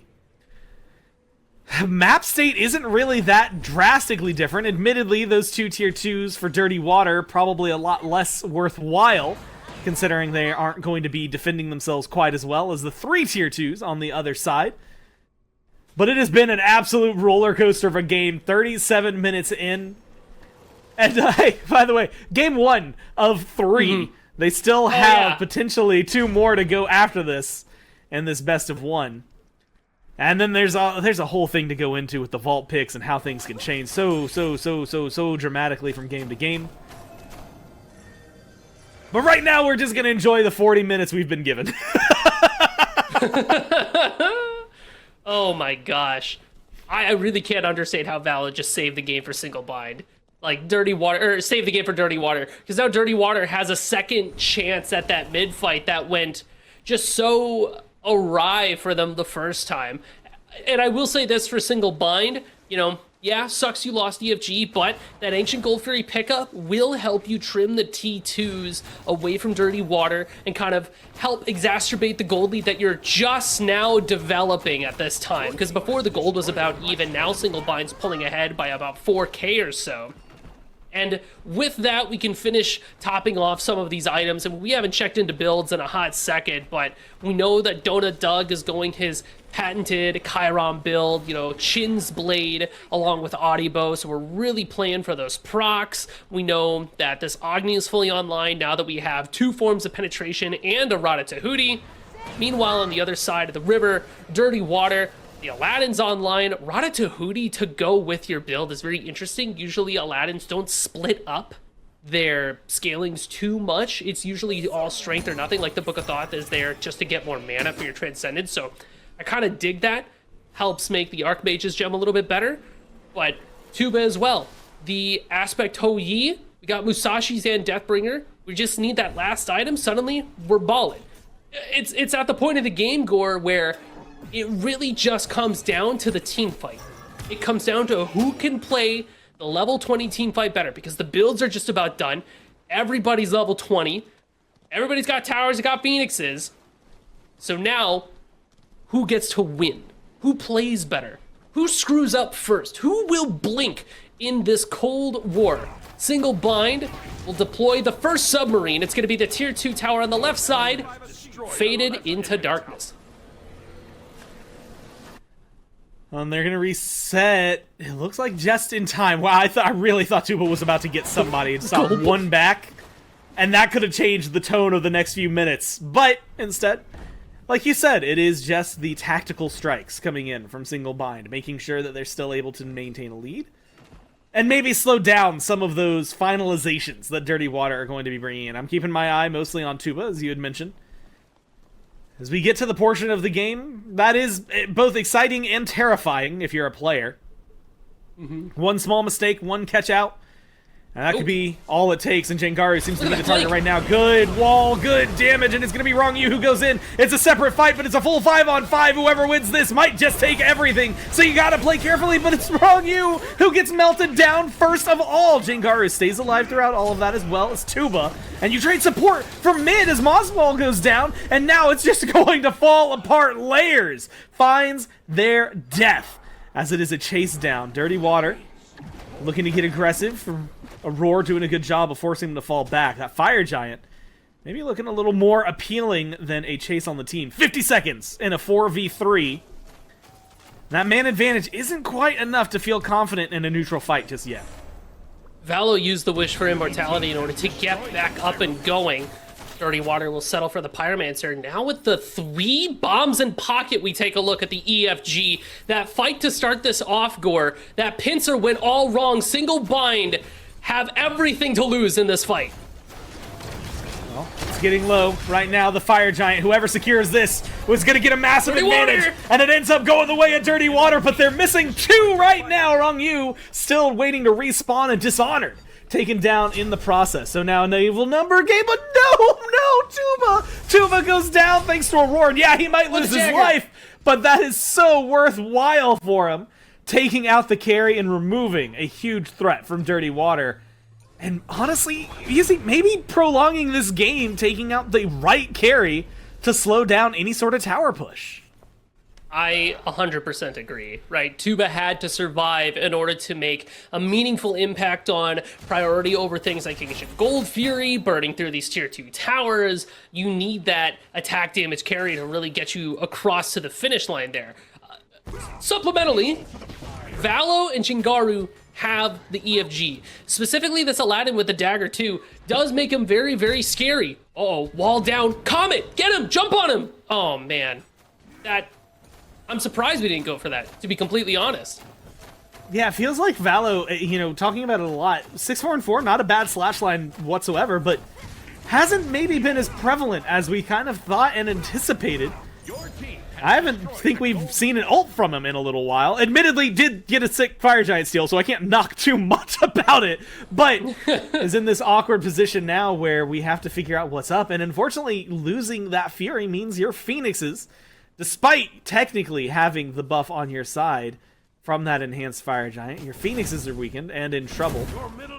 And it means that pushing down these towers is going to be a little harder than it would be. I mean, it's 43 minutes into the game. Admittedly, it's not going to be that hard for you if you get the right characters in the right spot. The gods seem to be scattered to the wind. A little bit of skirmish back and forth. A lot of abilities used. Well, nothing too crazy. Blink forward from Dishonored, at least in appearance. Not too much afterward. Bees used, kind of late there, but still used by Rimakami. All to try and keep that tier 2 up as long as possible. Now it looks like a mid-Phoenix target for Dirty Water. Dirty Water wants to keep the fight away from their home base, so I like this aggression. You got 100 seconds of EFG left. Just got to make sure not to go overextend if you don't have that health regen. Holy boat. That is a heat-seeking missile that was ready to deploy, but we hop out just in time, right? We're not quite ready to commit there. Dirty Water, because their Phoenixes are not in the best shape, that debuff, we got to make sure that we keep the aggression away from the home front, keep fighting up, keep fighting forward. But with that EFG running out, you're on a bit of a timer. Single Bind know this. They don't necessarily have to play into Dirty Water too hard. In fact, they can play back, let Dirty Water step up, and then once that EFG buff drops, pounce on them, much like a jungle cat of sorts, and completely tear them apart. Pyromancer, back on the map. Still a little bit before we have any of the other two main neutral objectives. Coming up on 45 minutes, 18-14, Dirty Water lead in kills, trail in gold. Single Bind, look to get aggressive. Good wall stun coming out from Rimakami. That is about all that happens there in mid. Still awaiting maybe that big engagement. 30 seconds left on the, I guess, stolen, quote-unquote, kind of buff that comes out over here for Dirty Water. Pyromancer goes the way of Single Bind, and they've now got 2 in pocket when it comes down to the bombs. But kind of a small reset period, mostly waiting for that next Fire Giant. You don't want to take a fight too soon here. You could potentially lose way, way more than just the Fire Giant. And if you're Dirty Water, you're trying to just maintain kind of a line of scrimmage more on the side of Single Bind just to make sure your Phoenixes stay safe. Tuba did finish up, it looks like a Rip Talon in that 6-item slot, so some more lifesteal and attack damage to help augment our crits. Makes sense. We should be pumping quite a bit of damage at this point, but hasn't really had a chance to get it off. It looks like 29k over the course of the game. You know who isn't having problem getting damage across, though? Moswell. 47k damage so far. That makes sense, right? This Agni has been able to get so much through in these fights, and Dirty Water setting up a bit of a trap by this bush. I mean, hey, you know Single Bind wants to check out that EFG on spawn. We think better of it. Maybe some wards? What do we do? What do we want? You know? Bait them into a fight, find them, pick them off, get the EFG, win. Easier said than done. The way that Single Bind moves across the map always seems to catch Dirty Water by surprise. And walking right now across a ward, vision knowledgeable from Dirty Water. until they get back into the mid lane. Then it all kind of starts to fall apart. They've got coverage, though, in the jungle, and that's what really matters. Maybe looking for a little bit. Dishonored goes in. Dishonored takes a lot of poke in the process and has to fall back. Doesn't get the ult off, has to use the shell, and loses out on a lot. Now up into the skies, Rimakami, looking for a spot to engage, but kind of knows better than to dive into all 5 without the proper backup. So instead, resets. 4 ults, 3 ults. Well, look, counting's hard. On the side of single bind used just to stay alive. Meanwhile, none used on Dirty Water. That means engage, engage, engage. Still capable from the Chaos team. All Dishonored had to do to kind of scare single bind into a reaction was blink into the backline, find a knock-up, and then leave, right? Sure, single bind pumped a ton of damage, but like you said, when we use so many ultimates and we aren't even able to kill the solo laner, it does put us in a disadvantaged state around this EFG. The question is Dirty Water gutsy enough to go for it? This could be what they're looking for. Not even could be. This is what they're looking for. But already, ultimates are coming back online for Mikami and for Layers. That window of opportunity is closing. If Dirty Water want to make a play, it's gotta be soon. Ramakami's already got their ult back up. Layers not too far behind. When setting themselves up, Wrong Yu goes forward, looking for an ult, finds just a little bit, but no, the CC immunity is going to be more than enough to lock people down, and now it's going to be a chase and maybe a try and survival. Not going to work out, though, for Wrong Yu, who goes in and comes out with nothing to show for it. Low health bars now from Tuba and Dishonored. Same for Rimakami and Roar, have to fall back. And a reset with Wrong Yu taken off the board. Might open up a smaller neutral objective, more like the Pyromancer instead of the Fire Giant, but might open up. Time to catch somebody during these backs. Donut Doug's alone. Valo fishing for something, not able to find too much. Dishonored forced to fall back as well. Maybe this reset is more necessary for Dirty Water than it is for Single Bind. Dishonored had to ult away too. That's 1 diamond down from Dirty Water, and that's another important engage and chase tool. Damage good. Tuba caught out of position and just barely able to dash away, but a solid tracking shot from Donut Doug is able to get across the finish line there. So Pyromancer and a kill. The conditions could not be better, Gore. Let's pull the EFG. Duo lane just gone from Dirty Water. Wrong Yu back in 12, so you have to prolong this for a while just to get your numbers back close to even. Rimakami now going up to the sky. It's going to be all about secure, all about the fight. And now all about Dishonored going down. Rimakami dunks into the grass and finds who he's looking for. Valo wanted to do it one more time, but he won't be able to steal this one. Donut Doug secures the Fire Giant. Rimakami secures the jungler. Layers gets rid of the mid laner. And now it is Wrong Yu versus the world to defend this base. Weakened Phoenixes at a deficit. A lone support standing tall. Single Bind played the patient game. Dirty Water held kills over Single Bind for so long. Oh my Single God. Bind is, they know how to, chillax and get to their late game and find their win state. Unless Wrong Yu has maybe the most insane sequence of gameplay I have ever seen. And instead, It'll be the deicide to end it all in 50 minutes of gameplay to lock it up. But Single bind this one in their favor. Find the win in game 1 again of 3. And what a start to a set. I mean, it was back and forth and back and forth. Initially, it looked like Single Bind was ready to walk away with the whole thing. Valo has a crazy steal. Then it's Dirty Water's game to lose. But Single Bind, I mean, just great target acquisition and not getting too antsy, not panicking is really what I was looking at for this team. Because even though they would be in disadvantaged states, that they'd be down people, they never got desperate. And they did a really good job playing around all the CC and playing around Dishonored's engage, making sure that we didn't just throw the kitchen sink at this Pele for naught, right? And then try to look for fights after we don't have any ultimates. So, really good way to play the patient game, to play the long game. Single Bind have won their first game of the best of 3. Oh, that was a 50-minute banger, was it not? Good lord. Yeah, it did not go easily. It was not an easy-fought win. And the thing that's really interesting to me, and this is going to be something that we can maybe get into, is how that affects a game 2. how your mentality is feeling. Do you come into it fresh? Where's Dirty Water going to be at? But really, like you said, I mean, that one has all of the ebbs and flows that you could possibly want in a matchup. Being able to find steals, excitement, some weird survival moments, and then some really unfortunate non-survival moments, mostly for Dirty Water towards the very end there. And as we got towards the end of that matchup, I mean, the kills kept close, the gold kept close. You had even mentioned it probably around the 40-minute mark, and we went another 10 minutes after. There's a certain point where all that mattered was the team fight. All that mattered was positioning. All that mattered was how you hit your buttons. And unfortunately, for Dirty Water, Single Bind just found a cleaner engage towards that end and did exactly what they need. And a nice little happy birthday. As a reminder, happy birthday to you. Thanks, Gore. I'm glad you're really supportive. I'm glad you here in the booth with me wouldn't prank me like that. Right. Okay. Oh boy, what a birthday treat of a 50-minute banger between the two gamers.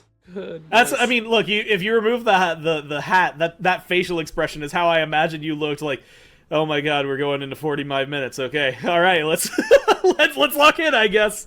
But no, it is. I mean, look. Even looking at the kill lines, there's not really anybody that stands out as like stellar. Maybe the damage numbers will speak a different story. 49k from Jengaro, 58,000 from Moswell. I think is the number to look at.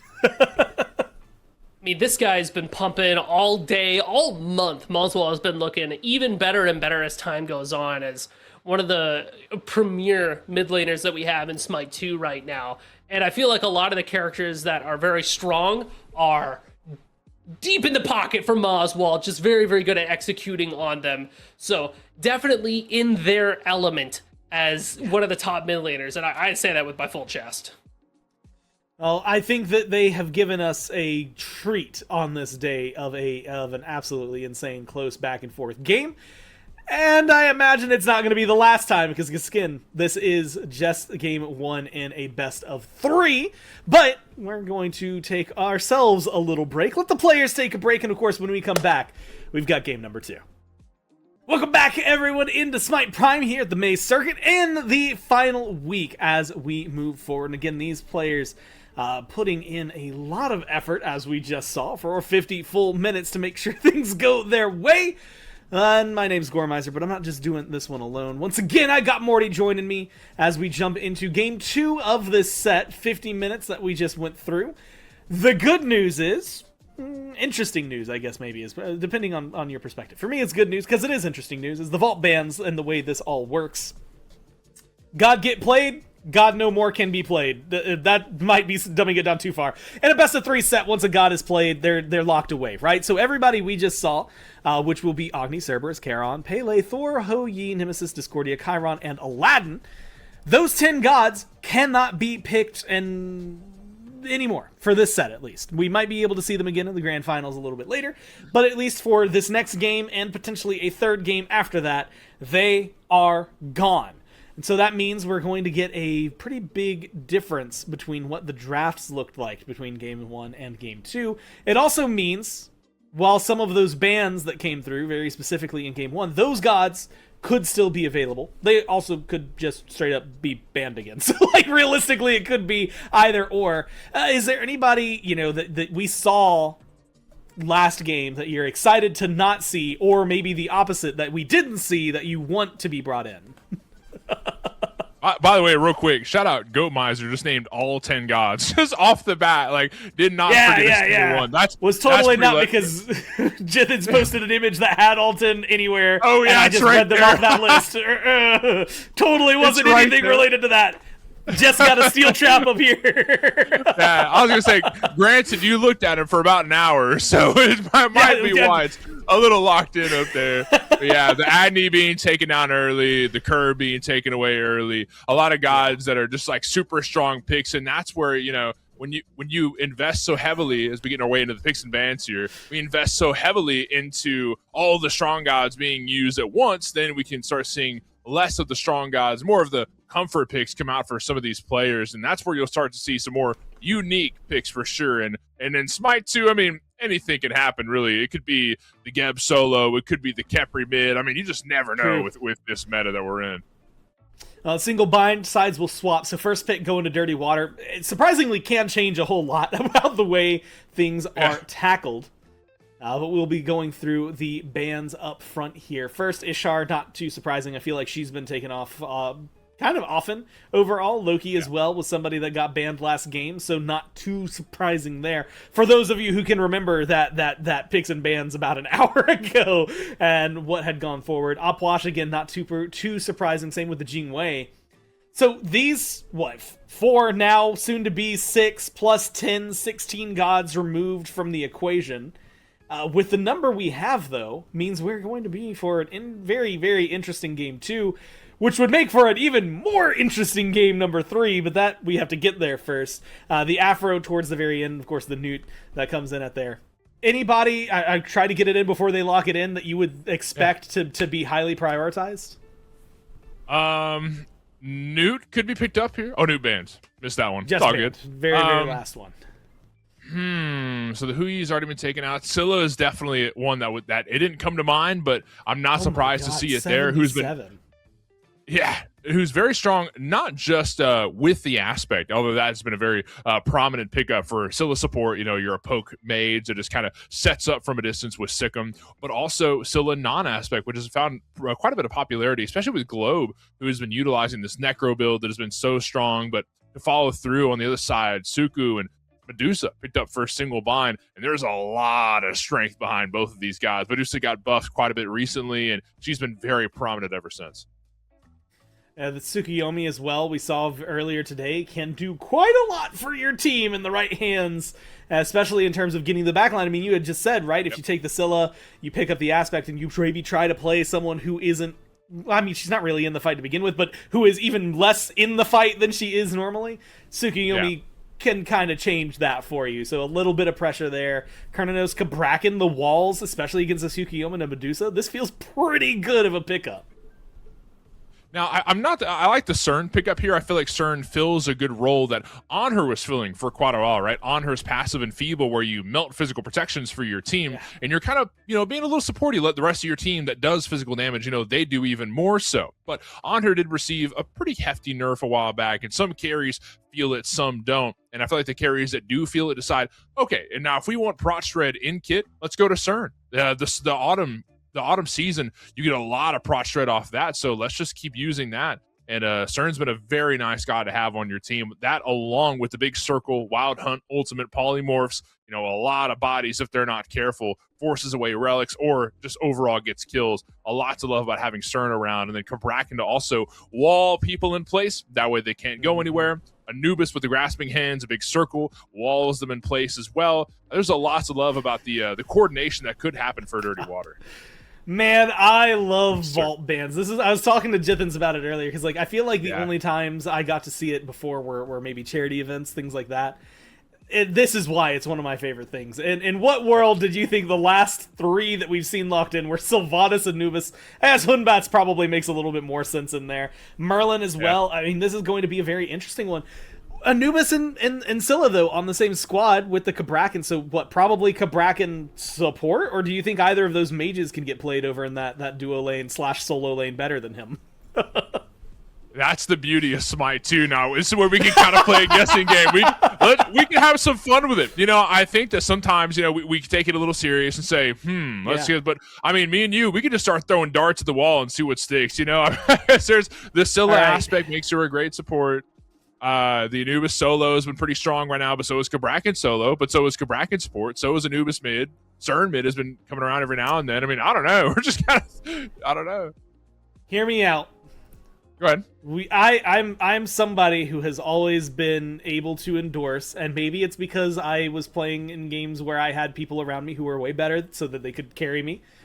I can endorse an Anubis support. I don't think it's ever something that will happen, but I do like it, because slow, you get a stun, you get some good damage to help your team pick up kills. I don't know. It's probably not going to happen. Let's find out as we jump here into game number 2 between Single Bind and Dirty Water. Dirty Water playing from the bottom of the board up towards the top.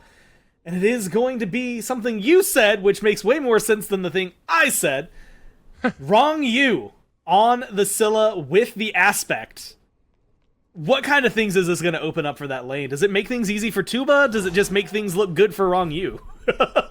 So, granted, what this aspect does for Scylla, instead of using mana when you cast abilities, you actually gain mana from dealing damage to enemies. Your abilities don't cost mana, but they give you mana. And when you hit 100% mana, that's when you can use your ultimate, which you no longer need to kill enemy gods to reset with. You just automatically have 3 hits from your ultimate. So Scylla is able to output a whole lot more damage without needing to rely on scaling and yada, yada, yada. You just have so much damage. Also, your abilities deal more damage based on the amount of mana you have.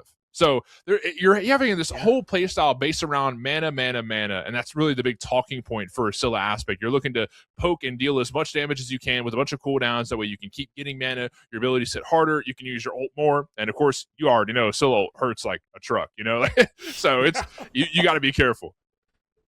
I am really excited to see this, because like a lot of what you just described, I mean, the I guess swap, right, of where your management is going in your kit, making sure that you are focusing on actually hitting people instead of throwing things out for a zone. Like, it creates a different dynamic for you, but like you said, it creates an environment for a support to actually be able to do support things and still hit you pretty hard instead of having to go one way or the other. Although, other than, I guess, realistically, well, no, the start, all right, some of the items picked up, and very specifically the shell, does feel like Wrong You is looking out for the boys and not just out for number 1. I'm really going to be watching this with a lot of excitement. As he even goes for a little bit of poke.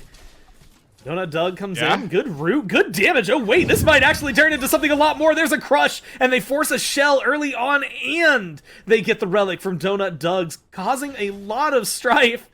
And the minions haven't even come in yet. Before the camps even spawn, both relics pulled away from the dual lane of single bind, and that's just a sliver of the poke damage that's going to come through for single binds duo. They've got to be very careful. Thankfully, Aurora not only has selflessness, which is a great starter as far as giving your carry a little bit more prots, but also the heals. Oh, the tuba. Yeah, a little little tap dance we'll call it here in duo lane as they go back and forth.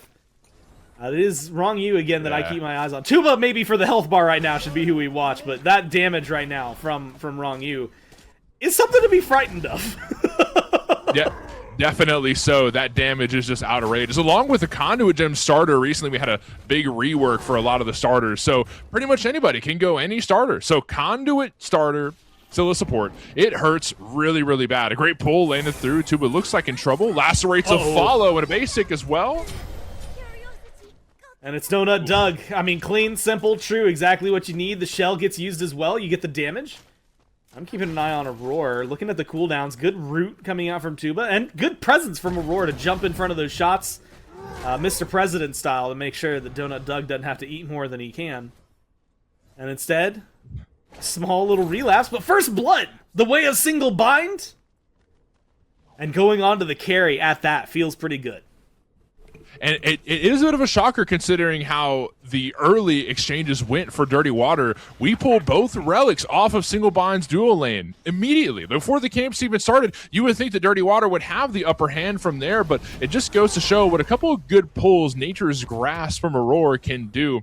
And granted, Aurora has this Sylvanas pick in the bag. Not only is Sylvanas, a very competitively viable support to have around, but also Sylvanas is just so dang fun. I feel like that's why so many supports love playing him. You know how good it feels to just grab somebody and like, all right, you're locked down now. And then the root, and then you pick up your seeds, and then another grab, another root, and the guy's like, I can't play the game right now. Like, what can I do against this? It's not fun for Rongi or Tuba in this scenario, but it sure is fun for Aurora and Doug. So dual lane, we could expect a little more action over here, and I think it's a smart look for Valo and Layers, considering you want to get on that Gold Fear as soon as possible. You pay attention to the first round of Firebrands, and then it's all eyes on left side of the map from there. You want to get... Oh my god! We talked a lot about the damage potential that Scylla brings into the table. We didn't really talk about the low health bar that Scylla brings to the table and how that enables Donut Doug and Aurora to maybe control a little bit more than normal. If they don't get hit with the poke, then they've got free reign. And so far, Wrong You, while the damage has been good, it hasn't all connected every time.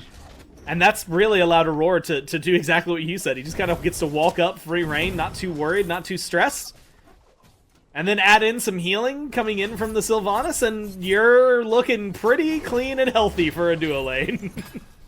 Evading on the blue buff, Dishonored is not able to take it away. Oh no, he did take it away. The trample follows through, and Valo, and they really want this. Dishonored as well. The couch drop's thrown down to provide a little bit more space for a single bind to try and get out of that ugly skirmish, but invading on the other side of the map. Now Doug and Aurora have the advantage on their side. Well, they haven't cleared the camp just yet. Instead, they're going to turn their target towards something maybe a little more fruitful than just the camp and get some damage, but Doug's getting low. Tuba has some great autos to find things. Jengaru goes down in mid. We'll maybe get to see how that happened in a second, or maybe just speculate. So we're going to see Tuba playing carefully. Dash forward from Doug, looking for Rong Yu, who finds the Sikkim. Does he find the way to survive? Doug is still low. Doug has no mana. Doug has the autos. You gotta play at the perfect range right now if you're Rong Yu. And the Sikkim Noah hits the camp. Unfortunate for the support player here. But now you've got backup. Tuba comes in and kills off the carry at a low health bar. And then the tick damage, just what you need from Aurora to make sure you get your initial target. But good couple of kills coming out and a good turnaround for Dirty Water.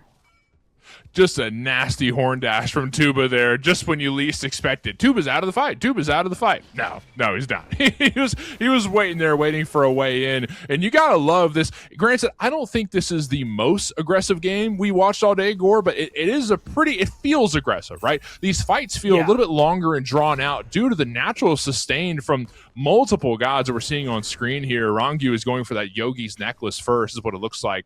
And the natural healing from the Wisp from Aurora. It's just hard to really capitalize on kills without really big burst damage, and without itemization online, it's hard to find that burst damage that's needed to counter the sustain. So we're going to see a lot of drawn out fights like this in the early game, but as the game goes on, items will be built, burst damage will be stronger, and the healing will feel a little less prevalent. But yeah, it just feels like a very aggressive start, which it's exciting. You could say what you want about metas and should they be doing this and that. I like seeing it. For, like we said earlier, for the love of the game. Just getting kills for the love of the game. That's fun for us, right? And early on, you would think, and if you're playing, that, hey, we'll get a kill, we'll snowball our lane, we'll get control. The problem really does come down to the fact that while you've now got a kill on both the carries, and Aurora even 1-0, it balances out by the fact that you've been trading them constantly. Every kill has been met with a death somewhere so far in the duo lane. And so keeping things maybe at pace and kind of more under control, right, for both of the squads, so that instead we get what we want, which is just fighting for the sake of fighting. And now we might get more of that, actually. Rong Yu, already low, forced to fall back, but you've got a rotation in. Valo coming in, and Rong Yu uses the ult. Has good damage. Fear No Evil comes down, and they're going for the Medusa, and now dumping the damage in onto Aurora, at least as much as he can from Rong Yu. Make sure they get the kill on the carry, and they get to fall back with all their lives. Just a beautiful Fear No Evil to set things up, and a great response from Dirty Water as well. Rongyu holding on to their ultimate just in the nick of time to make sure that the damage came through. The Fear No Evil was capitalized on, but looks like we might see another skirmish by this purple buff. Single Bind are a little bit too aggressive here. The couch shop's thrown down to provide some space, so Single Bind can get out scotch-free and don't invest anything more than they have to. But Aurora not giving up, but able to steal the purple buff away? No. Your middle tower is under attack. Gold Fury, I didn't think this would be something that could be looked at. Maybe they're just walking through the neighborhood. It seems to be the case.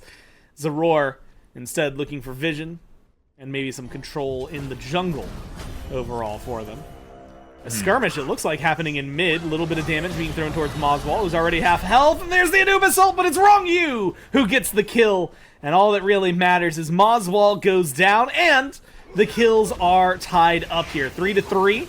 Which might make a leap for 4, depending on where this goes. Both layers going in, and Rong Yu looking for some ults. Finds some extra damage now onto layers, but it's only going to be 1 out of 3 that connects in order to set things up for him. It's a fall back from Valo on the Hunbats, and now, while Sola's trying to get something done, Rong Yu might have bit off more than he could chew, forced to fall back, and Single Bind, happy to take that engagement.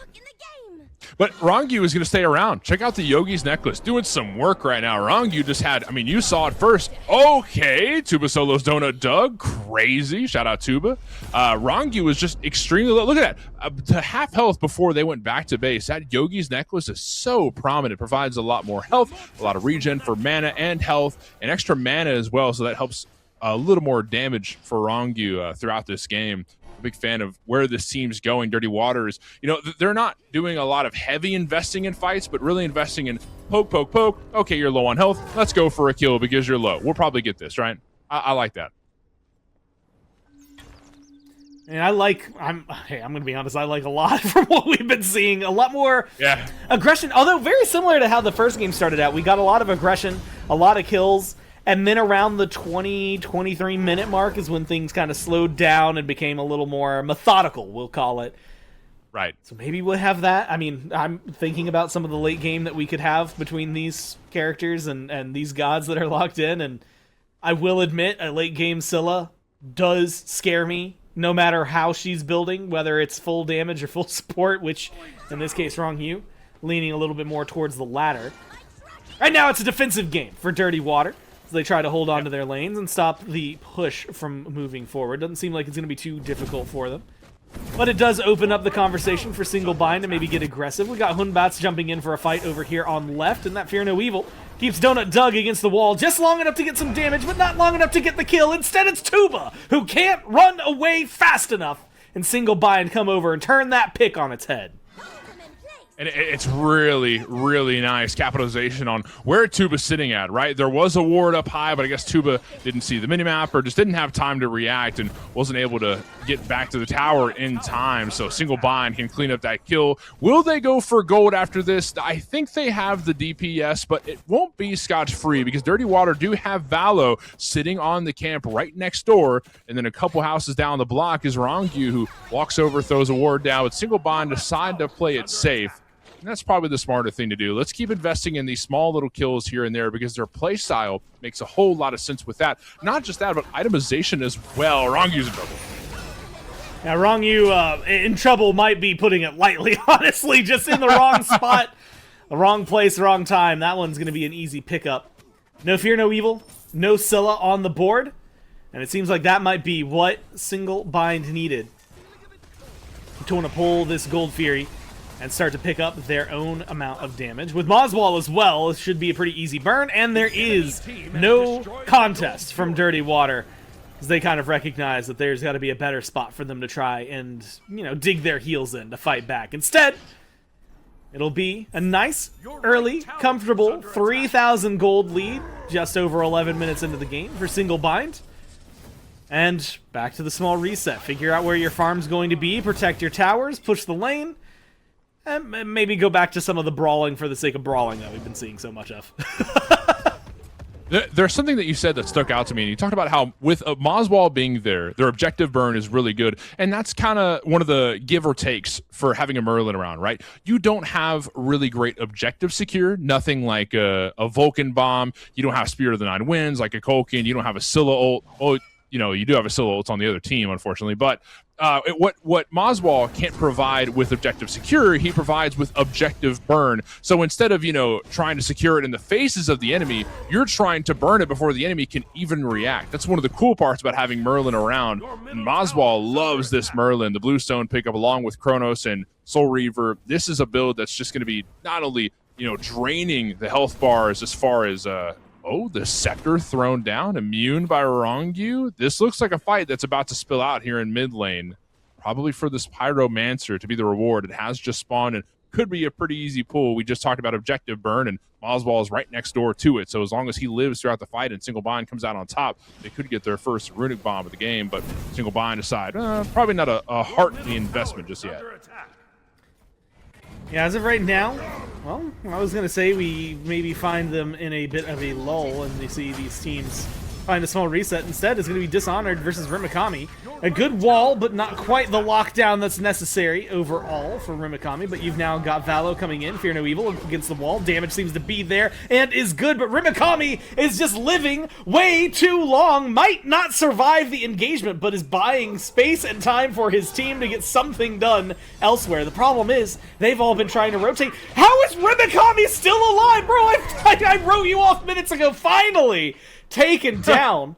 But now, I mean, look at Dishonored, look at Valo, and now look at where his team is. You've got the damage, you've got the follow-up, you have the kills as well. Tuba goes down. Moswell does lose his life, but it's 2 for 2 as they get Valo on top of it. Dishonored.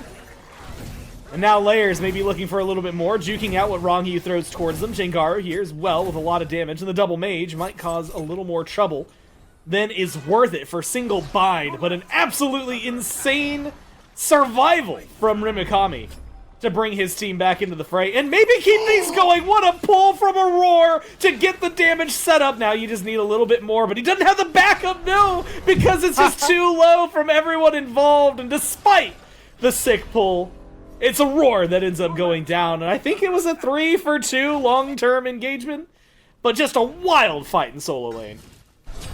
A Bramble Blast from downtown. Connects on a donut, Doug. He did not see that one coming. Sorry, Doug. Sorry about that one.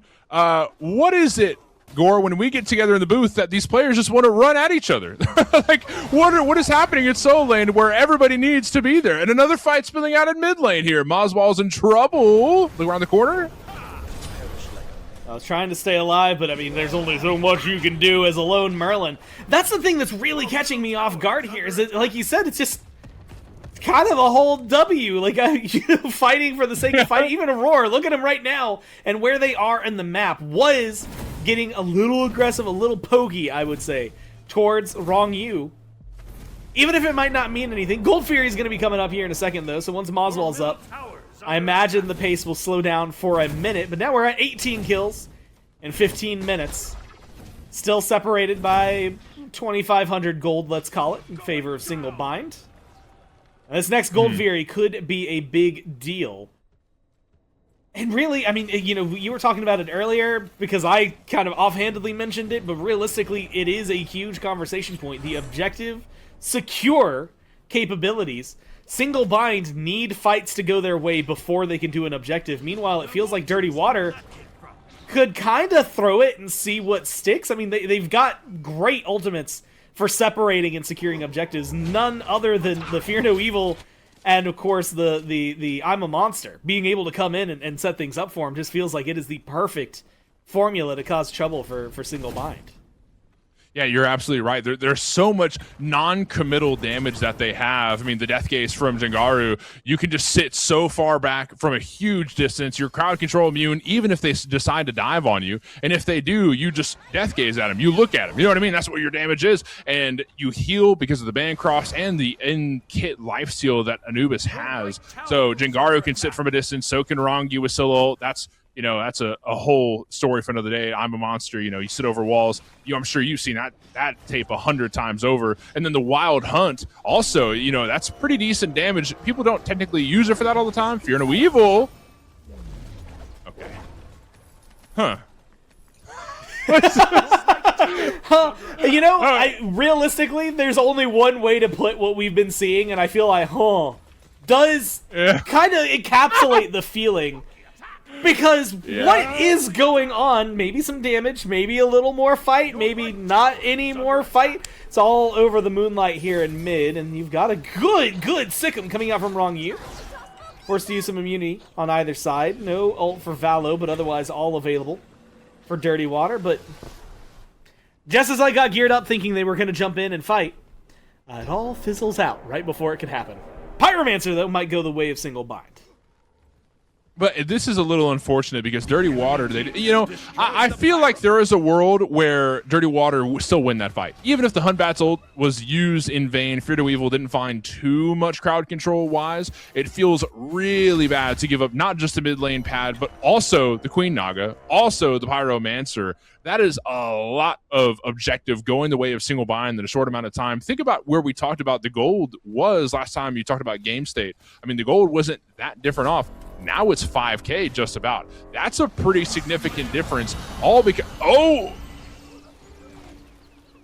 Look, sometimes the damage is there, and man, oh man, is the damage there for Jengaru.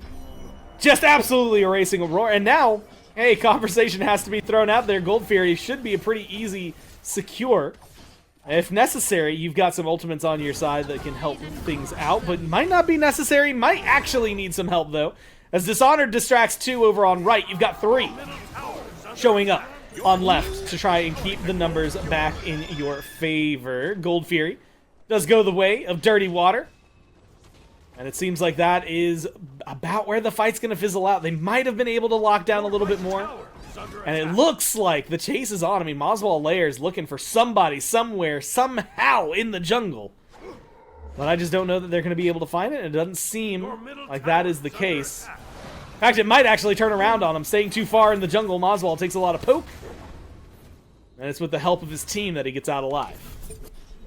Great wind sprite from Rongyu there. The scepter thrown down, but it doesn't find a root. If anything, it creates a bit of space so the pusher for single bind can get some more damage onto the tower. But Rongyu around the corner looking to set things up with a Sikkim, and Dirty Water has some damage to play with. Single bind could be in trouble if they don't play their cards right, but man, is the damage from Moswell slamming right now.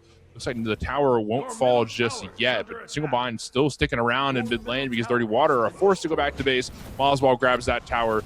And then do they grab a kill after? No. There's no way they go for FG here, right? Is that where they're going? I mean, they're stepping around this area, but yeah, I think it'd be maybe a little too early, maybe a little too, I'll call it aggressive, but aggressive might be the way to describe the way they've been playing. It does feel, though, again, like they don't want to risk that. Again, maybe because of the fact that there is still quite a bit that could cause some trouble around the Fire Giant. But now we've kind of seen some of the damage checks, I feel like, from these teams, and despite Single Bind having the gold advantage, there's a lot of punchback from Dirty Water that is both not just unexpected, but way stronger than I would have given it credit for. Yeah, that's pretty much what's going on. You got so much damage. It comes across so quickly, but think about how Layers has both double stack item or both stacking items already done with. Heartseeker online as well. Layers is pretty much online. Layers is ready for damage. You can tell by the KDA. Look how quickly they burned the Pyromancer as well. Dirty Water blinked and the Pyro was gone. So they're starting to get to the point where the builds are there. You know, the poke damage, the burst is outdoing the healing sustain that both teams have in pocket. But a great Nature's Grasp to start things off. Rongyu is needs to be a little bit careful here. You don't want to get too out of position. Scylla's, somewhat tanky with the build. Oh my god! Yeah, the jump in so far, doing a great job controlling Donut Doug, but it's Valo! No, it's Valo instead who gets taken down, diving too far and punished for their sins, and now the engage on the other side. Murakami and Morgan Le Fay trying to lead things forward with Layers falling up. The disarm is good. The damage isn't quite there, though, thanks to great relic usage coming in from Tuba. Still, forced to fall back is the carry at just 300 health. Stays alive, but you lose Valo. And surely not. I mean, you've got the one-man advantage. Maybe you've got enough ultimates to feel confident in it. And it is going to be the pull on a Fire Giant. Spotted out by Dishonored. And stepped forward for Dirty Water. At least trying to lead the way. You've got Rongyu around. Rongyu does have I'm a Monster. So watch as it gets low. Has 3 shots to throw down. Drops one in, but it's a little too late. Fire Giant goes the way of Single Bind. And now the damage, the follow-up, and the follow-through gets rid of Rongyu. And the chase is on. Where do you go and where do you hide? If you're Dirty Water, you've got to run away and play carefully. 22 minutes into this game, Single Bind just find the biggest opening that they could have in this entire set so far. Yeah, this is a really good play for them. The Fire Giant went their way, which is super good. They can burn down this tier 2 pretty quickly. Dirty Water don't want to invest too much into defending this. Surely they want to defend a bird, but a tier 2, okay, cut your losses there. That's just, the smarter thing to do. Don't fight unless you absolutely have to, and that's not a fight you really have to fight. But Single Bind looking for picks, and they're going to grab one. Guess who gets picked out is Dishonored. Yeah, right now, rooted down. Hard to kill a Bracken, though, and that seems to be the lesson right here. The full stun comes through. Very, very sick effects. Unfortunately, it doesn't really mean too much because there's no big follow-up afterward. But if you're looking just for the disengage, probably is the main goal. Tier 2s that were knocked down. Gold extended even further. 10k now in favor of single bind. Meanwhile, this is just occurring to me 23 minutes in. They still have all 6 towers standing. Granted, that can change in the blink of an eye in the right moments and engagements. But absolutely wild that they've been doing it this well. Valo, Fear No Evil, drop down, and they will get Remikami. Though not without taking a little bit of damage in the process. Mostly just Remikami. Wrong place, wrong time, collapsed in by the Death Ball roaming squad that was Dirty Water.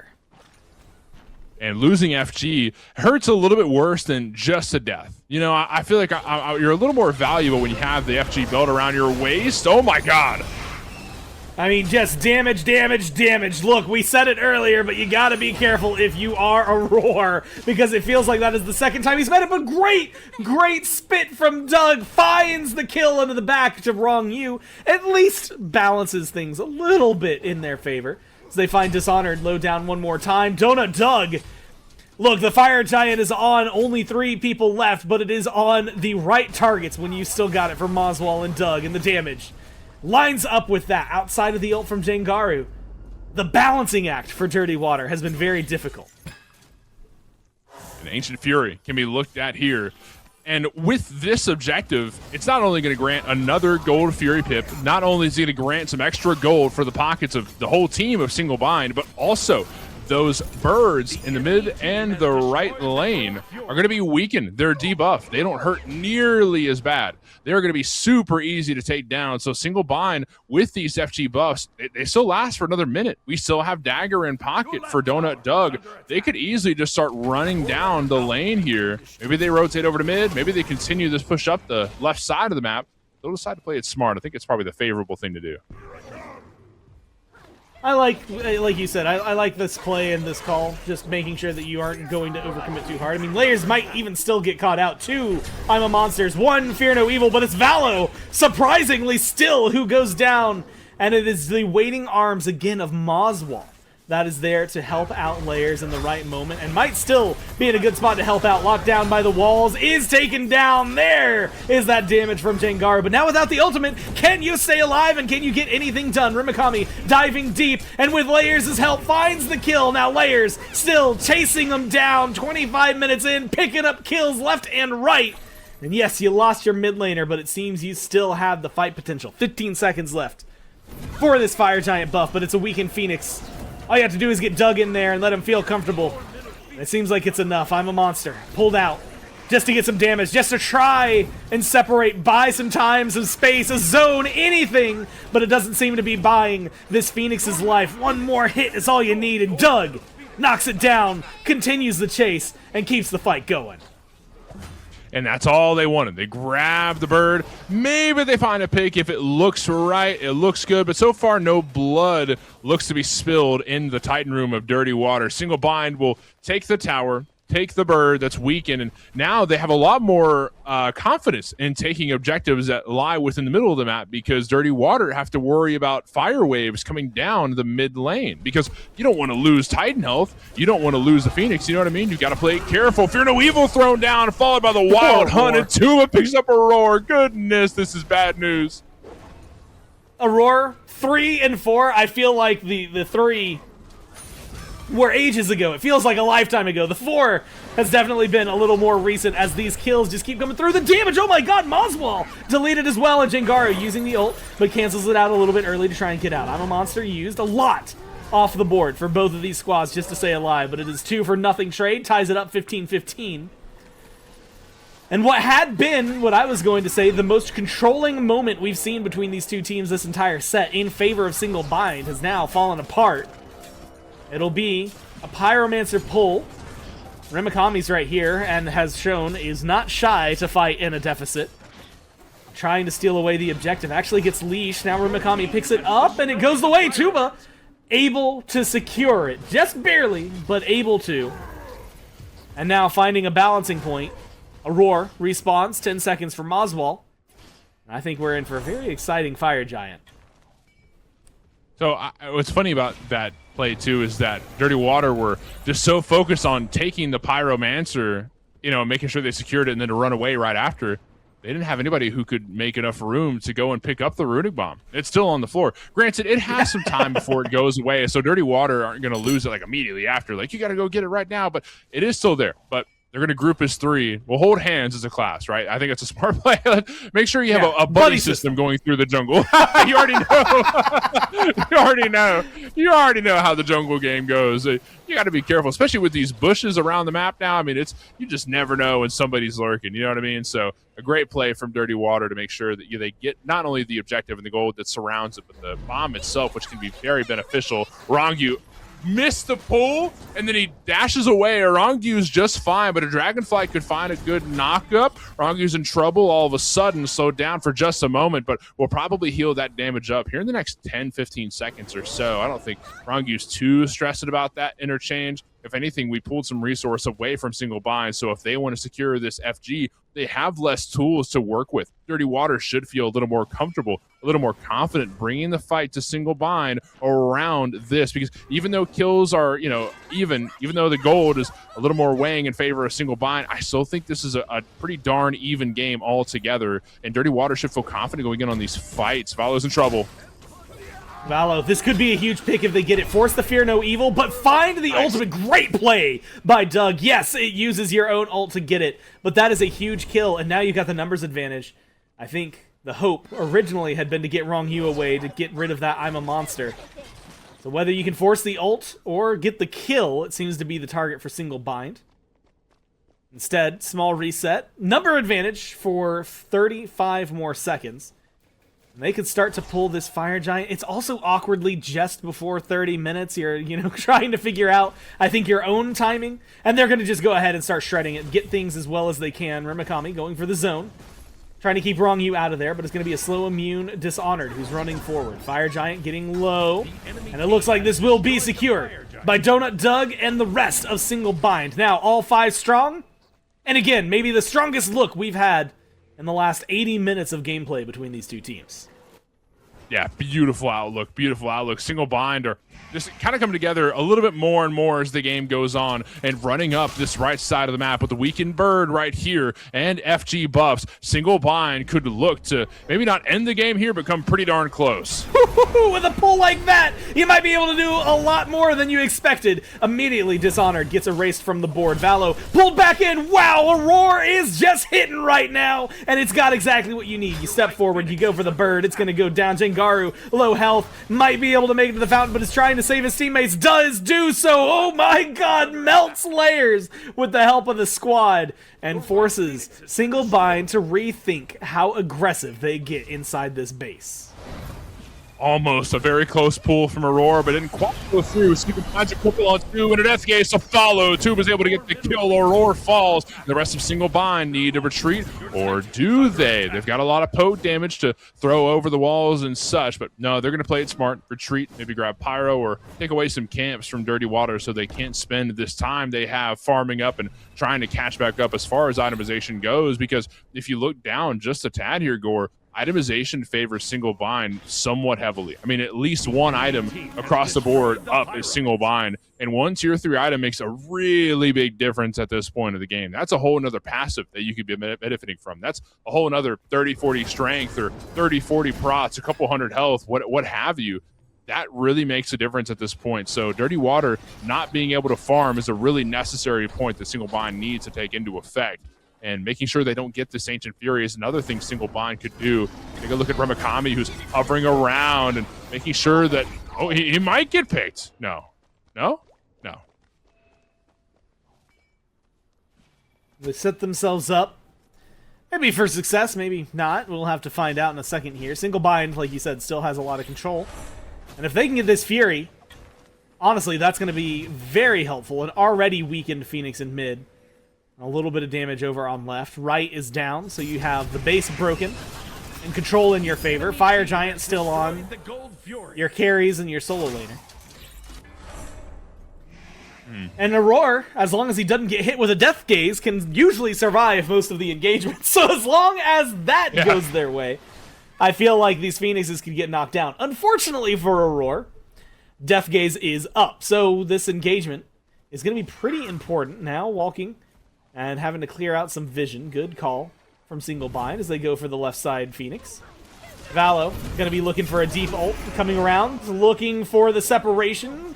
Finds a good spot for a Fear No Evil, separates 3 with the follow-up of an I'm a Monster, but not enough damage to get a kill. They put Doug low, but with Aurora's help, that'll get undone, and we can reassess, go back in. Still 45 seconds left on the Fire Giant. Which now is an enhanced Fire Giant if they choose to go for it again. But oh no, this is a really bad opening here in the Titan room. Jengaru takes down Aurora, and the Piercing Moonlights will follow. Look at layers teleport around the map. This is really bad news for Single Bind. Tuba trying to run away, but getting chased down, and it's Layers who finds the kill that is necessary. A little low from Rimikami, but Rimikami might actually be in a position where he's very happy. Having to fight has been pretty much the happy place for this Morgan Le Fay solo. Fire minions running down right lane, causing trouble on the Titan, and instead it'll be now all 3 Phoenixes knocked down.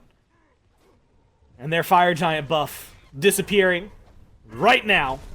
And like you said, if they go for it one more time, which it feels like there is in fact just one more time for it. The enhanced Fire Giant waiting in the jungle. And Dirty Water have to figure out how they want to bounce back from this. 12K, 34 minutes in. And as time keeps marching forward, they will slowly close some of that deficit. But you already mentioned it. The item difference is still there and will still be there for a little bit. So I'm thinking about poke damage, right? And how where the builds are starting to come online. We're starting to see more damage. Rongyu is starting to hurt a little bit more. Jengaru is starting to hurt a lot more. And Tuba as well. We've got damage on the side of Dirty Water, especially from a distance. We talked about this earlier, non-committal damage, and Dirty Water has it in spades. It's just a matter of finding the correct opportunity to use it. You've got to work with Valo. You've got to work with Dishonored. You've got to make sure that you've got the right opportunity to throw all of this down at once. And granted, it's pretty hard to find that opportunity against a team who's ahead of this, like Single Bind. That, and they've also got a lot of immunity on their side. There's not 1, but 2 Time Log Aegises. There's 2 Shell of Rebukes. A lot of relics that can just kind of counteract what Dirty Water want to do. For every bit of engage that Dirty Water has, there's a bit of counter engage. So timing relics and timing, the correct opportunity is going to be very difficult. But there is a world here. There is a universe that we could be potentially living in where Dirty Water take this fight. The burn on the EFG begins here. Single Bind in control for now. It's already just under half health. Now you have to go for the zone, the control. You need to figure out what you're going to do with all of your damage. Good Fear No Evil separates things, and Valo able to survive this one, which is just as big a deal. Donut Doug is the primary target for Dishonored, it seems. And it's not going to end up working out instead. It seems to be a massive rebuttal. Instead, coming forward from Single Bind, jumping in 1 by 1. They get rid of Dishonored, and they're looking to turn this into a lot more than just the 1 kill. You lose Tuba, you're losing a lot. Yeah, the health bars are low, everybody's stunned, but the kills are still coming up red. Single Bind, wipeout for Valo, the last one standing. No ult to his name. Fire minions pouring into the base, and a team that is healing, running down at you, trying whatever he can. The teleport comes through, good damage, but it is going to be instead a bait from Doug, pulls Valo in, and puts Dirty Water down. Single Bind, close this one out in 2. And I hope that Single Bind have the brooms around, because it's a sweep. A beautiful, not just one game, but a set of gameplay from Single Bind, where, granted, first game, pretty darn tight. I know you watched. It was a pretty darn tight game. This one, a little more lopsided, a little bit more aggressive, but still, it was relatively in control for Single Bind. This is a team that looked very coordinated, especially around objectives. Granted, the early game, they kind of just ran at each other. It's all just poke damage, right? The early game, you already know this. It's for the love of the game, what we do here. But when it came to objectives, we'll see that later on. That's when we started to see more and more coordination from Single Bind. A couple good exchanges for Dirty Water early, but they couldn't find a snowball off of it. I think really what we got to see, we had mentioned some of the damage potential and secure potential maybe from Dirty Water. The biggest thing really did seem to be, did Jengaru have ult? If yes, then they could win that fight. If no, then Aurora was probably causing more trouble than anybody could truly deal with. And I think while giving a lot of credit to Aurora, there also needs to be some thrown the way of Rimikami, because Rimikami, I mean, several times, just brawling for the sake of brawling, because that's what solo laners do, and on this Morgan Le Fay has been incredibly potent for creating space, creating problems, and creating exactly the scenarios that his carries and his jungler need in order to get the job done. And, you know, we saw it right there where he just survives what seems like forever. But between that and Aurora, it just feels like the front line for Single Bind created so much room and so much space for success for every single carry on the squad. And a lot of that's due to the amazing Scepter of Dominion plays from Single Bind. The Scepter of Dominion from Aurora was just so incredible throughout the game. He picked it up very early on after the Eye of Providence, and it just made so much room in a lot of these fights. It made it so easy for Aurora to land the Nature's Grasp with ease. Pull somebody out of position, pull another person, and then the chains of pulls just kept locking down members of Dirty Water. They just had no response to it whatsoever. It was just extremely clean gameplay from, like you said, the front line. Rimikami definitely contributed to that, but I'm giving my flowers to Aurora specifically. You know, I didn't even notice it the first time around. Watching this highlight kind of showed it. You had highlighted some of those Aegises going into that last fight and how big of a difference that would make. And I just watched as Jengaru, the guy who I was saying, hey, if they've got that ult, that's the damage they need, how his ult thrown into 3 people who just immuned it and ignored it. That is really, I think, the key. I mean, you had highlighted it. Having those items was a huge deal, a huge difference between the two teams. And you really get to see it at the very end there in that fight. 3 members at 30k, 35k plus, 1 at 45k plus. I think just really, really well done from Single Bind. Again, every single step of the way, they play that one much cleaner, much more concise, and much more in control than game number 1. Absolutely. Yeah, I got to give my flowers. You know, definitely some strong players, Jengaru and everybody else on that team. I think it was a very close set for sure, but overall, I mean, Donut Doug and the boys just ran it home.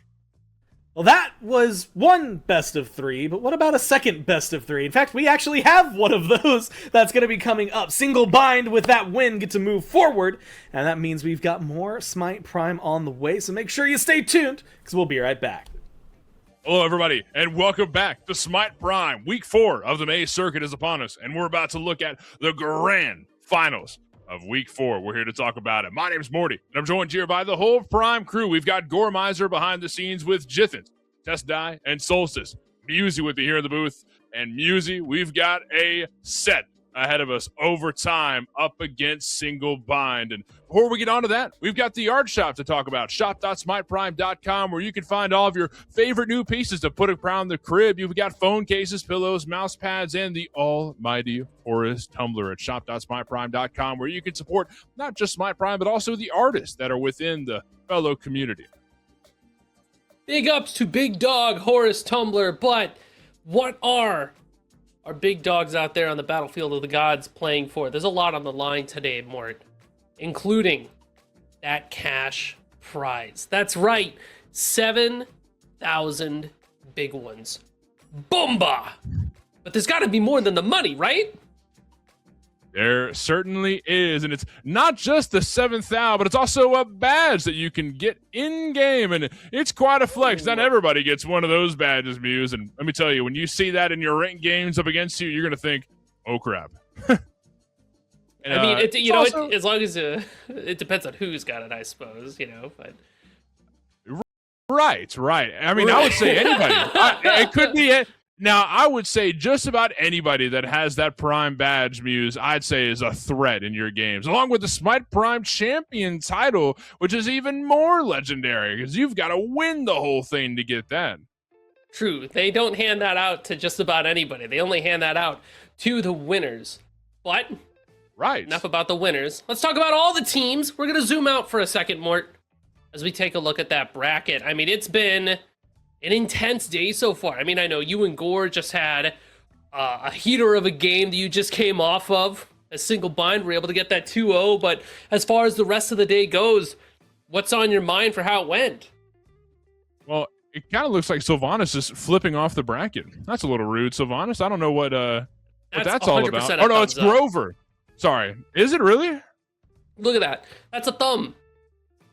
I don't have my glasses on right now. Just says I can't wear my glasses Right. during cast because it reflects the screen, so it's a little fuzzy right here. It's all good. It's all good. But yeah, it's not even just about the grand finals, but it's about how we got there. And vault bans to talk about. Thank you. In a best of 3, once a god is played, that god is locked away in the vault for the rest of the set and cannot be played for the remaining games. For example, if Thor is played in game 1, they cannot be played in games 2 or 3. So the first 10 gods played will be locked out for the rest of the sets. That makes picks and bans a little more tactical. True. And speaking of picks and bans, we can just jump right into the Mort. No need to hesitate or wait as we get into the grand finals between the two teams. Now, we've had quite the day getting up to this point, and I think we've learned quite a bit about what's on the table. Obviously, picks like the Apwash, the Pele, the Aphrodite are some pretty big, gods and goddesses to keep your eyes out for, and, keep an eye on where they're going to go. Kerberos obviously still has a place in our hearts near and dear, and I think the Sobek is very much worth having a conversation about too. Same thing with Jing Wei and ADC, but also some sleeper picks, right? Newt, ADC has kind of slipped its way in once again, and I think there's an argument to be made for Medusa, maybe not in a game 1 scenario, but most definitely game 2 or game 3. Yes. Yeah, 100% agree with that. I mean, there's some guys that are strong enough to a point where maybe you don't want to use them too early. You got to save it for when you have to dig deeper into the barrel, right? It's always good to have your prio picks to make sure you win game 1 because that's the momentum setter, right? I feel like that's something that we don't really talk about a whole lot is momentum and how winning game 1 can mean so much. And also winning sets prior to this. Let's think about how Overtime have been sitting on the bench for quite a while. They've been waiting for the entire losers finals to happen. Who knows what Overtime's been up to? Maybe Benny Q has been slamming arena queues with Tagveer. Maybe they've been, I don't know, they made a sandwich and took a nap, fell asleep, and just woke up in time for the set. Who knows what they've been up to? Meanwhile, Single Bind has been on the grind in the losers bracket and winning games, keep in mind. So Single Bind have a little bit of, confident momentum going into this. Overtime have to, clock back in. Get it? Oh, I see what you did there. I'm also seeing the bans coming through here. Morty, Tsukiyomi, Aphrodite, and Apwash banned away Overtime. Single Bind have taken off Jing Wei and the Nemesis as well. A little bit of ball knowledge there. Single Bind are holding on to that pick so they can have it later, but also making sure that Overtime can't have it now. Kind of a pick that we don't get to see too often, but has made an appearance more than once so far today. So I do like taking that off the board. Now, this is going to leave some other picks available for first pick, right? I think about Kerberos or maybe a Charon. Thor is another really solid first pick because it has a lot of flex potential if you want to go either to mid, or not mid, excuse me, to solo, jungle, or support. Agni as well is really strong here as a very powerful mage. So Overtime have a lot to choose from, understanding that they're going to hand over at least 2 powerful picks left to Single Bind. Really respect the Susano pickup here, and it has a pretty low pick rate, all things considered, but it's one of Tagveer's main picks. So let's take that away from him. We don't need Tagveer mashing his face against the keyboard and just rolling anybody who looks at it, right? Let's just get that out of the way. Kerberos going to be picked up, first pick for Overtime, and that's a very nice support to have around. Very high win rate. We talked about that earlier today, me and you together. And then to follow through, Agni and Newt. But who's going mid? Who's going carry? Honestly, with the way that we've been seeing it today, Newt ADC and Agni mid is the favorite for the teams right now. Once upon a time, it was swapped. I mean, Newt mid was popular for a very long time, and Agni ADC popular for a very long time. But because Agni can use Bluestone Soul Weaver better than pretty much anybody else in the game right now, means that he gets to just be immediately slotted into that. Has a ton of tank shred too. Overtime, though, with that Kerberos pickup right out the gates, does have a lot of easily applied stuns, a lot of damage, and a great team fight ultimate. But again, I see it again and again. I'm going to keep talking about it because it's eternally relevant, especially because Agni's on the other side of things. The fact that his ultimate relies on displacement and not a levitate means that displacement immunity gets around it, means that Agni can time the dash to dodge the ultimate. That's very true. It's a very good point. Displacement immunity that goes through for his third. That's a big point for sure. Umoja gonna follow through to set things up, and I feel like that honestly makes a lot of sense. You've got a lot of linear abilities on the side of Single Bind, right? I mean, the Flame Wave, big straight line. Same thing with, Newt's 1 when you're channeling basics, it's a big straight line. So Yamoja is going to it's kind of like putting up, you've been bowling before, Musy. Imagine putting up the rails on the side. That's kind of what Yamoja does for this. You know what I mean? You're setting up the little safety rails. I remember being 5 years old. Yeah. Yeah. No. Well, I mean, look, you don't have to be 5 years old to use them. I don't think that's what I'm trying to look. The I think age once that you hit double-digit numbers, if you want to play bowling, you should put those safety rails down. Let's not get a lot of opinions about bowling over here. Very opinionated. Let's stop this down here. This is the grand finals, Muse. You don't need to come at me like this right now. My bad. You know what? That's on me. That's my bad. It's all good. It's all good. It's a good time. It's all in fun. Well, what doesn't look fun is going up against the Willix here. Layers is very confident on this Willix pick, and there's a lot of setup as far as knockups go. The Riptide from Yamoja is going to be very nice at setting up these knockups. But aside from that, I mean, it's going to seem like Layers and Aurora are going to have to work in tandem to make sure that these knockups happen so Willix can hit these gravity surge pulls very easily, right? Other than that, it's just Layers relying on that himself. Oh, I guess in Hu Yi, it countered the Hu Yi and Kerberos, maybe, yeah? They can pull those in. Oh, true. You know what I noticed here, Mort? We've got two ADCs, right? Apollo and Hu Yi, and I think we're going to get a chance to see Taggear rock that Hu Yi jungle. Although Hydrogen has been slamming Hu Yi aspect, he's really, really good at it. So I wonder if it's Taggear Apollo jungle, right? And I don't hate that at all. By the way, I'm a really big fan of that. I mean, Apollo is one of those characters that can have crazy good rotations, especially when you have the Thor with you as well, who could be going solo? Question mark? What's going on here? Well, only one way to find out. Let's get into the game. Game 1 of the grand finals is happening right here, right now. And this will decide who wins the big 7,000 right here, right now. Morty and Musy in the booth, and behind the scenes, it's Test Die, Jithens, and Solstice. We've got a lot to talk about on screen here. It's Cabrakan mid from Benny Q. It's all coming together, right? So, I kind of had a moment where I was looking at all the picks, and I was like, yeah. Wait, hold on. Pause. Hold the phone. Now we can unpause, pick up the phone, answer the call, talk about it a little bit here. So, Hu Yi in the jungle, Tagveer's got fantastic clear with it. Ricochet is really solid, plus we're not going aspect, so the Ricochet will stun a marked target. And Hu Yi Ultimate's really solid in team fights. Great big circle to match the Cabrakan mid. What Betty Q does with this pick is just poke, and poke some more, especially when you get that Soul Reaver online. You throw out the Tremors now, it's a ranged ability that hits for a bit, and Betty Q is able to just farm damage. It's not quite as long range as the Agni, but it accomplishes something similar in that it buys you space and it threatens certain zones and makes areas unplayable for single bind, at least until the ability is done happening. It's very reminiscent of, a Poseidon Whirlpool, I think it's also, you mentioned earlier that Adney's one of the best gods, if not the best god to proc Soul Reaver. I'd say that the Cabrakan aspect's a pretty close second. There's so much DPS that you have. You're proccing that over and over and over again with each proc of Tremors. I think that's a very similar mindset that Benny Q has. So as the game goes on, Benny Q is going to be a lot more prevalent once the build starts coming together. For now, it's going to be, easy poke damage. Neither mid laner is going to be slamming too much early on, considering we went for the blue stone. But Layer showing up on duo side. Hydro's in trouble, but a great dash.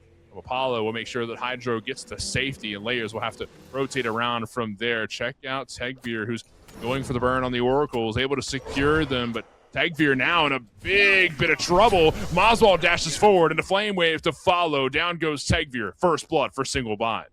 The way that Layers was moving across the map there, you heat check the dual lane real quick, but while Layers is heat checking dual lane, Tagveer is trying to get those Oracles still. And Moswell on this Agni pick, their clear is going to be a bit better than that Cabrakan, so Moswell is able to make that rotation over to get that last bit of damage in there, which very good start here for Layers to be able to get at least the assist to the first blood. But Wheelix is a pick that definitely wants to kind of get that snowball running, right? She has to hit the ground running and keep up the speed, the pace, the damage. Once she falls behind, feels very, very rough to play her. But now you've got Infused Axe and the Ring. So, looks like we're going to be able to have some cooldown damage along the way. Look at that starter item. Gilded Arrow. That's going to help her get some extra gold in the farm, but also mana sustain, which very useful for a character that always wants to throw out abilities to look and fish for damage. Bit of skirmishing happening in solo lane right now. Down to half health is Layers. Less than half. Layers. Oh my god, the damage from Tegvir. He has not missed a single basic, and Ramakami able to juke a few, but Layers extremely low. Karmic is high on health, but low on mana, and over time seem to be doing just fine on this big push over here on solo side. They'll go over to the Firebrands right after. And a bit of skirmishing here in duo lane as well. The wave coming through, and Hydro clears it real quick before Single Bind runs straight at Overtime's duo. Hydro seems to be okay, though, feeling the fight. The paralyzing spit is almost ready. I can feel it. He wants to land the stun. The ghastly breath melts a couple prots, and a massive spit does a lot of damage onto Donut Doug. So both carries low health on duo side. Between Yamoja and this Newt, their wave clear is really solid. I mean, look at how fast they're able to clear both the melees and the archers there. Bluestone Yamoja is just kind of a menace to deal with. Uh-oh. Oh my god, it was ready to go. Body block right after it. A great mez from Hydro is an awesome response. That's another kill. This one goes to Overtime, though, and a Skyfall from Donut Doug to at least throw out a bit of potent damage, so at least it doesn't go, in vain, right? Kind of crazy there, too. Aurora wanted to get aggressive, but wasn't quite keeping track of the experience bars of Happen and Hydrogen. Notice how the moment Happen hits level 5, immediately scoops up Aurora and takes him to the kill zone. And Aurora has that shell, no beads or no real way to get out and around that Kerberos ultimate. Now Single Bind has to respond in kind. Here comes Layers around that left side. Hydro seems to be in a bit of trouble. Layers is on the chase, and with speed buff ready, it seems like Layers could find the chase here. Jumps through, but a paralyzing spit finds the stun. Phantom Shell utilized, and Hydro knocked up into the air. Aurora throws down the Rivers of Buke as well. Hydro, no way he escapes this one. Happen looks to jump over the wall, but doesn't have it off cooldown. Layers grabs the kill, but the Meteor Shower thrown down from Tegvir means that it will be a little bit of revenge there. Layers dead, but 2 killed, both duo lane members of Overtime. So Single Bind are starting to get a bit of momentum going in the early game. Maybe not for the entire team, but Layers specifically, who is 2-1-1 right now. And that's a bit of extra gold. It's not like you're developing a massive snowball, but that extra gold is going to help you get your early tier 3 item that Hydras will do a lot for Layers. That's a lot of damage to have in hand, too. Really works well with the Sawelix because she's able to auto, backflip, auto again with their empowered auto attack after they use an ability. That's why we have that Hydra's Lament. Also, more mana regen, right? Spamming abilities. Just being able to constantly throw something out and always be ready for the fight. Like this start for Layers. And also being willing to use the ultimate as just a combat stim, right? I feel like a lot of players will look at the Sawelix pick and think, okay, we save our ultimate for when someone jumps. You don't necessarily have to do that. You can just pop the ultimate, get some extra strength, get some extra attack speed. It makes it so that a Sawelix can 1v1 almost every character in the game, so long as she can connect to you. And in that moment, Layers pops the ultimate and just looks at Hydrogen and says, listen, I don't know what's going to happen afterwards, but I know that I'm going to kill you. And that's all that I'm really setting out here to do. That buys Donut Doug some space. Now they've got their Tierfing online, and they were super clearing before. They're going to super clear now. Apollo is a very difficult character to 1v1 because he gets so much attack speed and he's got the mez. But now that Donut Doug is able to establish a bit of a lead and at least get some proc effects on his auto attacks, it means that Donut Doug is going to be just as threatening to Hydrogen. Check out Aurora's positioning here. Rivers of Buke is ready to go. The numbers game favor Single Bind right now. Could be engage potential, throwing out the Moonstrike to maybe get a bit of potent damage out, and it doesn't result in anything just yet. Single Bind seem to be in a bit of a safer position, right? They want to play safe, even though they have a lead. I'm looking at the Xerxes Hexstone picked up by Aurora instead of going for that early Spirit Deso that we'll see from time to time from a couple of Yamoja players. We're investing in a dash out of things because you never know when you could be in an awful spot and you're out of Omi for a Riptide, and next thing you know, you're dead. You know what I mean? So I'm a big fan of the Xerxes pickup here. Well, it's also another great response to Happen's ultimate, right? The Kerberos tries to use that Stygian Torment, and then boom, I'm a boar. You can't touch me. I'm golden and I'm dashing. It kind of solves the I can't get beads, I can't fit this into the build, but I need something flexible to engage and disengage. So now Aurora has that in pocket, but having it so early means that Aurora should be getting in the mix sooner rather than later. We have a great engage tool, let's use it. Oh my god, the gravity surge off of the Soul Expunge. That is a massive play from Layers, but will it result in a kill? Yes, it will. Aurora takes down Happen, but what will happen after? And leaping in for aggression, Tagbeer extremely low, but does not care. Benny-Q teleports right on top of Moswall, but will die for it thanks to the burn. Moswall gets the kill, so 1 dead for single bind and 2 for overtime. Tagbeer low, but did not die. The mid lane beacon will go to single bind, but Luke, who's up there in the front line, Karmic, not giving up on this fight, really wants this beacon, but does not have reinforcements showing up anytime soon. No, I'm wrong. Look at Happen, who just got back already. Uh-oh. Looks like Achilles could get that ultimate onto Karmic if Happen can't body block it. Karmic's got to get out of there just in case, so single bind, maintain control over that mid ritual. Meanwhile, in the dual lane, looks like Newt's in a bit of damage. Danger on, safe. No longer. And now that the ritual's gone, it seems like that's all we've got to talk about here in mid lane. A couple bodies stay around, but not much to talk about. But solo lane, Music, I feel like this is something I like to ask you about because you're a solo lane merchant here. I want to talk about this Achilles Thor matchup, and it seems like one of the few matchups that can neutralize this very prominent Thor pick. So one of the things about this matchup is the fact that once Thor doesn't have Hammer, Remikami is able to kind of stick onto them and deal a lot of damage. Karmic just has to be safe in this lane. Remikami should be able to bully them out pretty heavily, given that Achilles can stun Karmic out of their spin, and if Karmic is committing a hammer to damage, that means Remikami can dash after as Achilles and kind of harass this Thor. Early Gold Fury pull here. Happen knows about it. We're going to stampede in. Huh? He gets pulled off the gravity surge. What in the world pulled him? How in the world did that happen? The boar knockup pulled him. No way the response time was that good. Shout out Layers and Aurora. I'm sitting here thinking it was meant for an escape or maybe crowd control immunity. Nah, it was meant for a knockup. That is elite ball knowledge from these two. Not just knowledge, but the execution as well. Glaze, glaze, glaze. Send him to a donut factory. Beautiful play from Single Bind. I got a box of Krispy Kremes right now for that exact purpose. That's gnarly. And you know what? That's one of the aspects of this item that doesn't get utilized too often, but in this matchup specifically, holy cats, dude, that guy got deleted. Yo. Yeah, and it's funny because I was saying, Aurora, I want to see you use this to get in fights, get out of fights, be the engagement. Not what I had in mind, but, you know, sometimes it's not about the answers you put on the test, it's just about how you pass, and dang, dude, A+ Aurora is out there taking names and crossing them off the list. Beautiful, absolutely beautiful. Overtime's looking for revenge here on the left side of the map, fighting over this neutral camp. Paralyzing Spit does a bit of poke damage. What will happen after? Tagbeer is around. Massive Cersei's again. Aurora has it off cooldown already, and Happen dies because of it. Skyfall forces beads away from Tagbeer. Otherwise, they surely would have fell to Aurora there. So another big pull, not just a relic, but a life from overtime. Single Bind seemed to be in control of this game. They are certainly in control of the left side at the very least. Look at that tier 1 tower is already gone. When did that happen, right? And with this Gold Fury in their hand, they're getting out of base a little bit faster. We're finding a pick onto Tagbeer in the jungle. Layers is on... Well, all right, they haven't got 5 kills. They're not on a rampage, but I'll tell you something right now. They're not too far away from it. Check out that Barb Carver they have too, Mort.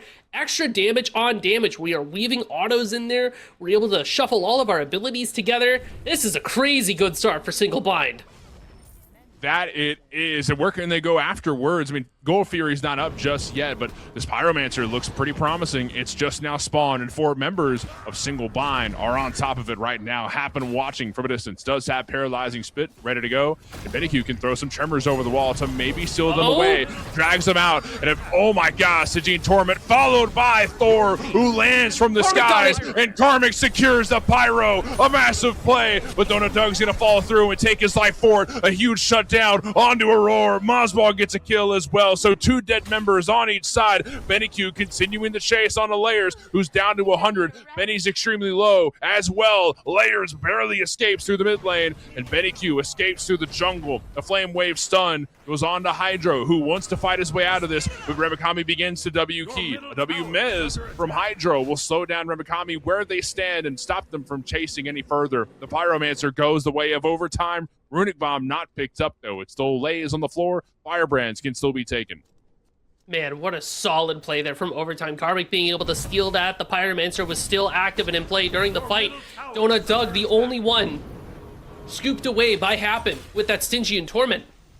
Worth noting here, Aegis is the relic that Donut Doug has opted for. That means that if Happen is able to cross the distance and connect on top of Donut Doug, that Stygian Torment is going to hit every single time. So we need to think about something like a Talisman of Purification to help keep Donut Doug safe, or we just need to make sure that Happen can't connect to Donut Doug.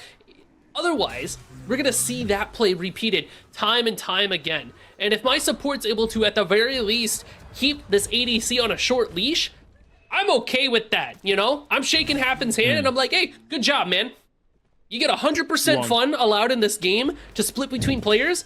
Happen's job is to make sure that Donut Doug gets to have 0 fun and Happen gets to have the rest of the fun. So far, so good. No fun. Sounds like a great plan. 14 minutes in, and it's 5-10, a 3K gold lead for Single Bind. And me and you know this whole game plan, Muse. The script hasn't changed for quite some time. Overtime tend to lock in when it comes to the 15-minute mark, right? When the objectives really start to come online. Queen Naga spawns in 30. Gold Fury can be taken at any moment, and Pyromancer respawns in just a little bit. So overtime starts to really shine when macro play becomes the focus of the game. So granted, they're early, hasn't looked too great, but there's plenty of comeback opportunity for them to lock in here. They do have a great team to play around objectives as well. We talked about how Cabrakan is able to deny space very well with the tremors that they throw out there, and Happen with their Stygian Torment can pull relics, they can pull ultimates, they can be very aggressive when they want to be, and Karmic has a wonderful follow-up ultimate with that Anvil of Dawn. Tagveer can control space as well with their Hui ultimate. So the pieces are here, but Single Bind has this uncanny ability to just kill people, right? And that is what's going to set them apart, at least in these earlier stages of the game. As soon as Layers is able to respawn and get back into the mix, Single Bind want to take this fight. Check out the Chariot. Hydra's in the air, but where will he land? They got the Queen Naga down to half health. Single Bind didn't commit to the burn, but at least they got it low just a bit. So if they decide to pick it up, it'll be a little bit easier to burn away, and that's exactly what they're going to do. It's down to 2K, down to 1. Happen waiting, blinks in with paralyzing spit, but doesn't quite steal. That's fine. Karmic wants kills anyway. Skyfall into the air, and Donut Doug looking to provide some space so Mikami can escape pretty easily, and that's exactly what he can do. Everybody else from overtime decides, okay, not much we can get off of that except for maybe a burn on the Pyromancer. Single Bind aren't going to give that up for free, though. We're not just stopping at one objective. We want a few. Overtime playing it safe and retreating away, but Stygian Torment pulls up 3, and what can happen right after? The Meteor Shower from Tagveer melts out Aurora. The Rivers of Youth thrown down, but it won't save his life just yet. Remikami diving straight into the back line and looking for Hydro's headshot, but 3 members of overtime gunning for Remikami, and Remikami is barely able to live through a shield bash, but dashing in. He wants the smoke, and he got it. Hydro gets the kill. Remikami deceased. 2 dead members of Single Bind around the Pyromancer, but the Pyro's been dropped. We're looking for blood. Double kill for Hydro. Donut Doug is dead, and 3 members of Single Bind deceased. Overtime decide it's go time. Let's burn this Pyromancer, a Runic Bomb in pocket, and what can we do after? Overtime played the classic overtime strat. Just like you said, Mark, once we kind of crossed that 15-minute mark, Overtime wakes up at the wheel and they start to take control of the game. The goal deficit for Single Bind was looking pretty significant before. Now Overtime's almost all but tied up the game at this point. 1,300 gold is not that hard to play around if you are Overtime. So now we shift towards these more objective-focused engagements and wondering what we can take off the board, especially with Fire Giant being in play at this point. Also, you know, Benny Q has got their Totem of Death online, so we have penetration for a mid laner. That means that Aurora and Remikami are going to be taking some extra damage. Remikami, though, should feel a little bit better about the fact that Benny Q is getting more damage, just because when it comes to mid laners that are able to shred away tanks, it feels like Achilles plays a little bit better into Kabrakan as opposed to something like an Agni or a Merlin. So I'm really looking at Ramakami to be one of the gamers here to get to this Kabrakan and kind of make them regret their life choices. If not Ramakami, then potentially Layers. And 18 minutes into the game, 8-10, the 1K goal lead going for single bind. The lead is starting to disappear a little bit. You know, it's still there, but it's not as strong as it once was. Overtime are starting to lock in a little bit and capitalize on farm and try and find kills wherever they can. Nobody is, feeding. Nobody is, giving up too much. It just seems like Overtime are biding their time and waiting for their stride, which hasn't shown up just yet, but it could be at any moment as the objectives are starting to spawn up here. Gold Fury up on the left side of the map, Fire Giant up on the right, and Pyromancer will respawn here in a little bit. News, what do you think our priority is if we're Overtime just trying to get back in? Maybe looking at Tagvir here, who's chasing out Aurora and Layers from their jungle. The ultimate forces away the Cersei's in a blink, followed by the paralyzing spit, which doesn't find a stun, but the Rivers of Buke in response. Single Bind want to turn this, and they want to kill every member of Overtime. Look at Hydro in the air. No, that's Donut Doug, who lands with the Skyfall. Happen dies from a distance. The Trimmer's thrown down to find a slow, and look at Benny Q hiding under the tower, invisible with 100 health. But Ramakami says, I see you, and you're not running from me. Going straight for Karmic's head. Down goes Thor. Down goes another. Techbeard deceased. 3 members of Overtime are dead. Benny Q can turn it around to find a pick, but look at the bombs from Moswald. Hydrogen dead. Deicide for Single Bind. The map is theirs to take. Wow. I mean, what a crazy fight. Overtime, overextend maybe just a tad, chasing after Aurora, who puts up that Rivers Rebuke. And then the fight kind of gets split, because as Single Bind is chasing Overtime down through and towards their red buff, Karmic is off fighting as a one-man army into Single Bind's backline. And because Overtime is kind of split up in that moment, nobody is there to cover the carries. Happen wasn't there to be able to help out. Single Bind are able to systematically pick and piece away Overtime, which is exactly how their composition wants to play the game, right? They want to enforce a sense of a false isolation, like, yeah, you're kind of together, but you're really not. You're all in your own little no man's land islands, and that's where this team really shines. While Overtime is known for picking the right moments to kind of put their foot down and play the map and be there for the objectives, this Single Bind team looks disgusting when it comes to understanding the combat of Smite 2. Their fights look so good, so consistently. It's a bunch of monsters on this team that just love to throw that left hook. Dagger of Frenzy used, and look at the damage from Tagbeer. Cersei's utilized, but it's locked in place. Rivers of Buke followed by the Phantom Shell, and Happen can't quite find the chase. Riptide is going to get Aurora to safety. A great utilization of all that Omi. Looks like Aurora will live through that one. Not picked off today, but a decent amount of resource taken from Aurora, so should Overtime try and gun for an objective. They think it's time.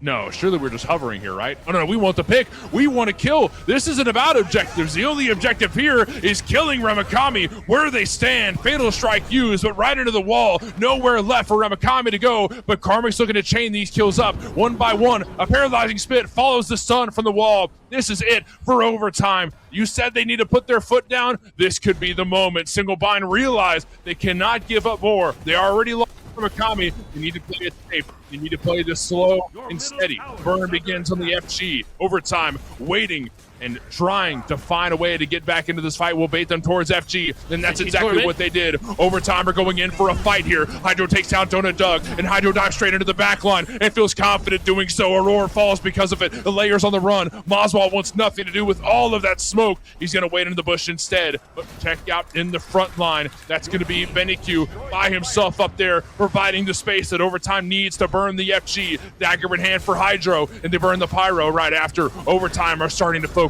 up. Your team has destroyed Once again, the pyramid. Look at what happened was. Look at what button they pressed. And look at what happened to Donut Doug. No beads for the Newt. Scooped up, destroyed, and eliminated. That's a huge source of damage gone from Single Bind. Now it's Benny Q under duress, picked up by Remikami. Oh my God, Remikami's back. He just took down Benny. Benny was caught off guard, and Remikami got revenge. He said, you want to go for me first out of anybody? Nah, it is not free. You do not get that free. So overtime did lose one, but the rest of overtime still have Fire Giant buffs. What can Single Bind do? Surely they don't burn gold here. There's 2 members from Single Bind around the area, but I would imagine this is just them getting vision, but Thor might be getting jumped on. Karmic's in trouble, barely takes to the skies, lands behind the tier 1. This means Single Bind can burn Gold Fury. It's objective after objective, left after right, one after the other, and how the tables just keep turning and turning. The legs might break at this point. Gold Fury gets burned, and Doug secures. Single Bind get their second Gold Fury of the...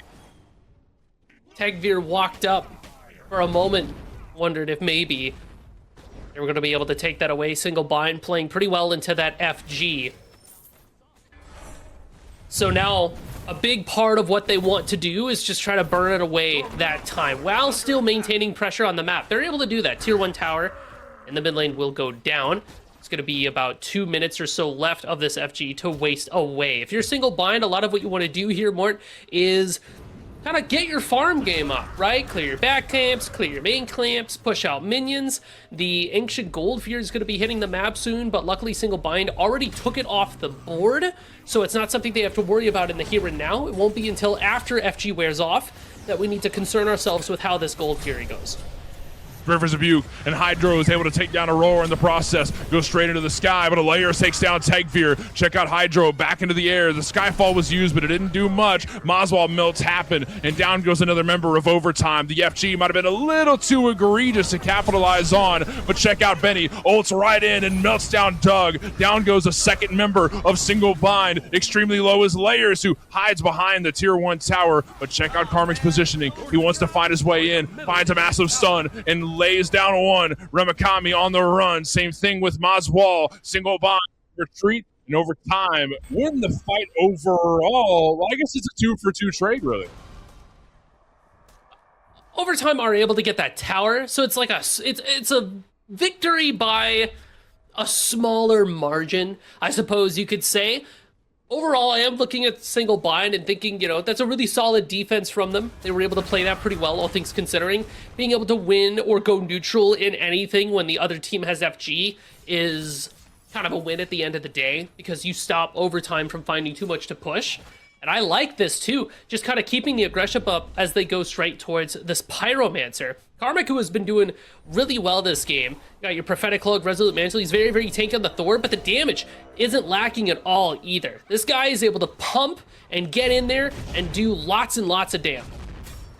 Pyro ends up getting dropped by Single Bind. They realize overtime is around, but overtime are going to pick that Pyro right back up. Maswal looking to steal it away with a potential Agony Bomb, but overtime don't really want this Pyro. They could care less about a Runic Bomb. They care more about kills. Overtime want to find at least 1 or 2 and then go right for another objective, but check out Aurora way back there. Less than half health. That's go time for Karmic, who goes straight into the air. Betty Q takes down Aurora, but where will Karmic land? Looking for a target, looking to group up, and he's looking straight for Donut Doug and drain his health bar quickly. Hydro melts down Remikami, and Aurora's dead as well. That's 2 dead members. Make it 3, and we're hopping into the chariot and looking for more. We're not done with that. We're not going to stop until there's a deicide. Jumps into the bush, but Layers wasn't even around there. A bit of a misread. No vision leads to Layers. Tegvir found him. Tegvir's on the hunt. They caught the trail. God. I smell you. I know where you're going, kitty cat. You can't run from me. Can't run from these walls. No, Layers is fast. Look at him jump over the wall. Did Combat blink to follow? Layers looks like he's getting out of this. Man, what did they put in that jungle cat? Oh, I happen. Miss you. What about Layers? Okay. They're running. They're gunning. 300 horsepower. No, Layers. Jesus. Oh my God. Hit the on the entire man. map. How fast can the average of Willix go from FG to the enemy Titan room back to their purple buff? That was crazy to watch, and able to live through it all, and then Happen gets distracted and dies in the process. So honestly, a really good player from Layers, not just to stay alive, but so they can get a pick on a 1 member of overtime. Single Bind now feel a lot more confident losing Curb like that. Not too bad. I mean, that fight was... fairly disastrous for Single Bind initially. Donut Doug keeps getting caught out because they don't have beads. That's the end-all be-all there. Yeah. And you really just have to be there to support them. You see the Talisman of Purification for Aurora, but how often is Aurora next to Donut Doug to actually use it to help out this Newt? And usually the answer is, oh, I'm going to position all the way back. I'm going to make sure that maybe Happen can't get to me. That's all well and good. Watch this drive as Karmic decides to Anvil of Dawn right on top of you. This has happened a couple of times, right? And Donut Doug doesn't have a great answer to it because once you connect on top of the Newt, she has a very short dash. She can't make space for herself. She needs her team to do it. FG getting burned by overtime. They're halfway committed because they want to get kills, but FG would look pretty sweet as well. Stampede utilized, but who will they go on top of? Who's the target for Single Bind? Skyfall used by Donut Doug to get a bit of poke damage off before the fight starts and happens less than half health. Benny Q gets picked off at the front line. Single Bind, no to go. Paralyzing Spit creates a bit of space, and Karmic is as good as dead. Down 2 members of overtime. Single Bind, no. This is the time to burn the Fire Giant. This could be Single Bind's way into scoring a dub for game 1. But how far will they go on the burn before overtime? Pay attention. Hegfear is still alive, but no. Revakami's not going to let him breathe. Fatal Strike utilized to provide a bit of space, and Maswal takes down Tegfear. Drop the FG completely to go look at Tegfear. Down a 3rd member, but Hydro finds revenge. Maswal shut down by Hydro, and into the chariot goes Hydro. He does not want to lose here, but Happen extremely low as well outside of the pit, but Hydro's going to let him die. Doesn't land in time, and Single Bind have dropped the FG. They're going for blood. They're going for the shutdown. Overtime has been clocked out, and Single Bind will burn the Fire Giant scotch-free. Man, it is all off the back of that ultimate from Layers 2. And that Skybreaker scoops a bunch of people in, causes eyes to turn around and look at them. Benny Q knows that it's time to get out of dodge. They turn around, boom, Layers knocks him up with the ghost of the kitty cat thrown out there. Pulls him back in expeditiously, and Benny Q, again, same problem as Donut Doug, right? You're a carry without beads. In this economy, you need an Aegis, right? You need to have it, but unfortunately, you also gotta have beads. You can't have both, though. To have your cake and eat it too is not on the menu today, but what is on the menu, or was rather, because we ate that cake, was Benny Q. Without that huge source of damage to back them up, Overtime loses a lot of the bark to go with that bite. A lot of that roof, you know what I mean? So now Single Bind are able to clean up that fight afterwards, getting that 2 pick to be able to get that Fire Giant. Now, Single Bind have control of the game, and they've got it on 4 people. Tier 2 towers that you have to chew through, doesn't matter. That Ancient Gold Fury is gonna help burn that away, Mort. If you're Overtime, you're playing the same game that Single Bind was not too long ago. Burn away that Fire Giant clock, play for your farm, get your space, don't freak out. Just make sure that you don't lose too much in the process. Ancient Gold Fury confirmed by Single Bind. This isn't the first time that Overtime has been in these shoes. This is a somewhat familiar game state. Granted, usually they're in control, but they also know how to play from behind. But now they've got to prove it. As we're 30 minutes into this game, 19-25, and Single Bind have a 3K gold lead on top of the 6 kills as well. 3 Gold Fury pips means that Single Bind can melt structures pretty easily, and they probably want to fight around these structures. They get protections around them. So Single Bind are fine with fighting for every single tower that they want, especially the weakened tier 2s. They're going to start the sweep with the one on the left side. Down it goes immediately, and Single Bind just death ball around, now looking for the mid lane tier 2. Maybe they find a pick onto Karmic, who's forced to jump into the air. Rivers of Buke, in response, slams right next to the tier 2 tower. Karmic wants to defend it with Overtime. Paralyzing Spit finds a stun, but Happen's in trouble. Happen could be deceased here. And Elite back in. No way. Down goes Happen. A great pull from Gravity Surge means that Happen's dead, and Single Bind can get what they want. One less body to defend the Titan room, and Single Bind just get what they want. Mantle of Discord popped there for Happen, so nothing was there to stop the Wheelix from pulling them in. Now Single Bind get to take all that look at that left side bird. You've got FG for another minute or so. That's time enough to get birds. Not time enough to end the game though, Mort, unless Overtime decide that it's time for their game to be over and int their heads into a brick wall. And down goes the meteor shower from Tegvir, looking to defend this Titan room, but Karmic melts to Donut Doug, and into the air immediately goes Doug, looking for a Skyfall, but a bit off the mark. That's fine. Provided some space and got the left bird. Now they're going for the middle one. 5 members of Single Bind grouped up in the mid lane, looking for a second Phoenix, and it looks like they could get it pretty easy. The Tremor Stone down for Benny Q to provide a bit of space, but will it save the bird? We'll find out.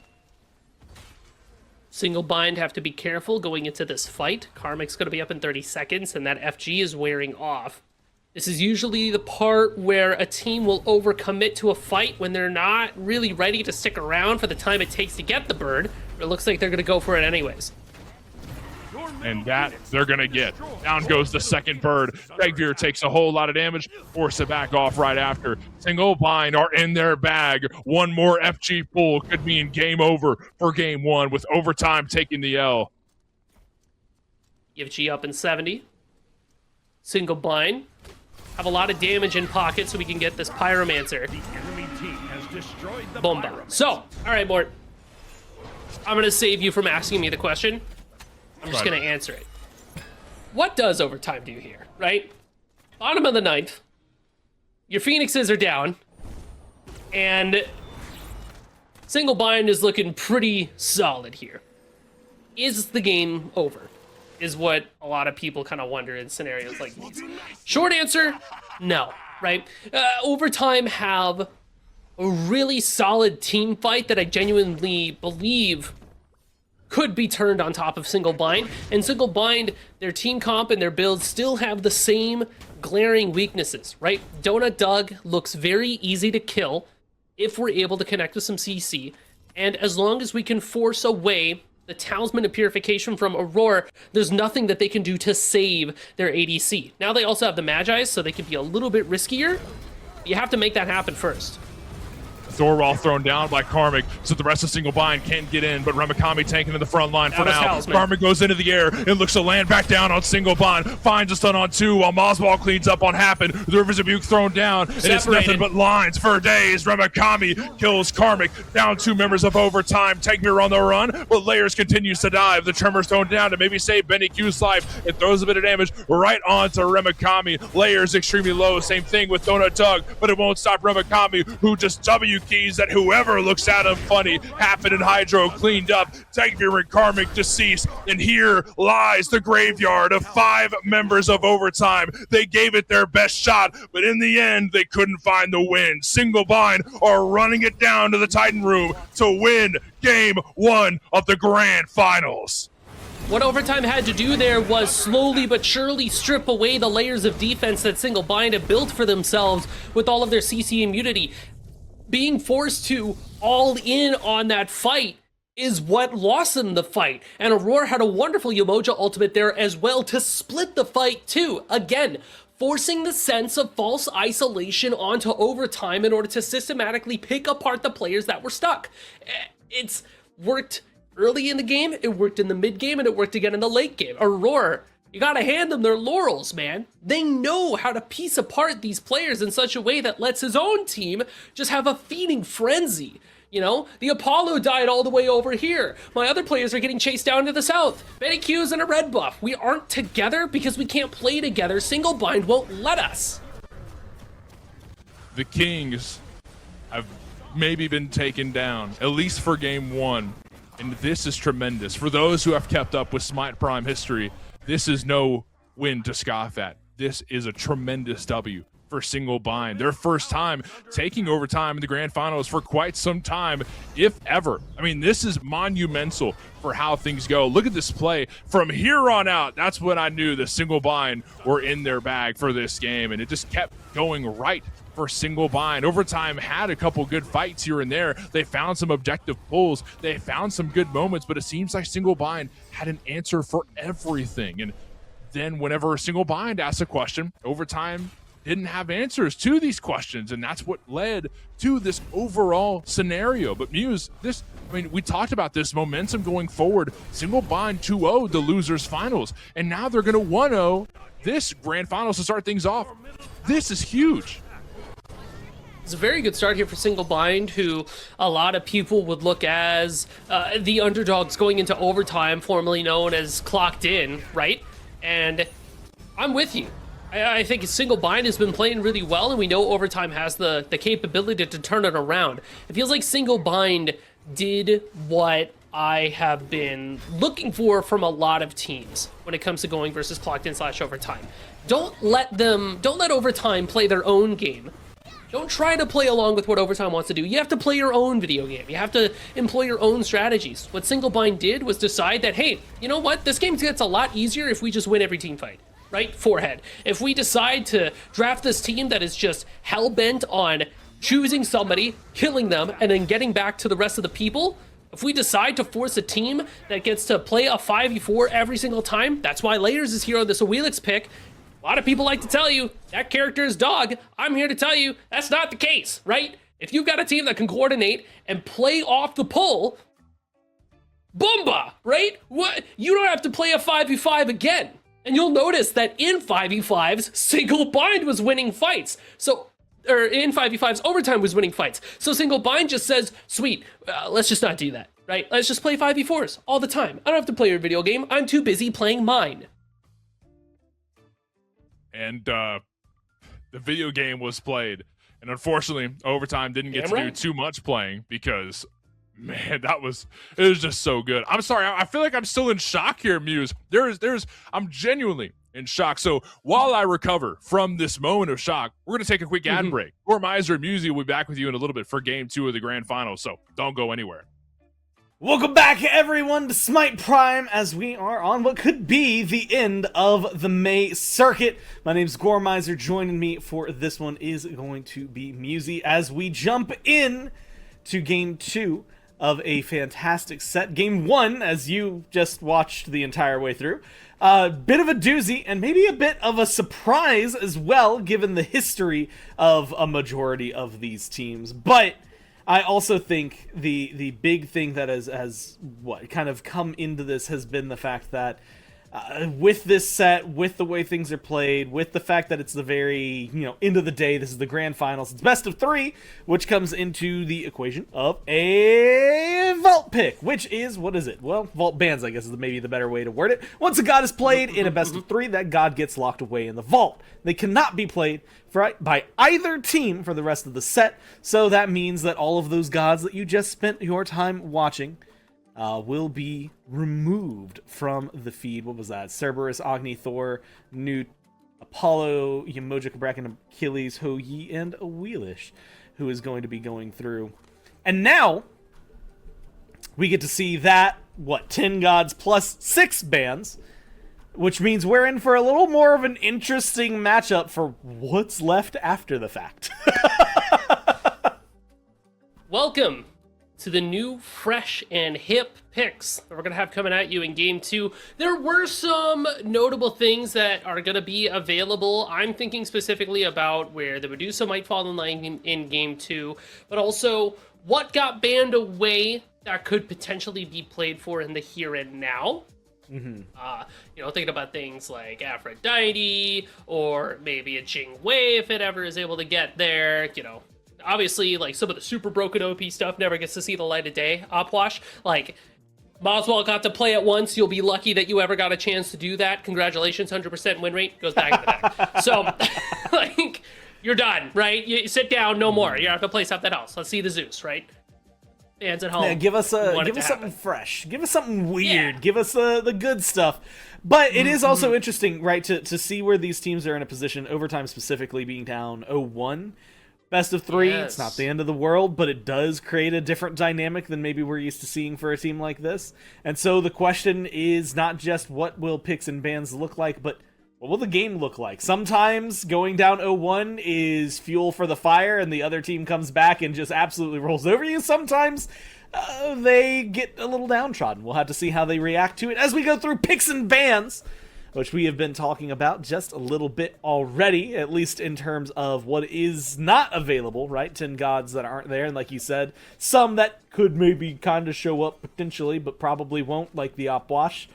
The opportunity for differences, though, is maybe my favorite thing about this, right? And admittedly, last set we only got the 2 games, so we only got to see, the 10 gods get vaulted. if this one goes 3, getting those 20 gods then vaulted and forcing down to a kind of bare 10 towards the very end becomes a much more interesting matchup. So if Overtime do win this, I think Game 3 is going to be a little wild and wonky. But as of right now, things are not too surprising. Jinwei, Ishtar, Aphrodite, I almost called her Apollo, which is close in the terms that they both start with AP, but not really literally anything else about them has the same. There's going to be the Tsukiyomi, who has also been pretty prominent, at least so far today. And I think between these two junglers is a pretty big threat. Being able to force out Aegis, just having a bunch of damage online, definitely something that you want to take off the board. Does see a lot of play fairly consistently. I almost wonder if now... is the Pele gonna get banned, right? The Pele and the Apwash are the two big outliers for me here. That means things like Charon and Sobek get to be pushed through. Notably, the Kabrakan isn't gonna be here, both for mid, but also for that solo lane. Sylvanas. Okay, so now single bind have to ban Apwash. Pele first pick overtime? Question mark? I mean, it's available. It's been pretty good for everybody who's played it so far today. But is it first pick worthy? And I think that's what Overtime's talking about. It also comes in, this is where my favorite thing about first pick is, my favorite thing about picks and bans in general. You also then have to figure out what are they getting, and can you counter pick what they're going to get with your first pick that you're getting because it's strong. Now I will say, that god, the one that just got locked in right there, that's what we were expecting. Yes. So there's the Pele. Yeah, Su's over there. And I mean, I guess it makes sense, right? This is a Tegvir god.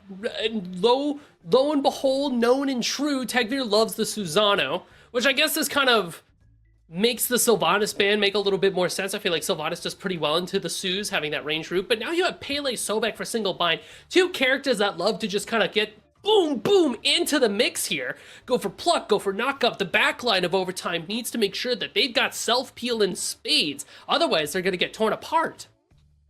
Now, they go for Ymir and Medusa, which can both kind of get away, but also not really to the full extent. It kind of depends on the situations and the scenarios. Going to be item dependent, I think, is really what I'm trying to get at here. I don't mind it, but it definitely feels like Overtime...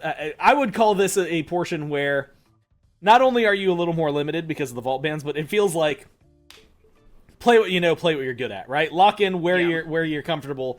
And it kind of feels like Single Bind are doing something similar. I mean, Pele, Sobek, Loki admittedly was getting banned a little bit earlier, so he has been in the conversation. And the On Her, who I feel like we've talked more about every other carry and talked about them in relation to an On Her, but On Her hasn't really been the talk of the town, you know, outside of the fact that he was removed from being the talk of the town just a few months ago with some balance changes.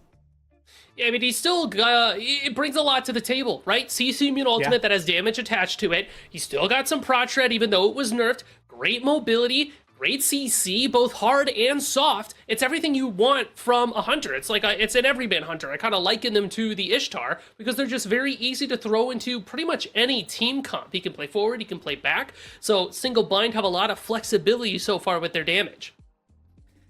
And being able to, I feel like, I mean, look, Sobek On Her, next to Ymir On Her, like, it is literally one of the oldest duo lanes that could exist in Smite historically. Loki is been one of the most hated gods to play against for a long time for a good reason.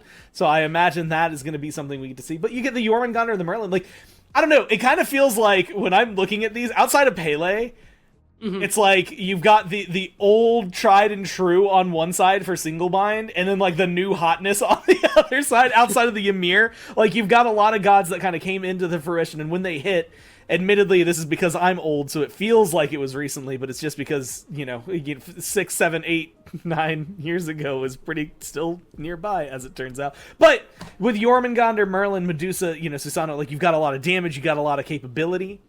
You know what you're getting into, I think, with every single god in this matchup, though, and that's what's really exciting for me, is like this doesn't come down to surprises. There's no, oh, hey, this happens to catch me off guard.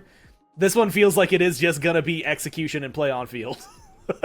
Say, welcome home. We know what's going on, right? Like, oh, perfect. That's perfect for me. I know this one. Yeah, press 4. Exactly. Perfect. How could you screw that up? Although, I do have some concerns about the new op pick, right? And if I trust anybody with it, I trust Moswall, right? Because Moswall is very good at positioning and is very good at playing these immobile mages, can play for their life. But man, a Jormungandr and a Susanoo just kind of ruin this character with the way that they're able to stick to her. And we, again, have a bunch of characters from Single Bind that kind of get torn up by a Ymir wall, too. It makes things a little more interesting when we get into game. I guess we'll see how some of those really line up. As you had mentioned, though, for the new Wa to suffer into some of these picks, but to choose her last, like that was the desire that you saw the full team. You said, okay, yeah, give me those guys. This is where you're at, and this is what you have to deal with. Have spawned. You have Single Bind up 1-0 overtime, playing on the order side from bottom to top, and trying their best to tie things up and go the distance here with Single Bind and continue maybe finding their wins. Benny Hughes on the Merlin, Moswall on the new Wa. Not a matchup I admittedly... Merlin I kind of expected. Maybe not from Benny Hughes, because I think I saw him play Charon earlier, so who knows. But this is going to be where it's at. Good damage and early poke from Moswall. But I think without any sort of cooldowns, this is going to be just fine for Benny Hughes. Man, got a little scary there for a second, but still, at the end of the day, it will be okay.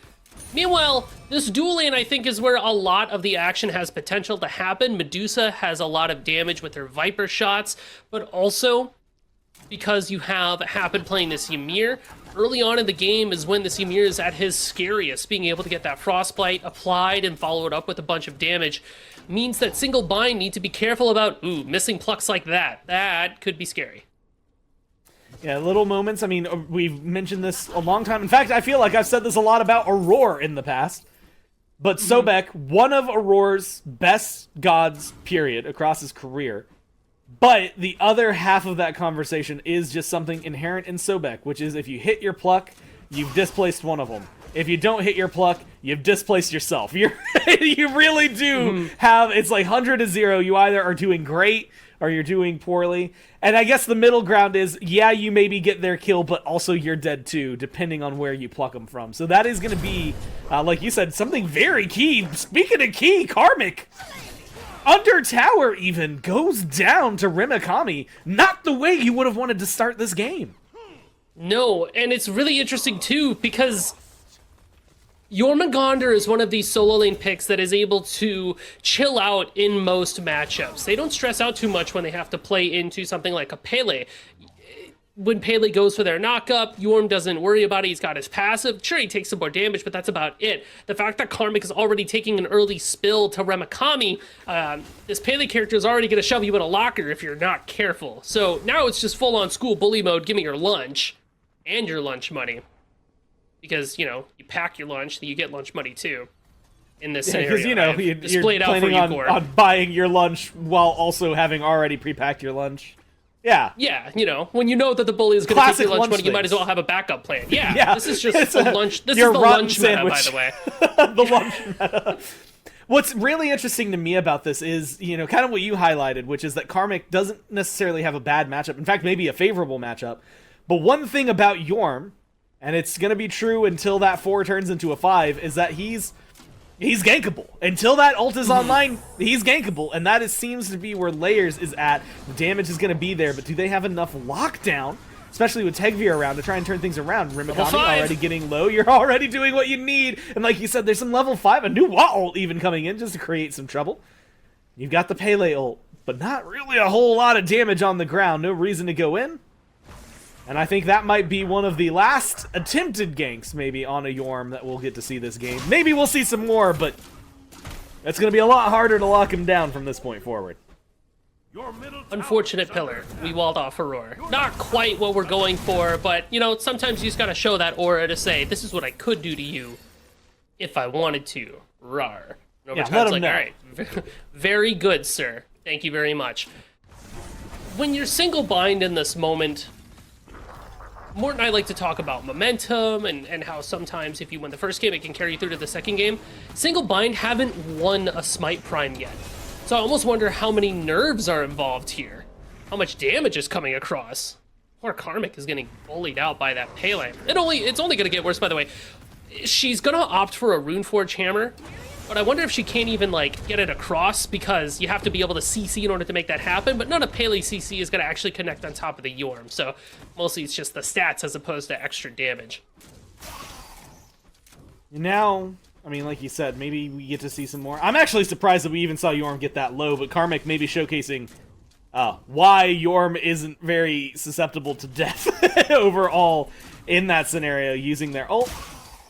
Opens up maybe potential for layers to show up on this Loki. Your right tower is I want to talk more about this Loki, actually. Let's go ahead and, like, dive into it, because this is not a god we see too often. It feels like I've seen him banned a couple times, and I think all of those were against single bind. Maybe it was by single bind, but, like, it feels like it's been a let's stop layers from getting this god. Why is it that he's, you know, here? Why did he get locked in? It's not really a god that I typically think of at the top of the jungle. So, what Loki is able to bring to the table here is follow-up and chase down that Remikami and Aurora are going to be bringing to the table as well. Layers is able to kind of lurk around the sides, go for an ultimate. Even right now, Karmic knows better. They're going to back up. But think about it, too. What is Merlin going to do if a Loki ults them, right? If they don't have Flicker, they're kind of doomed. You can put damage at your feet, but if Loki can live through it, it's not too big a deal. Something like this, where you get all the damage and there's no ult for Karmic, so Layers shows up, and Layers puts them down. That way, Remikami, Layers, both of them have the kills on board. And a really great setup for this team on the right side of the map to shut down this Yorm. And maybe get this Pele popping a little harder than really anybody on Overtime would want early on. In Karmic's build, because you have that Evil Eye, you're not going to have prots right away. We're speccing into damage and health, which means that a Loki with an Oathsworn Spear or a Pele with a Runeforge Hammer will be able to get a bunch of damage across. This Yorm is kind of like a caterpillar. We're soft, we're squishy, we're not a butterfly yet, not until we hit later in the game where we're able to get some protections online, a Breastplate of Determination or a Glad Shield, something along those lines. So now Layers is kind of activated here. You have a kill on Loki, you have an Oathsworn Spear, you have a Blink, your ultimate's coming back up. At this point, you are looking for ganks, you're looking for rotations. Loki is also really good into the Medusa. Because you've got that cripple on your ultimate, you catch out that Lacerate, and she's a sitting duck, right? She's forced to try to use that Petrifying Gaze to keep you off or just kind of accept her fate. She doesn't have Aegis. So that means that as long as you're able to connect, your damage will get there. Well, speaking of damage, a little bit thrown onto Aurora. Realistically, it is very dangerous to get aggressive against a Sobek who is at his tower line, because they can turn on you very quickly. And I think that's part of why we see some disengage that happens shortly thereafter. Remikami and Karmic have just been absolutely brawling every moment they get the chance. But looking towards like mid, looking towards jungle, I'm actually surprised because I thought if I was going to put any money on which lane was going to start popping off this game, I would have said it was going to be duo lane. I mean, between a Ymir, Sobek, on her, and Medusa, that just seemed like it was rife, ready for fighting. And instead, it's been over here on the right-hand side of the map, at least between the two of them. And right now, Karmic's in a little bit of trouble, does get into the ult, and is going to try to turn some of that around onto Remikami. We also have a little bit of a fight going on in mid, but this is mostly... They can't get away. I'm going to call it performative, at least a little bit. But oh my god, you're right, Karmic. Whew, almost in danger. But it looks like the Pele not going to be able to close the gap just in time. So the Yorm gets to reset, but guess what? No ult. I see a prime target for a Loki if Layers decides to rotate on over.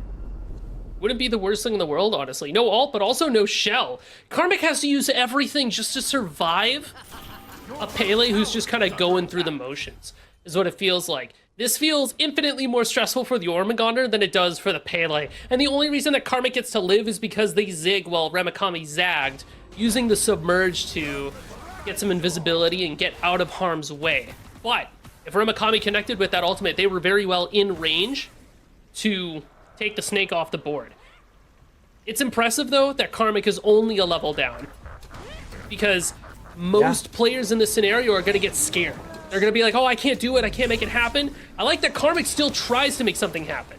This might be a bit much, right? Yeah, well, it's been trying, and good damage from Remikami, but like, This could also be what we like to call in the business a bait, right? Rimakami already kind of deep, relatively low, might be able to get the kill, but has a Susanoo on board who gets the ult, has the damage, pulls back in and is looking for the kill. You need one more hit. You've got a Yorm ult to seal the deal as well, but it is Tegvir instead who turns that one around.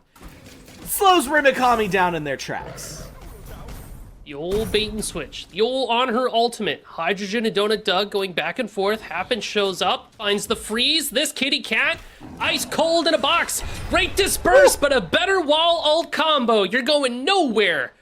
Brand new fresh garden statue there in the Gold Fury pit just to liven things up and really bring the feng shui together. And honestly, first off, one of my favorite things in the game, period. It's just so cool to me. But also, a moment where Doug maybe didn't need to die there, right? Gets aggressive on his own and ends up falling apart. Now Aurora getting chased down and low health. Could go down. Loki jumps in and has a target in Tegvir, but does not have the lockdown that's necessary. And the wall, instead, is putting layers into an unfortunate positioning. The invisibility wears off! And the team goes hunting. Everything that just happened, all those kills, 5 now, picked up for overtime in the matter of just a minute or two. And they only lose Benihue in the process. It is an absolute turnaround moment from what we were looking at just a couple minutes ago. Loki, super strong. I like the pick, plays well into what overtime has. But I'll tell you what, this Ymir was such a smart pick from overtime, and it happened so early on. Being able to throw up those walls, cut off corridors, especially into characters like the Loki, the Pele, the Nua, they don't have a way around it. We are really diving this tower, aren't we, Ramakami? You might want to think twice about that one. Take a couple of steps back, man. It's not that serious, right? What are we playing for? $7,000? Oh, wait, that's right. All right, it might be that serious. Go kill that guy. But I love the way that Happen plays this Ymir pick at the end of the day. Just cutting off options and forcing people into bad scenarios where, man, no matter what I do, I'm a little cooked. Yeah, not a lot of good opportunities, I feel like, for realistically single bind if a team fight goes the way overtime wants it to. Good pluck coming out from Aurora onto Benihue. Again, knock up, follow up. And the lockdown, really solid. Good body blocks as well to make sure that Benihue can't disengage the way they would like. But Moswell eats more damage and then some, goes down here to Tegvir. And it is an unfortunate fall for Single Bind, who started this game off in a stellar position. Now, I mean, call it as it is, it feels like it's completely fallen apart. They got 1 kill for 6 so far in the last few trades. Haven't had anything since the last gank on the Jormungandr by Layers. Which means overtime has free reign of the map, and overtime here, 12 minutes in, are going to start up the Gold Fury. It's burning relatively quick. Aurora nearby. But might not be able to get in here. Freeze connects onto Aurora, and that is more than enough for overtime to pick up the objective and set this gold lead now to 3,000 in the blink of an eye.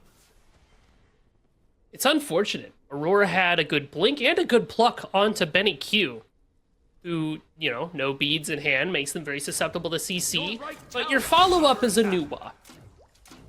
That is a tough sentence to hear and to say, especially because she doesn't have the Soul Reaver online yet. We're just rocking Chronos Pendant, Bluestone, so the damage is not quite there. So when you do try to follow up, and the Nuba puts herself out of position to make it happen, she just ends up getting popped. Will happen, trying not to get popped right now. Low health. Chased down by Aurora, who gets the kill. Does not stay alive, though. Takes too much damage from the tower. Does not have the backup of the team. In fact, if anything, this might go the other way. Layers goes in and rightfully dies at that health bar. Maybe even costs Moswell their life. And a perplexing set of plays there ends up with overtime on top in terms of kills.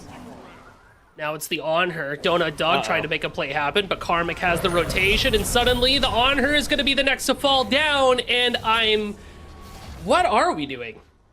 So, maybe getting ahead of ourselves in a second. How about the game 3, huh? No, it just feels... for real, you know? It feels like a really bad spot for Single Bind. I mean, I think if you could highlight about everything that could go wrong in the last 5 minutes, it feels like it has happened. They haven't been able to pick up many kills. The one they did get, guess what? It was on Happen. it feels like there's going to be a reset, right? And I don't know where it is, because it's definitely not game over. We're only 14 minutes in. There's so much Smite to be played. But Your team has it really does feel like they've almost been just holding W, and it's kind of cost them a lot in terms of their lives and their gold.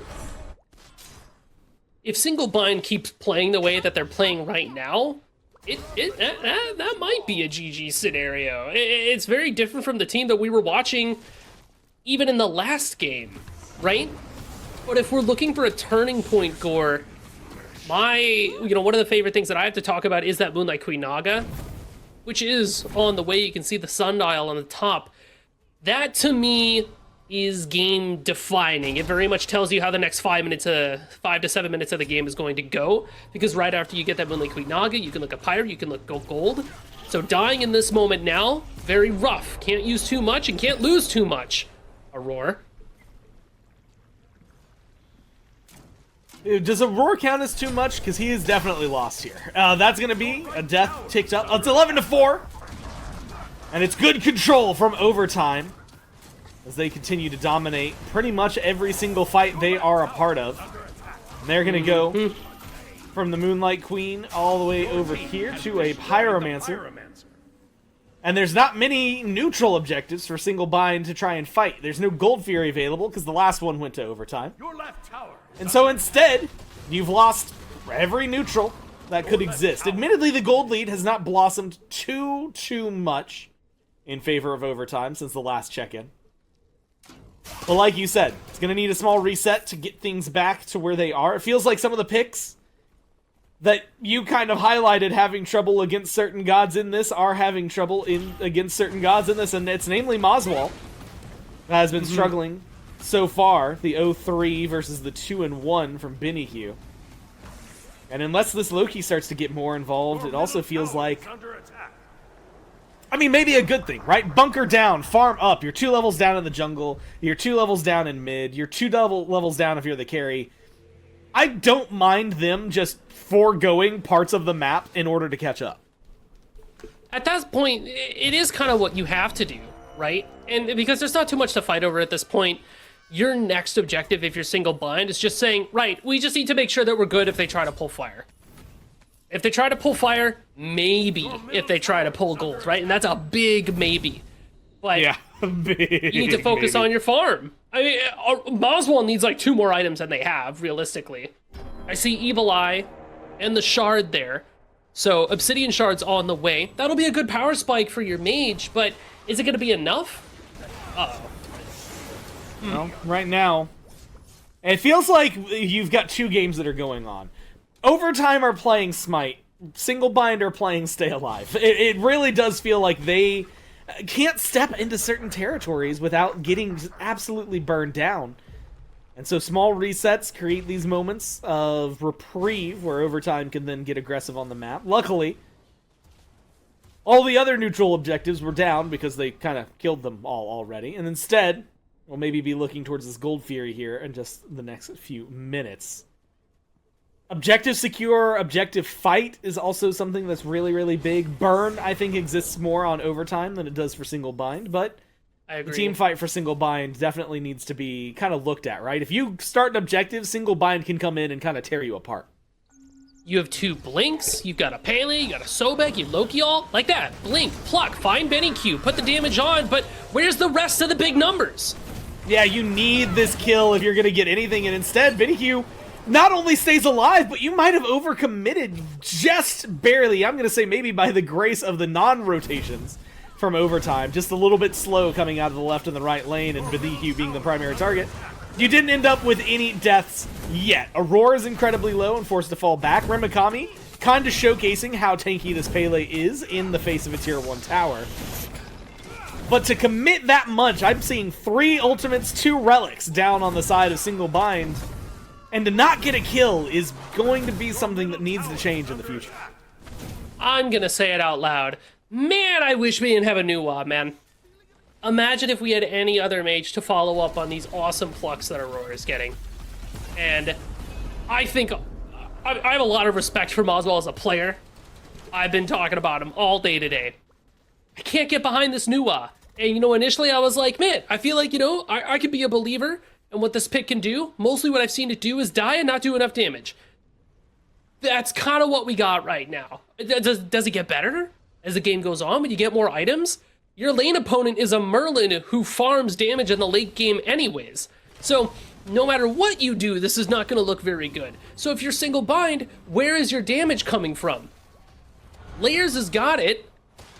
Donut Doug's got some, but that's physical. So our physical tanks are going to be chilling. We need Magical Shred, and it's just not in the pocket. Speaking of Magical Shred, it is on the other side in spades. Overtime. I mean, taking Aurora's health bar down to almost 0 in the blink of an eye.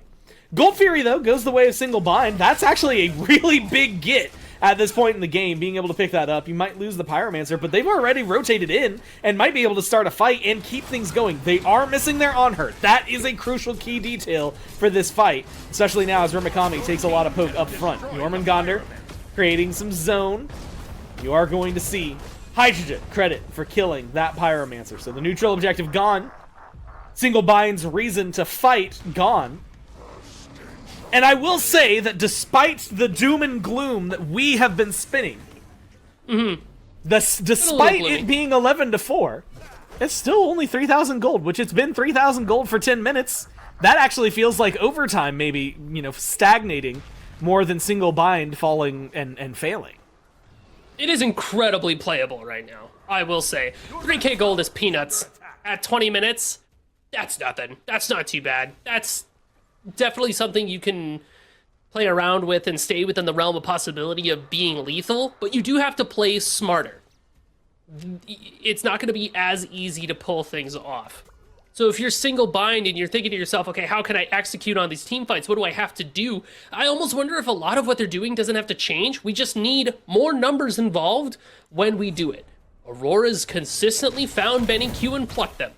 At some point, surely, our Nuwa is going to have the damage to say, yes, I do kill them. Boom, you are dead, right? Yeah. At some point, Layers will have some penetration online, we'll have some follow-up, and we'll say, yeah, you know what?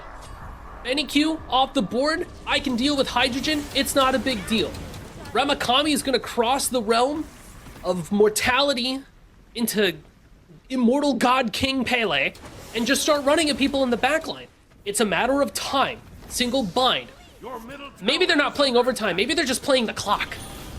And really, they're waiting for overtime. They want that time and a half, and they want to get aggressive. And right now, it's going to be a roar. Good pluck, and it's going to cause some trouble. Good dash, though, from Hydrogen, but it's followed in by Pele. Rimikami looking for a little bit more. They get rid of the carry, and maybe this is that turnaround that they've been waiting for, that they've been looking for. On her comes in. Ult not quite as effective as he would maybe like, but you've got low targets all around you. Karmic goes down. It's 2 for none so far, and the chase is on. Wall separates, but a blink forward. Maybe a little disconnect coming in as Tegvir tries to create some distance, tries to create some damage, but ends up going down on his own. Now you've got Happen by themselves. Benny Q and Tegvir just able to watch as things fall apart. And outside of some of the extra burn damage that Benny Q can apply, this is a good fight and a good spot for single bind. They chip away some of that lead, and they're looking at a fire giant.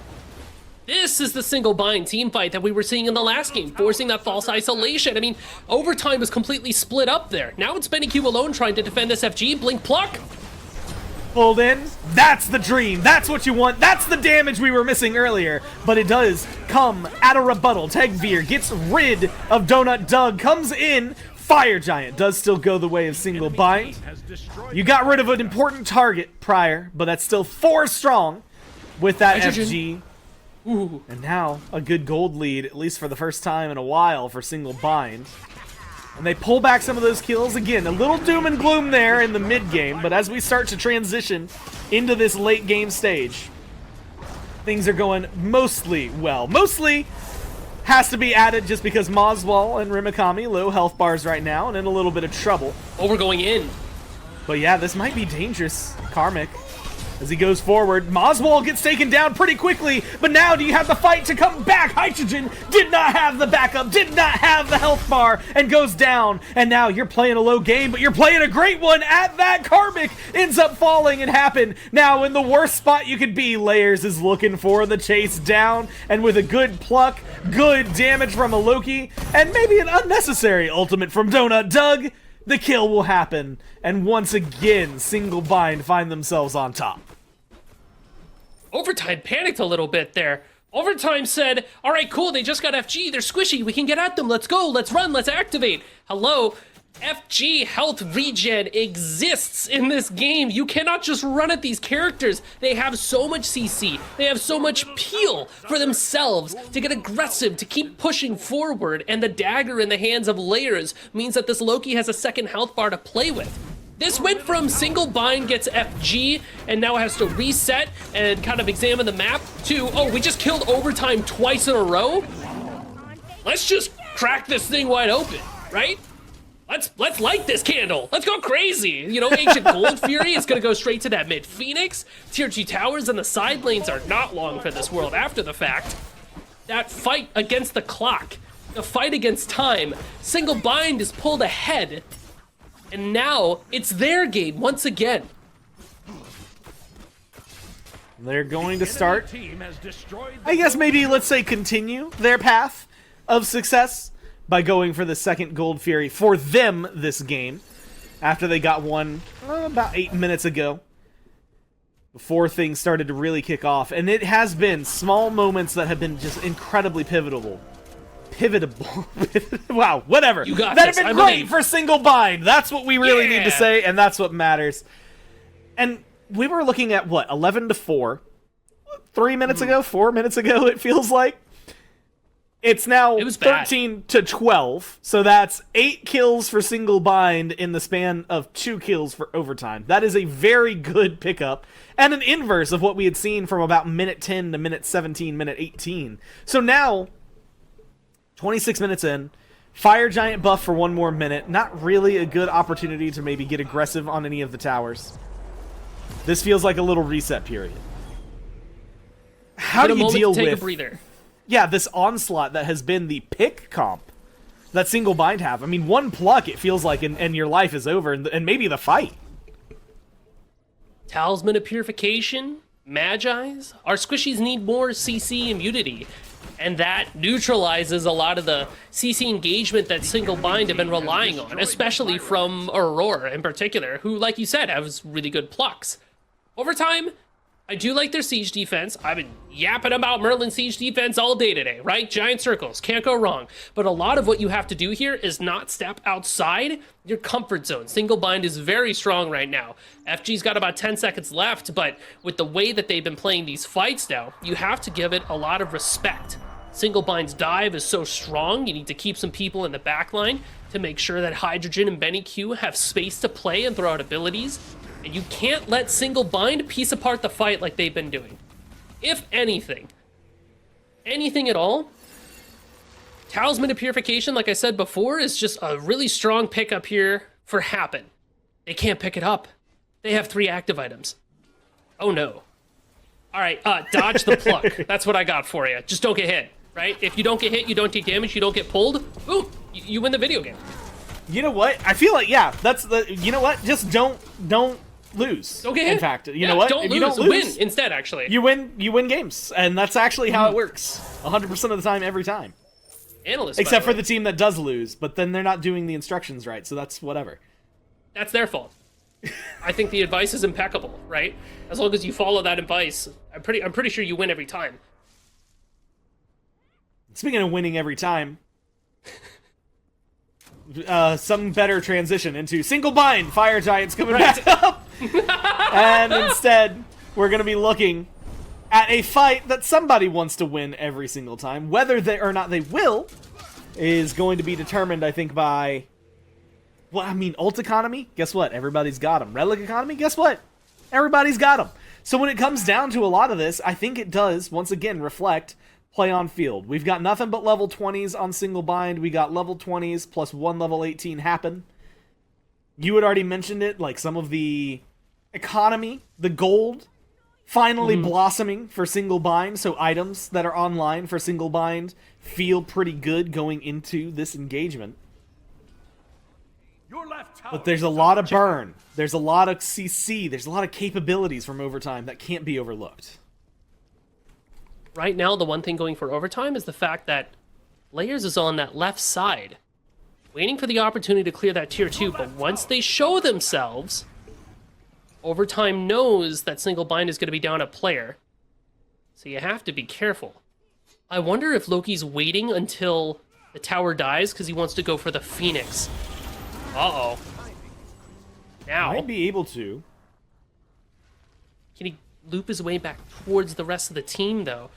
This is scary for single bind. Layer puts in a lot of work for these team fights. You need him. Well, Layers, like you said, going for the Phoenix. Does have Tegveer to match, so that is both junglers out of the equation. And instead, the health bars and the damage fall onto the rest of the team, and it will be Karmic, who is low and ultless at this point. Has to play carefully if they want to survive. Wall maybe could have caused some trouble, but Rimikami seems to be thriving in trouble from what I've seen today. Absolutely chaos incarnate and loving it every step of the way from this Pele. Good wall, and again, isolating just this Pele, who I think just walked away with more health than when the abilities were thrown out, and now Sounds is about dealing right. some damage. Fire Giant getting relatively low. You have to be careful, though. If you Check are here. single bind, you don't want to lose it to some stray pluck, to some sort of thing. It's going to be Donut Doug that secures the Fire Giant, but you lose Mosmol instantly. Does Tegveer go too deep? Yes, he does. And now what you a need blink. the chase down. You get rid of 3 in the blink of an eye when Binnique and Hydrogen happen, trying to stay alive. Karmic already caught his train out of here. It is gone. And it's going to be a 4-man for 1 trade. Phoenix left side already weakened. Fire Giant on 4 and single bind. Ready to run around and control this game. It's Karmic versus the world in the defense of a lifetime. Does the Jormungandr have it in him to stop single bind from winning the game? Not just winning the game, potentially able to try and win this set. You still have 25 seconds before Binnique or Hydrogen are back if you can get one of these objectives. Instead, they're chasing down Karmic. That's going to be a good staggered Right. kill, separated from the rest of the team. That timer, look at it, 60 seconds, while you have 10 seconds on Tegveer. Opens up Phoenixes. The question is, do you think confidence levels, with how long this Phoenix is taking, I'm going to go ahead and answer the question I'm going to ask. There's no way they go for the Titan here just yet. Instead, they Am get I the crazy? reset. Well, maybe. What? But, well, I was crazy once. I don't know. In my eyes, why don't we just ignore Karmic, break down that middle bird that's already weakened, and walk in? If you're gonna kill the guy, kill them while you're killing the Titan, right? I might be nuts. Yeah, I might be crazy, but I'm can just agree with surprised that. is all. I also think that there's a merit to focusing both Phoenixes. Like, because what, he was staggered 30 seconds behind anybody else. If you're not going in for Yeah. the Titan in that 30 seconds, destroyed the gold fury. Patience is a virtue. or even the Phoenix, yes, it is, you know, good. I'm okay with them taking their time. You don't want to throw a game that's, you know, not throwable in favor. certain circumstances, but I do think you maybe could have picked up a second Phoenix, right? It feels like at least mid and left could have been the option instead of chasing down the Jormungandr. I mean, hey, I'm in the booth and they're out there. Just a silly little guy. Yeah, what is it? All those Those made who on the can't field? play coach, and those who can't coach call the game. Amen, brother. Up top, you know what I mean? Oh, that's so real. Although single bind moving as a pack. Both teams opposite of each other. Single bind are hoping to find a pick, but at this point you can trim the towers, you can start your siege, you've got 80 seconds left for your FG, but the economy, like we mentioned before, everything is up except for Donut Doug's Aegis. So the fight is still good for single bind if they want to take it, but it's not curtains for overtime quite yet. They're still able to kind of feel things out. But I'll tell you what, the way that single bind has been playing against overtime, it never feels like overtime is able to play together. Last game and this game, that 5v5 that I've been harping on, just hasn't really been the case. And we still don't have an answer to what Aurora's been doing with these plucks. So it really does feel like single bind are just gonna slowly chip away at overtime until there's no paint left on the wall, you're picking away at foundation.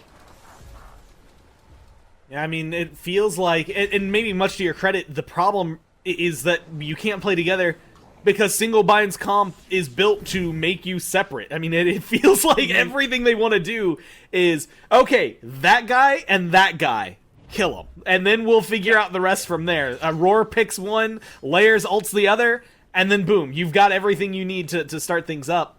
And it has created quite a kerfuffle, it feels like, in a lot of these engagements for overtime. Now, though, Fire Giant buff's going to be wearing off. About a minute left then until it comes back. And we'll see that, 35, maybe with the fight, up to 36 minutes into this game, assuming they start it as quick as they can. Instead, I think the question is maybe the opposite of what we were asking just around the 17-minute mark, about halfway through the game so far. Originally, it was single bind. How do they get into this? What do they do? They're down 11-4. How do you fight back into this team that seems to be overwhelming you for overtime? What do you do? I mean, they've tried to isolate Pele. Guess what? Rimikami doesn't care. And the rest of them, it feels like they just turn around and kill them. So how do you fight into this team on single bind? And maybe where do you do it? Do you step up to the Fire Giant? You have to.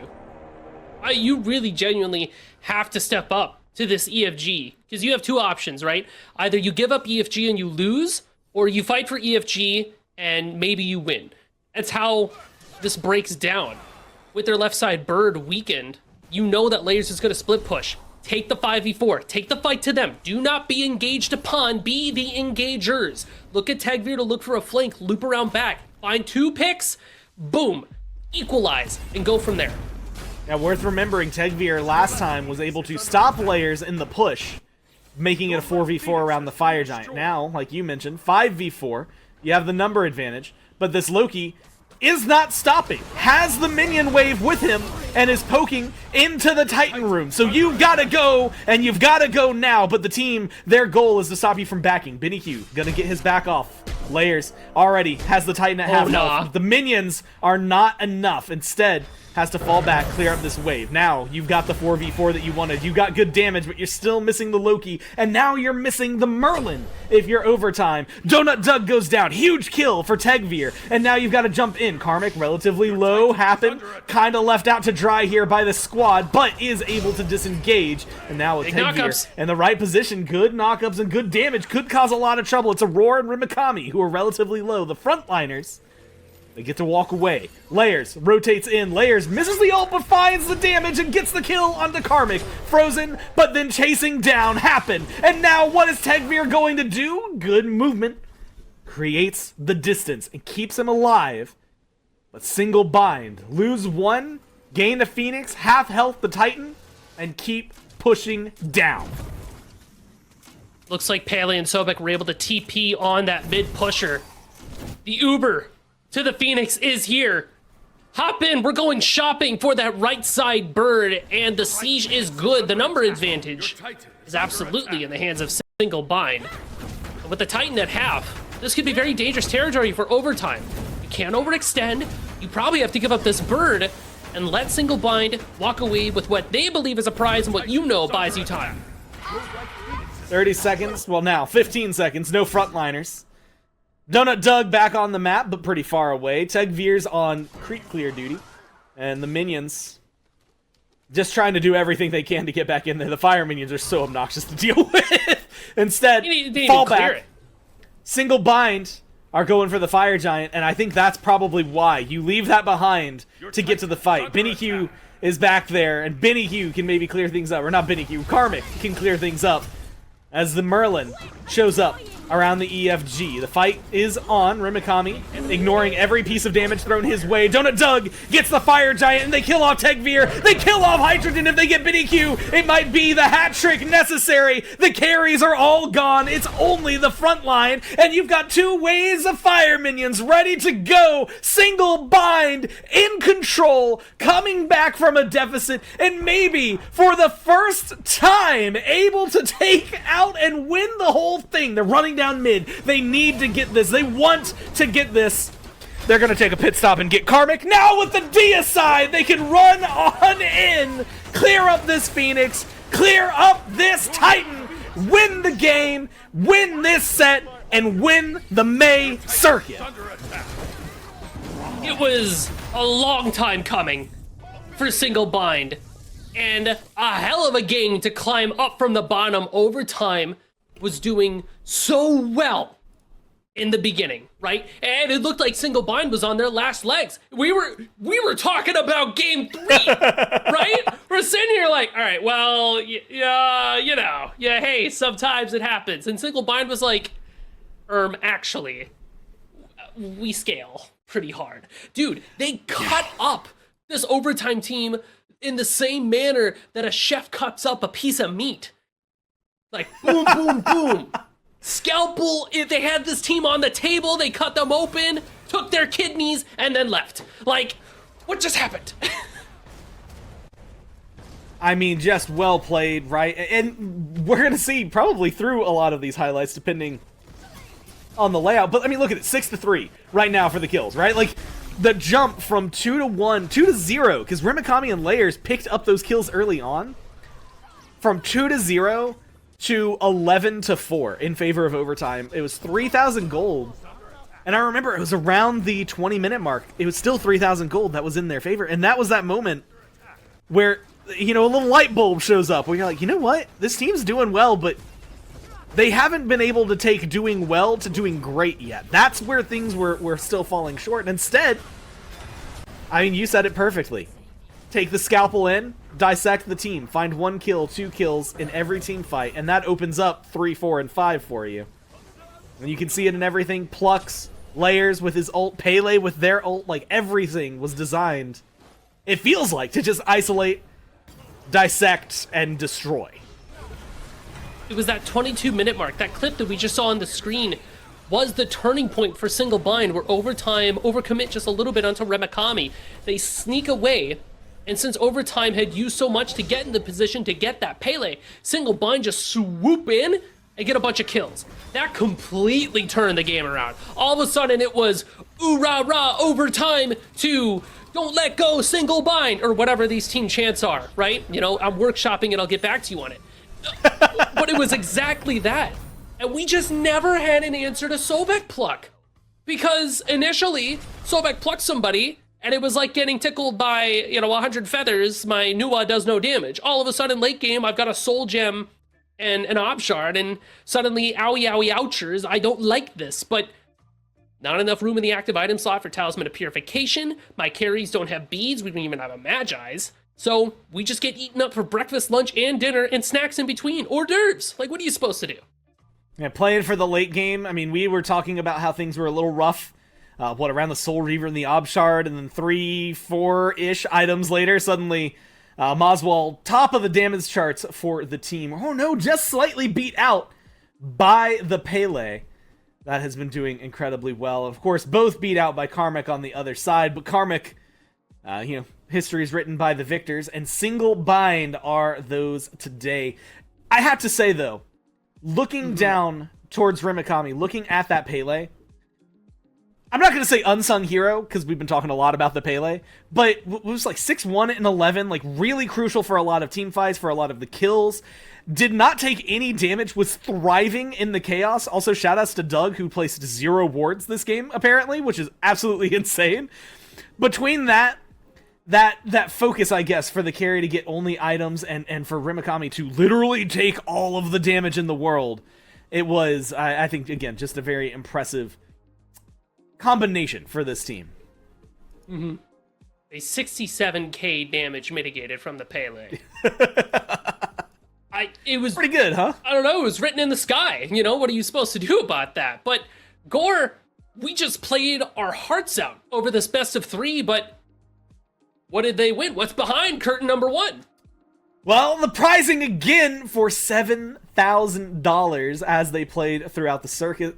Of course, as they played through today, it was exactly what they needed to this is the one to win, right? Like, if you're doing really well every other week, this is the one to win. But of course, you also get your nice Smite Prime badge and the title as well as you move forward. These things, of course, get to show off that you are, in fact, a champion, a winner, and successful in life and all things that you've ever set your whole soul to.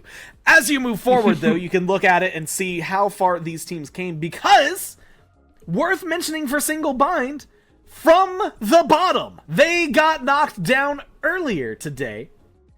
It was against Dirty Water that they lost. And so from there, they fought through so many matchups just to get back up here, and of course did a rematch against Dirty Water and were able to win that one to find themselves against Overtime, who coasted, I would say, and maybe call it, through the very top. But that is what closes out the May circuit. That is your final bracket. That is the end of this day, but it is not the end of where Smite Prime is going, because there is always more. The June circuit, as you can see, 6th, 13th, 20th, 27th, the Saturdays that are going to be coming up. $5,000 on the line. And you might be thinking, well, you just said a bigger number for the one. Why is this number? Well, there's more than just the June circuit that's going to be going on throughout June. We've also got the Summer Bash that is going to be going through June 14th through August 1st. It is, first off, you want to find out more, you should go to smiteprime.com, because it's going to do way better than anything I can say. But if I'm looking at my notes real fast, the June circuit is weeks 1 through 3 open signups as normal. And then, of course, week 4 will be the top 8 teams, much like you saw today. This Summer Bash that you're seeing a nice big $8,100 for is going to be NA and EU Joust and Conquest that are going to be going on. Again, you can go to smiteprime.com to find more information about what is going on, where you need to be, and what you're going to be doing. And I would say, Musi, that is all pretty fun and good Smite that is coming up ahead. Hey, I'm on board. I just love seeing it, right? The passion, the players, everybody comes out and plays their hearts out. They put it all on the line, and gotta have nothing but respect for the players out there in the field. Big congratulations to Single Bind. This is the first time they've ever won it, so, you know, pop the champagne if you can, and if you can't, sparkling grape juice, right? You know, let's keep it realistic. But for Overtime, I think you can still feel proud of how you did today. Still one of the top teams to be looking at that every other team will be eternally compared to.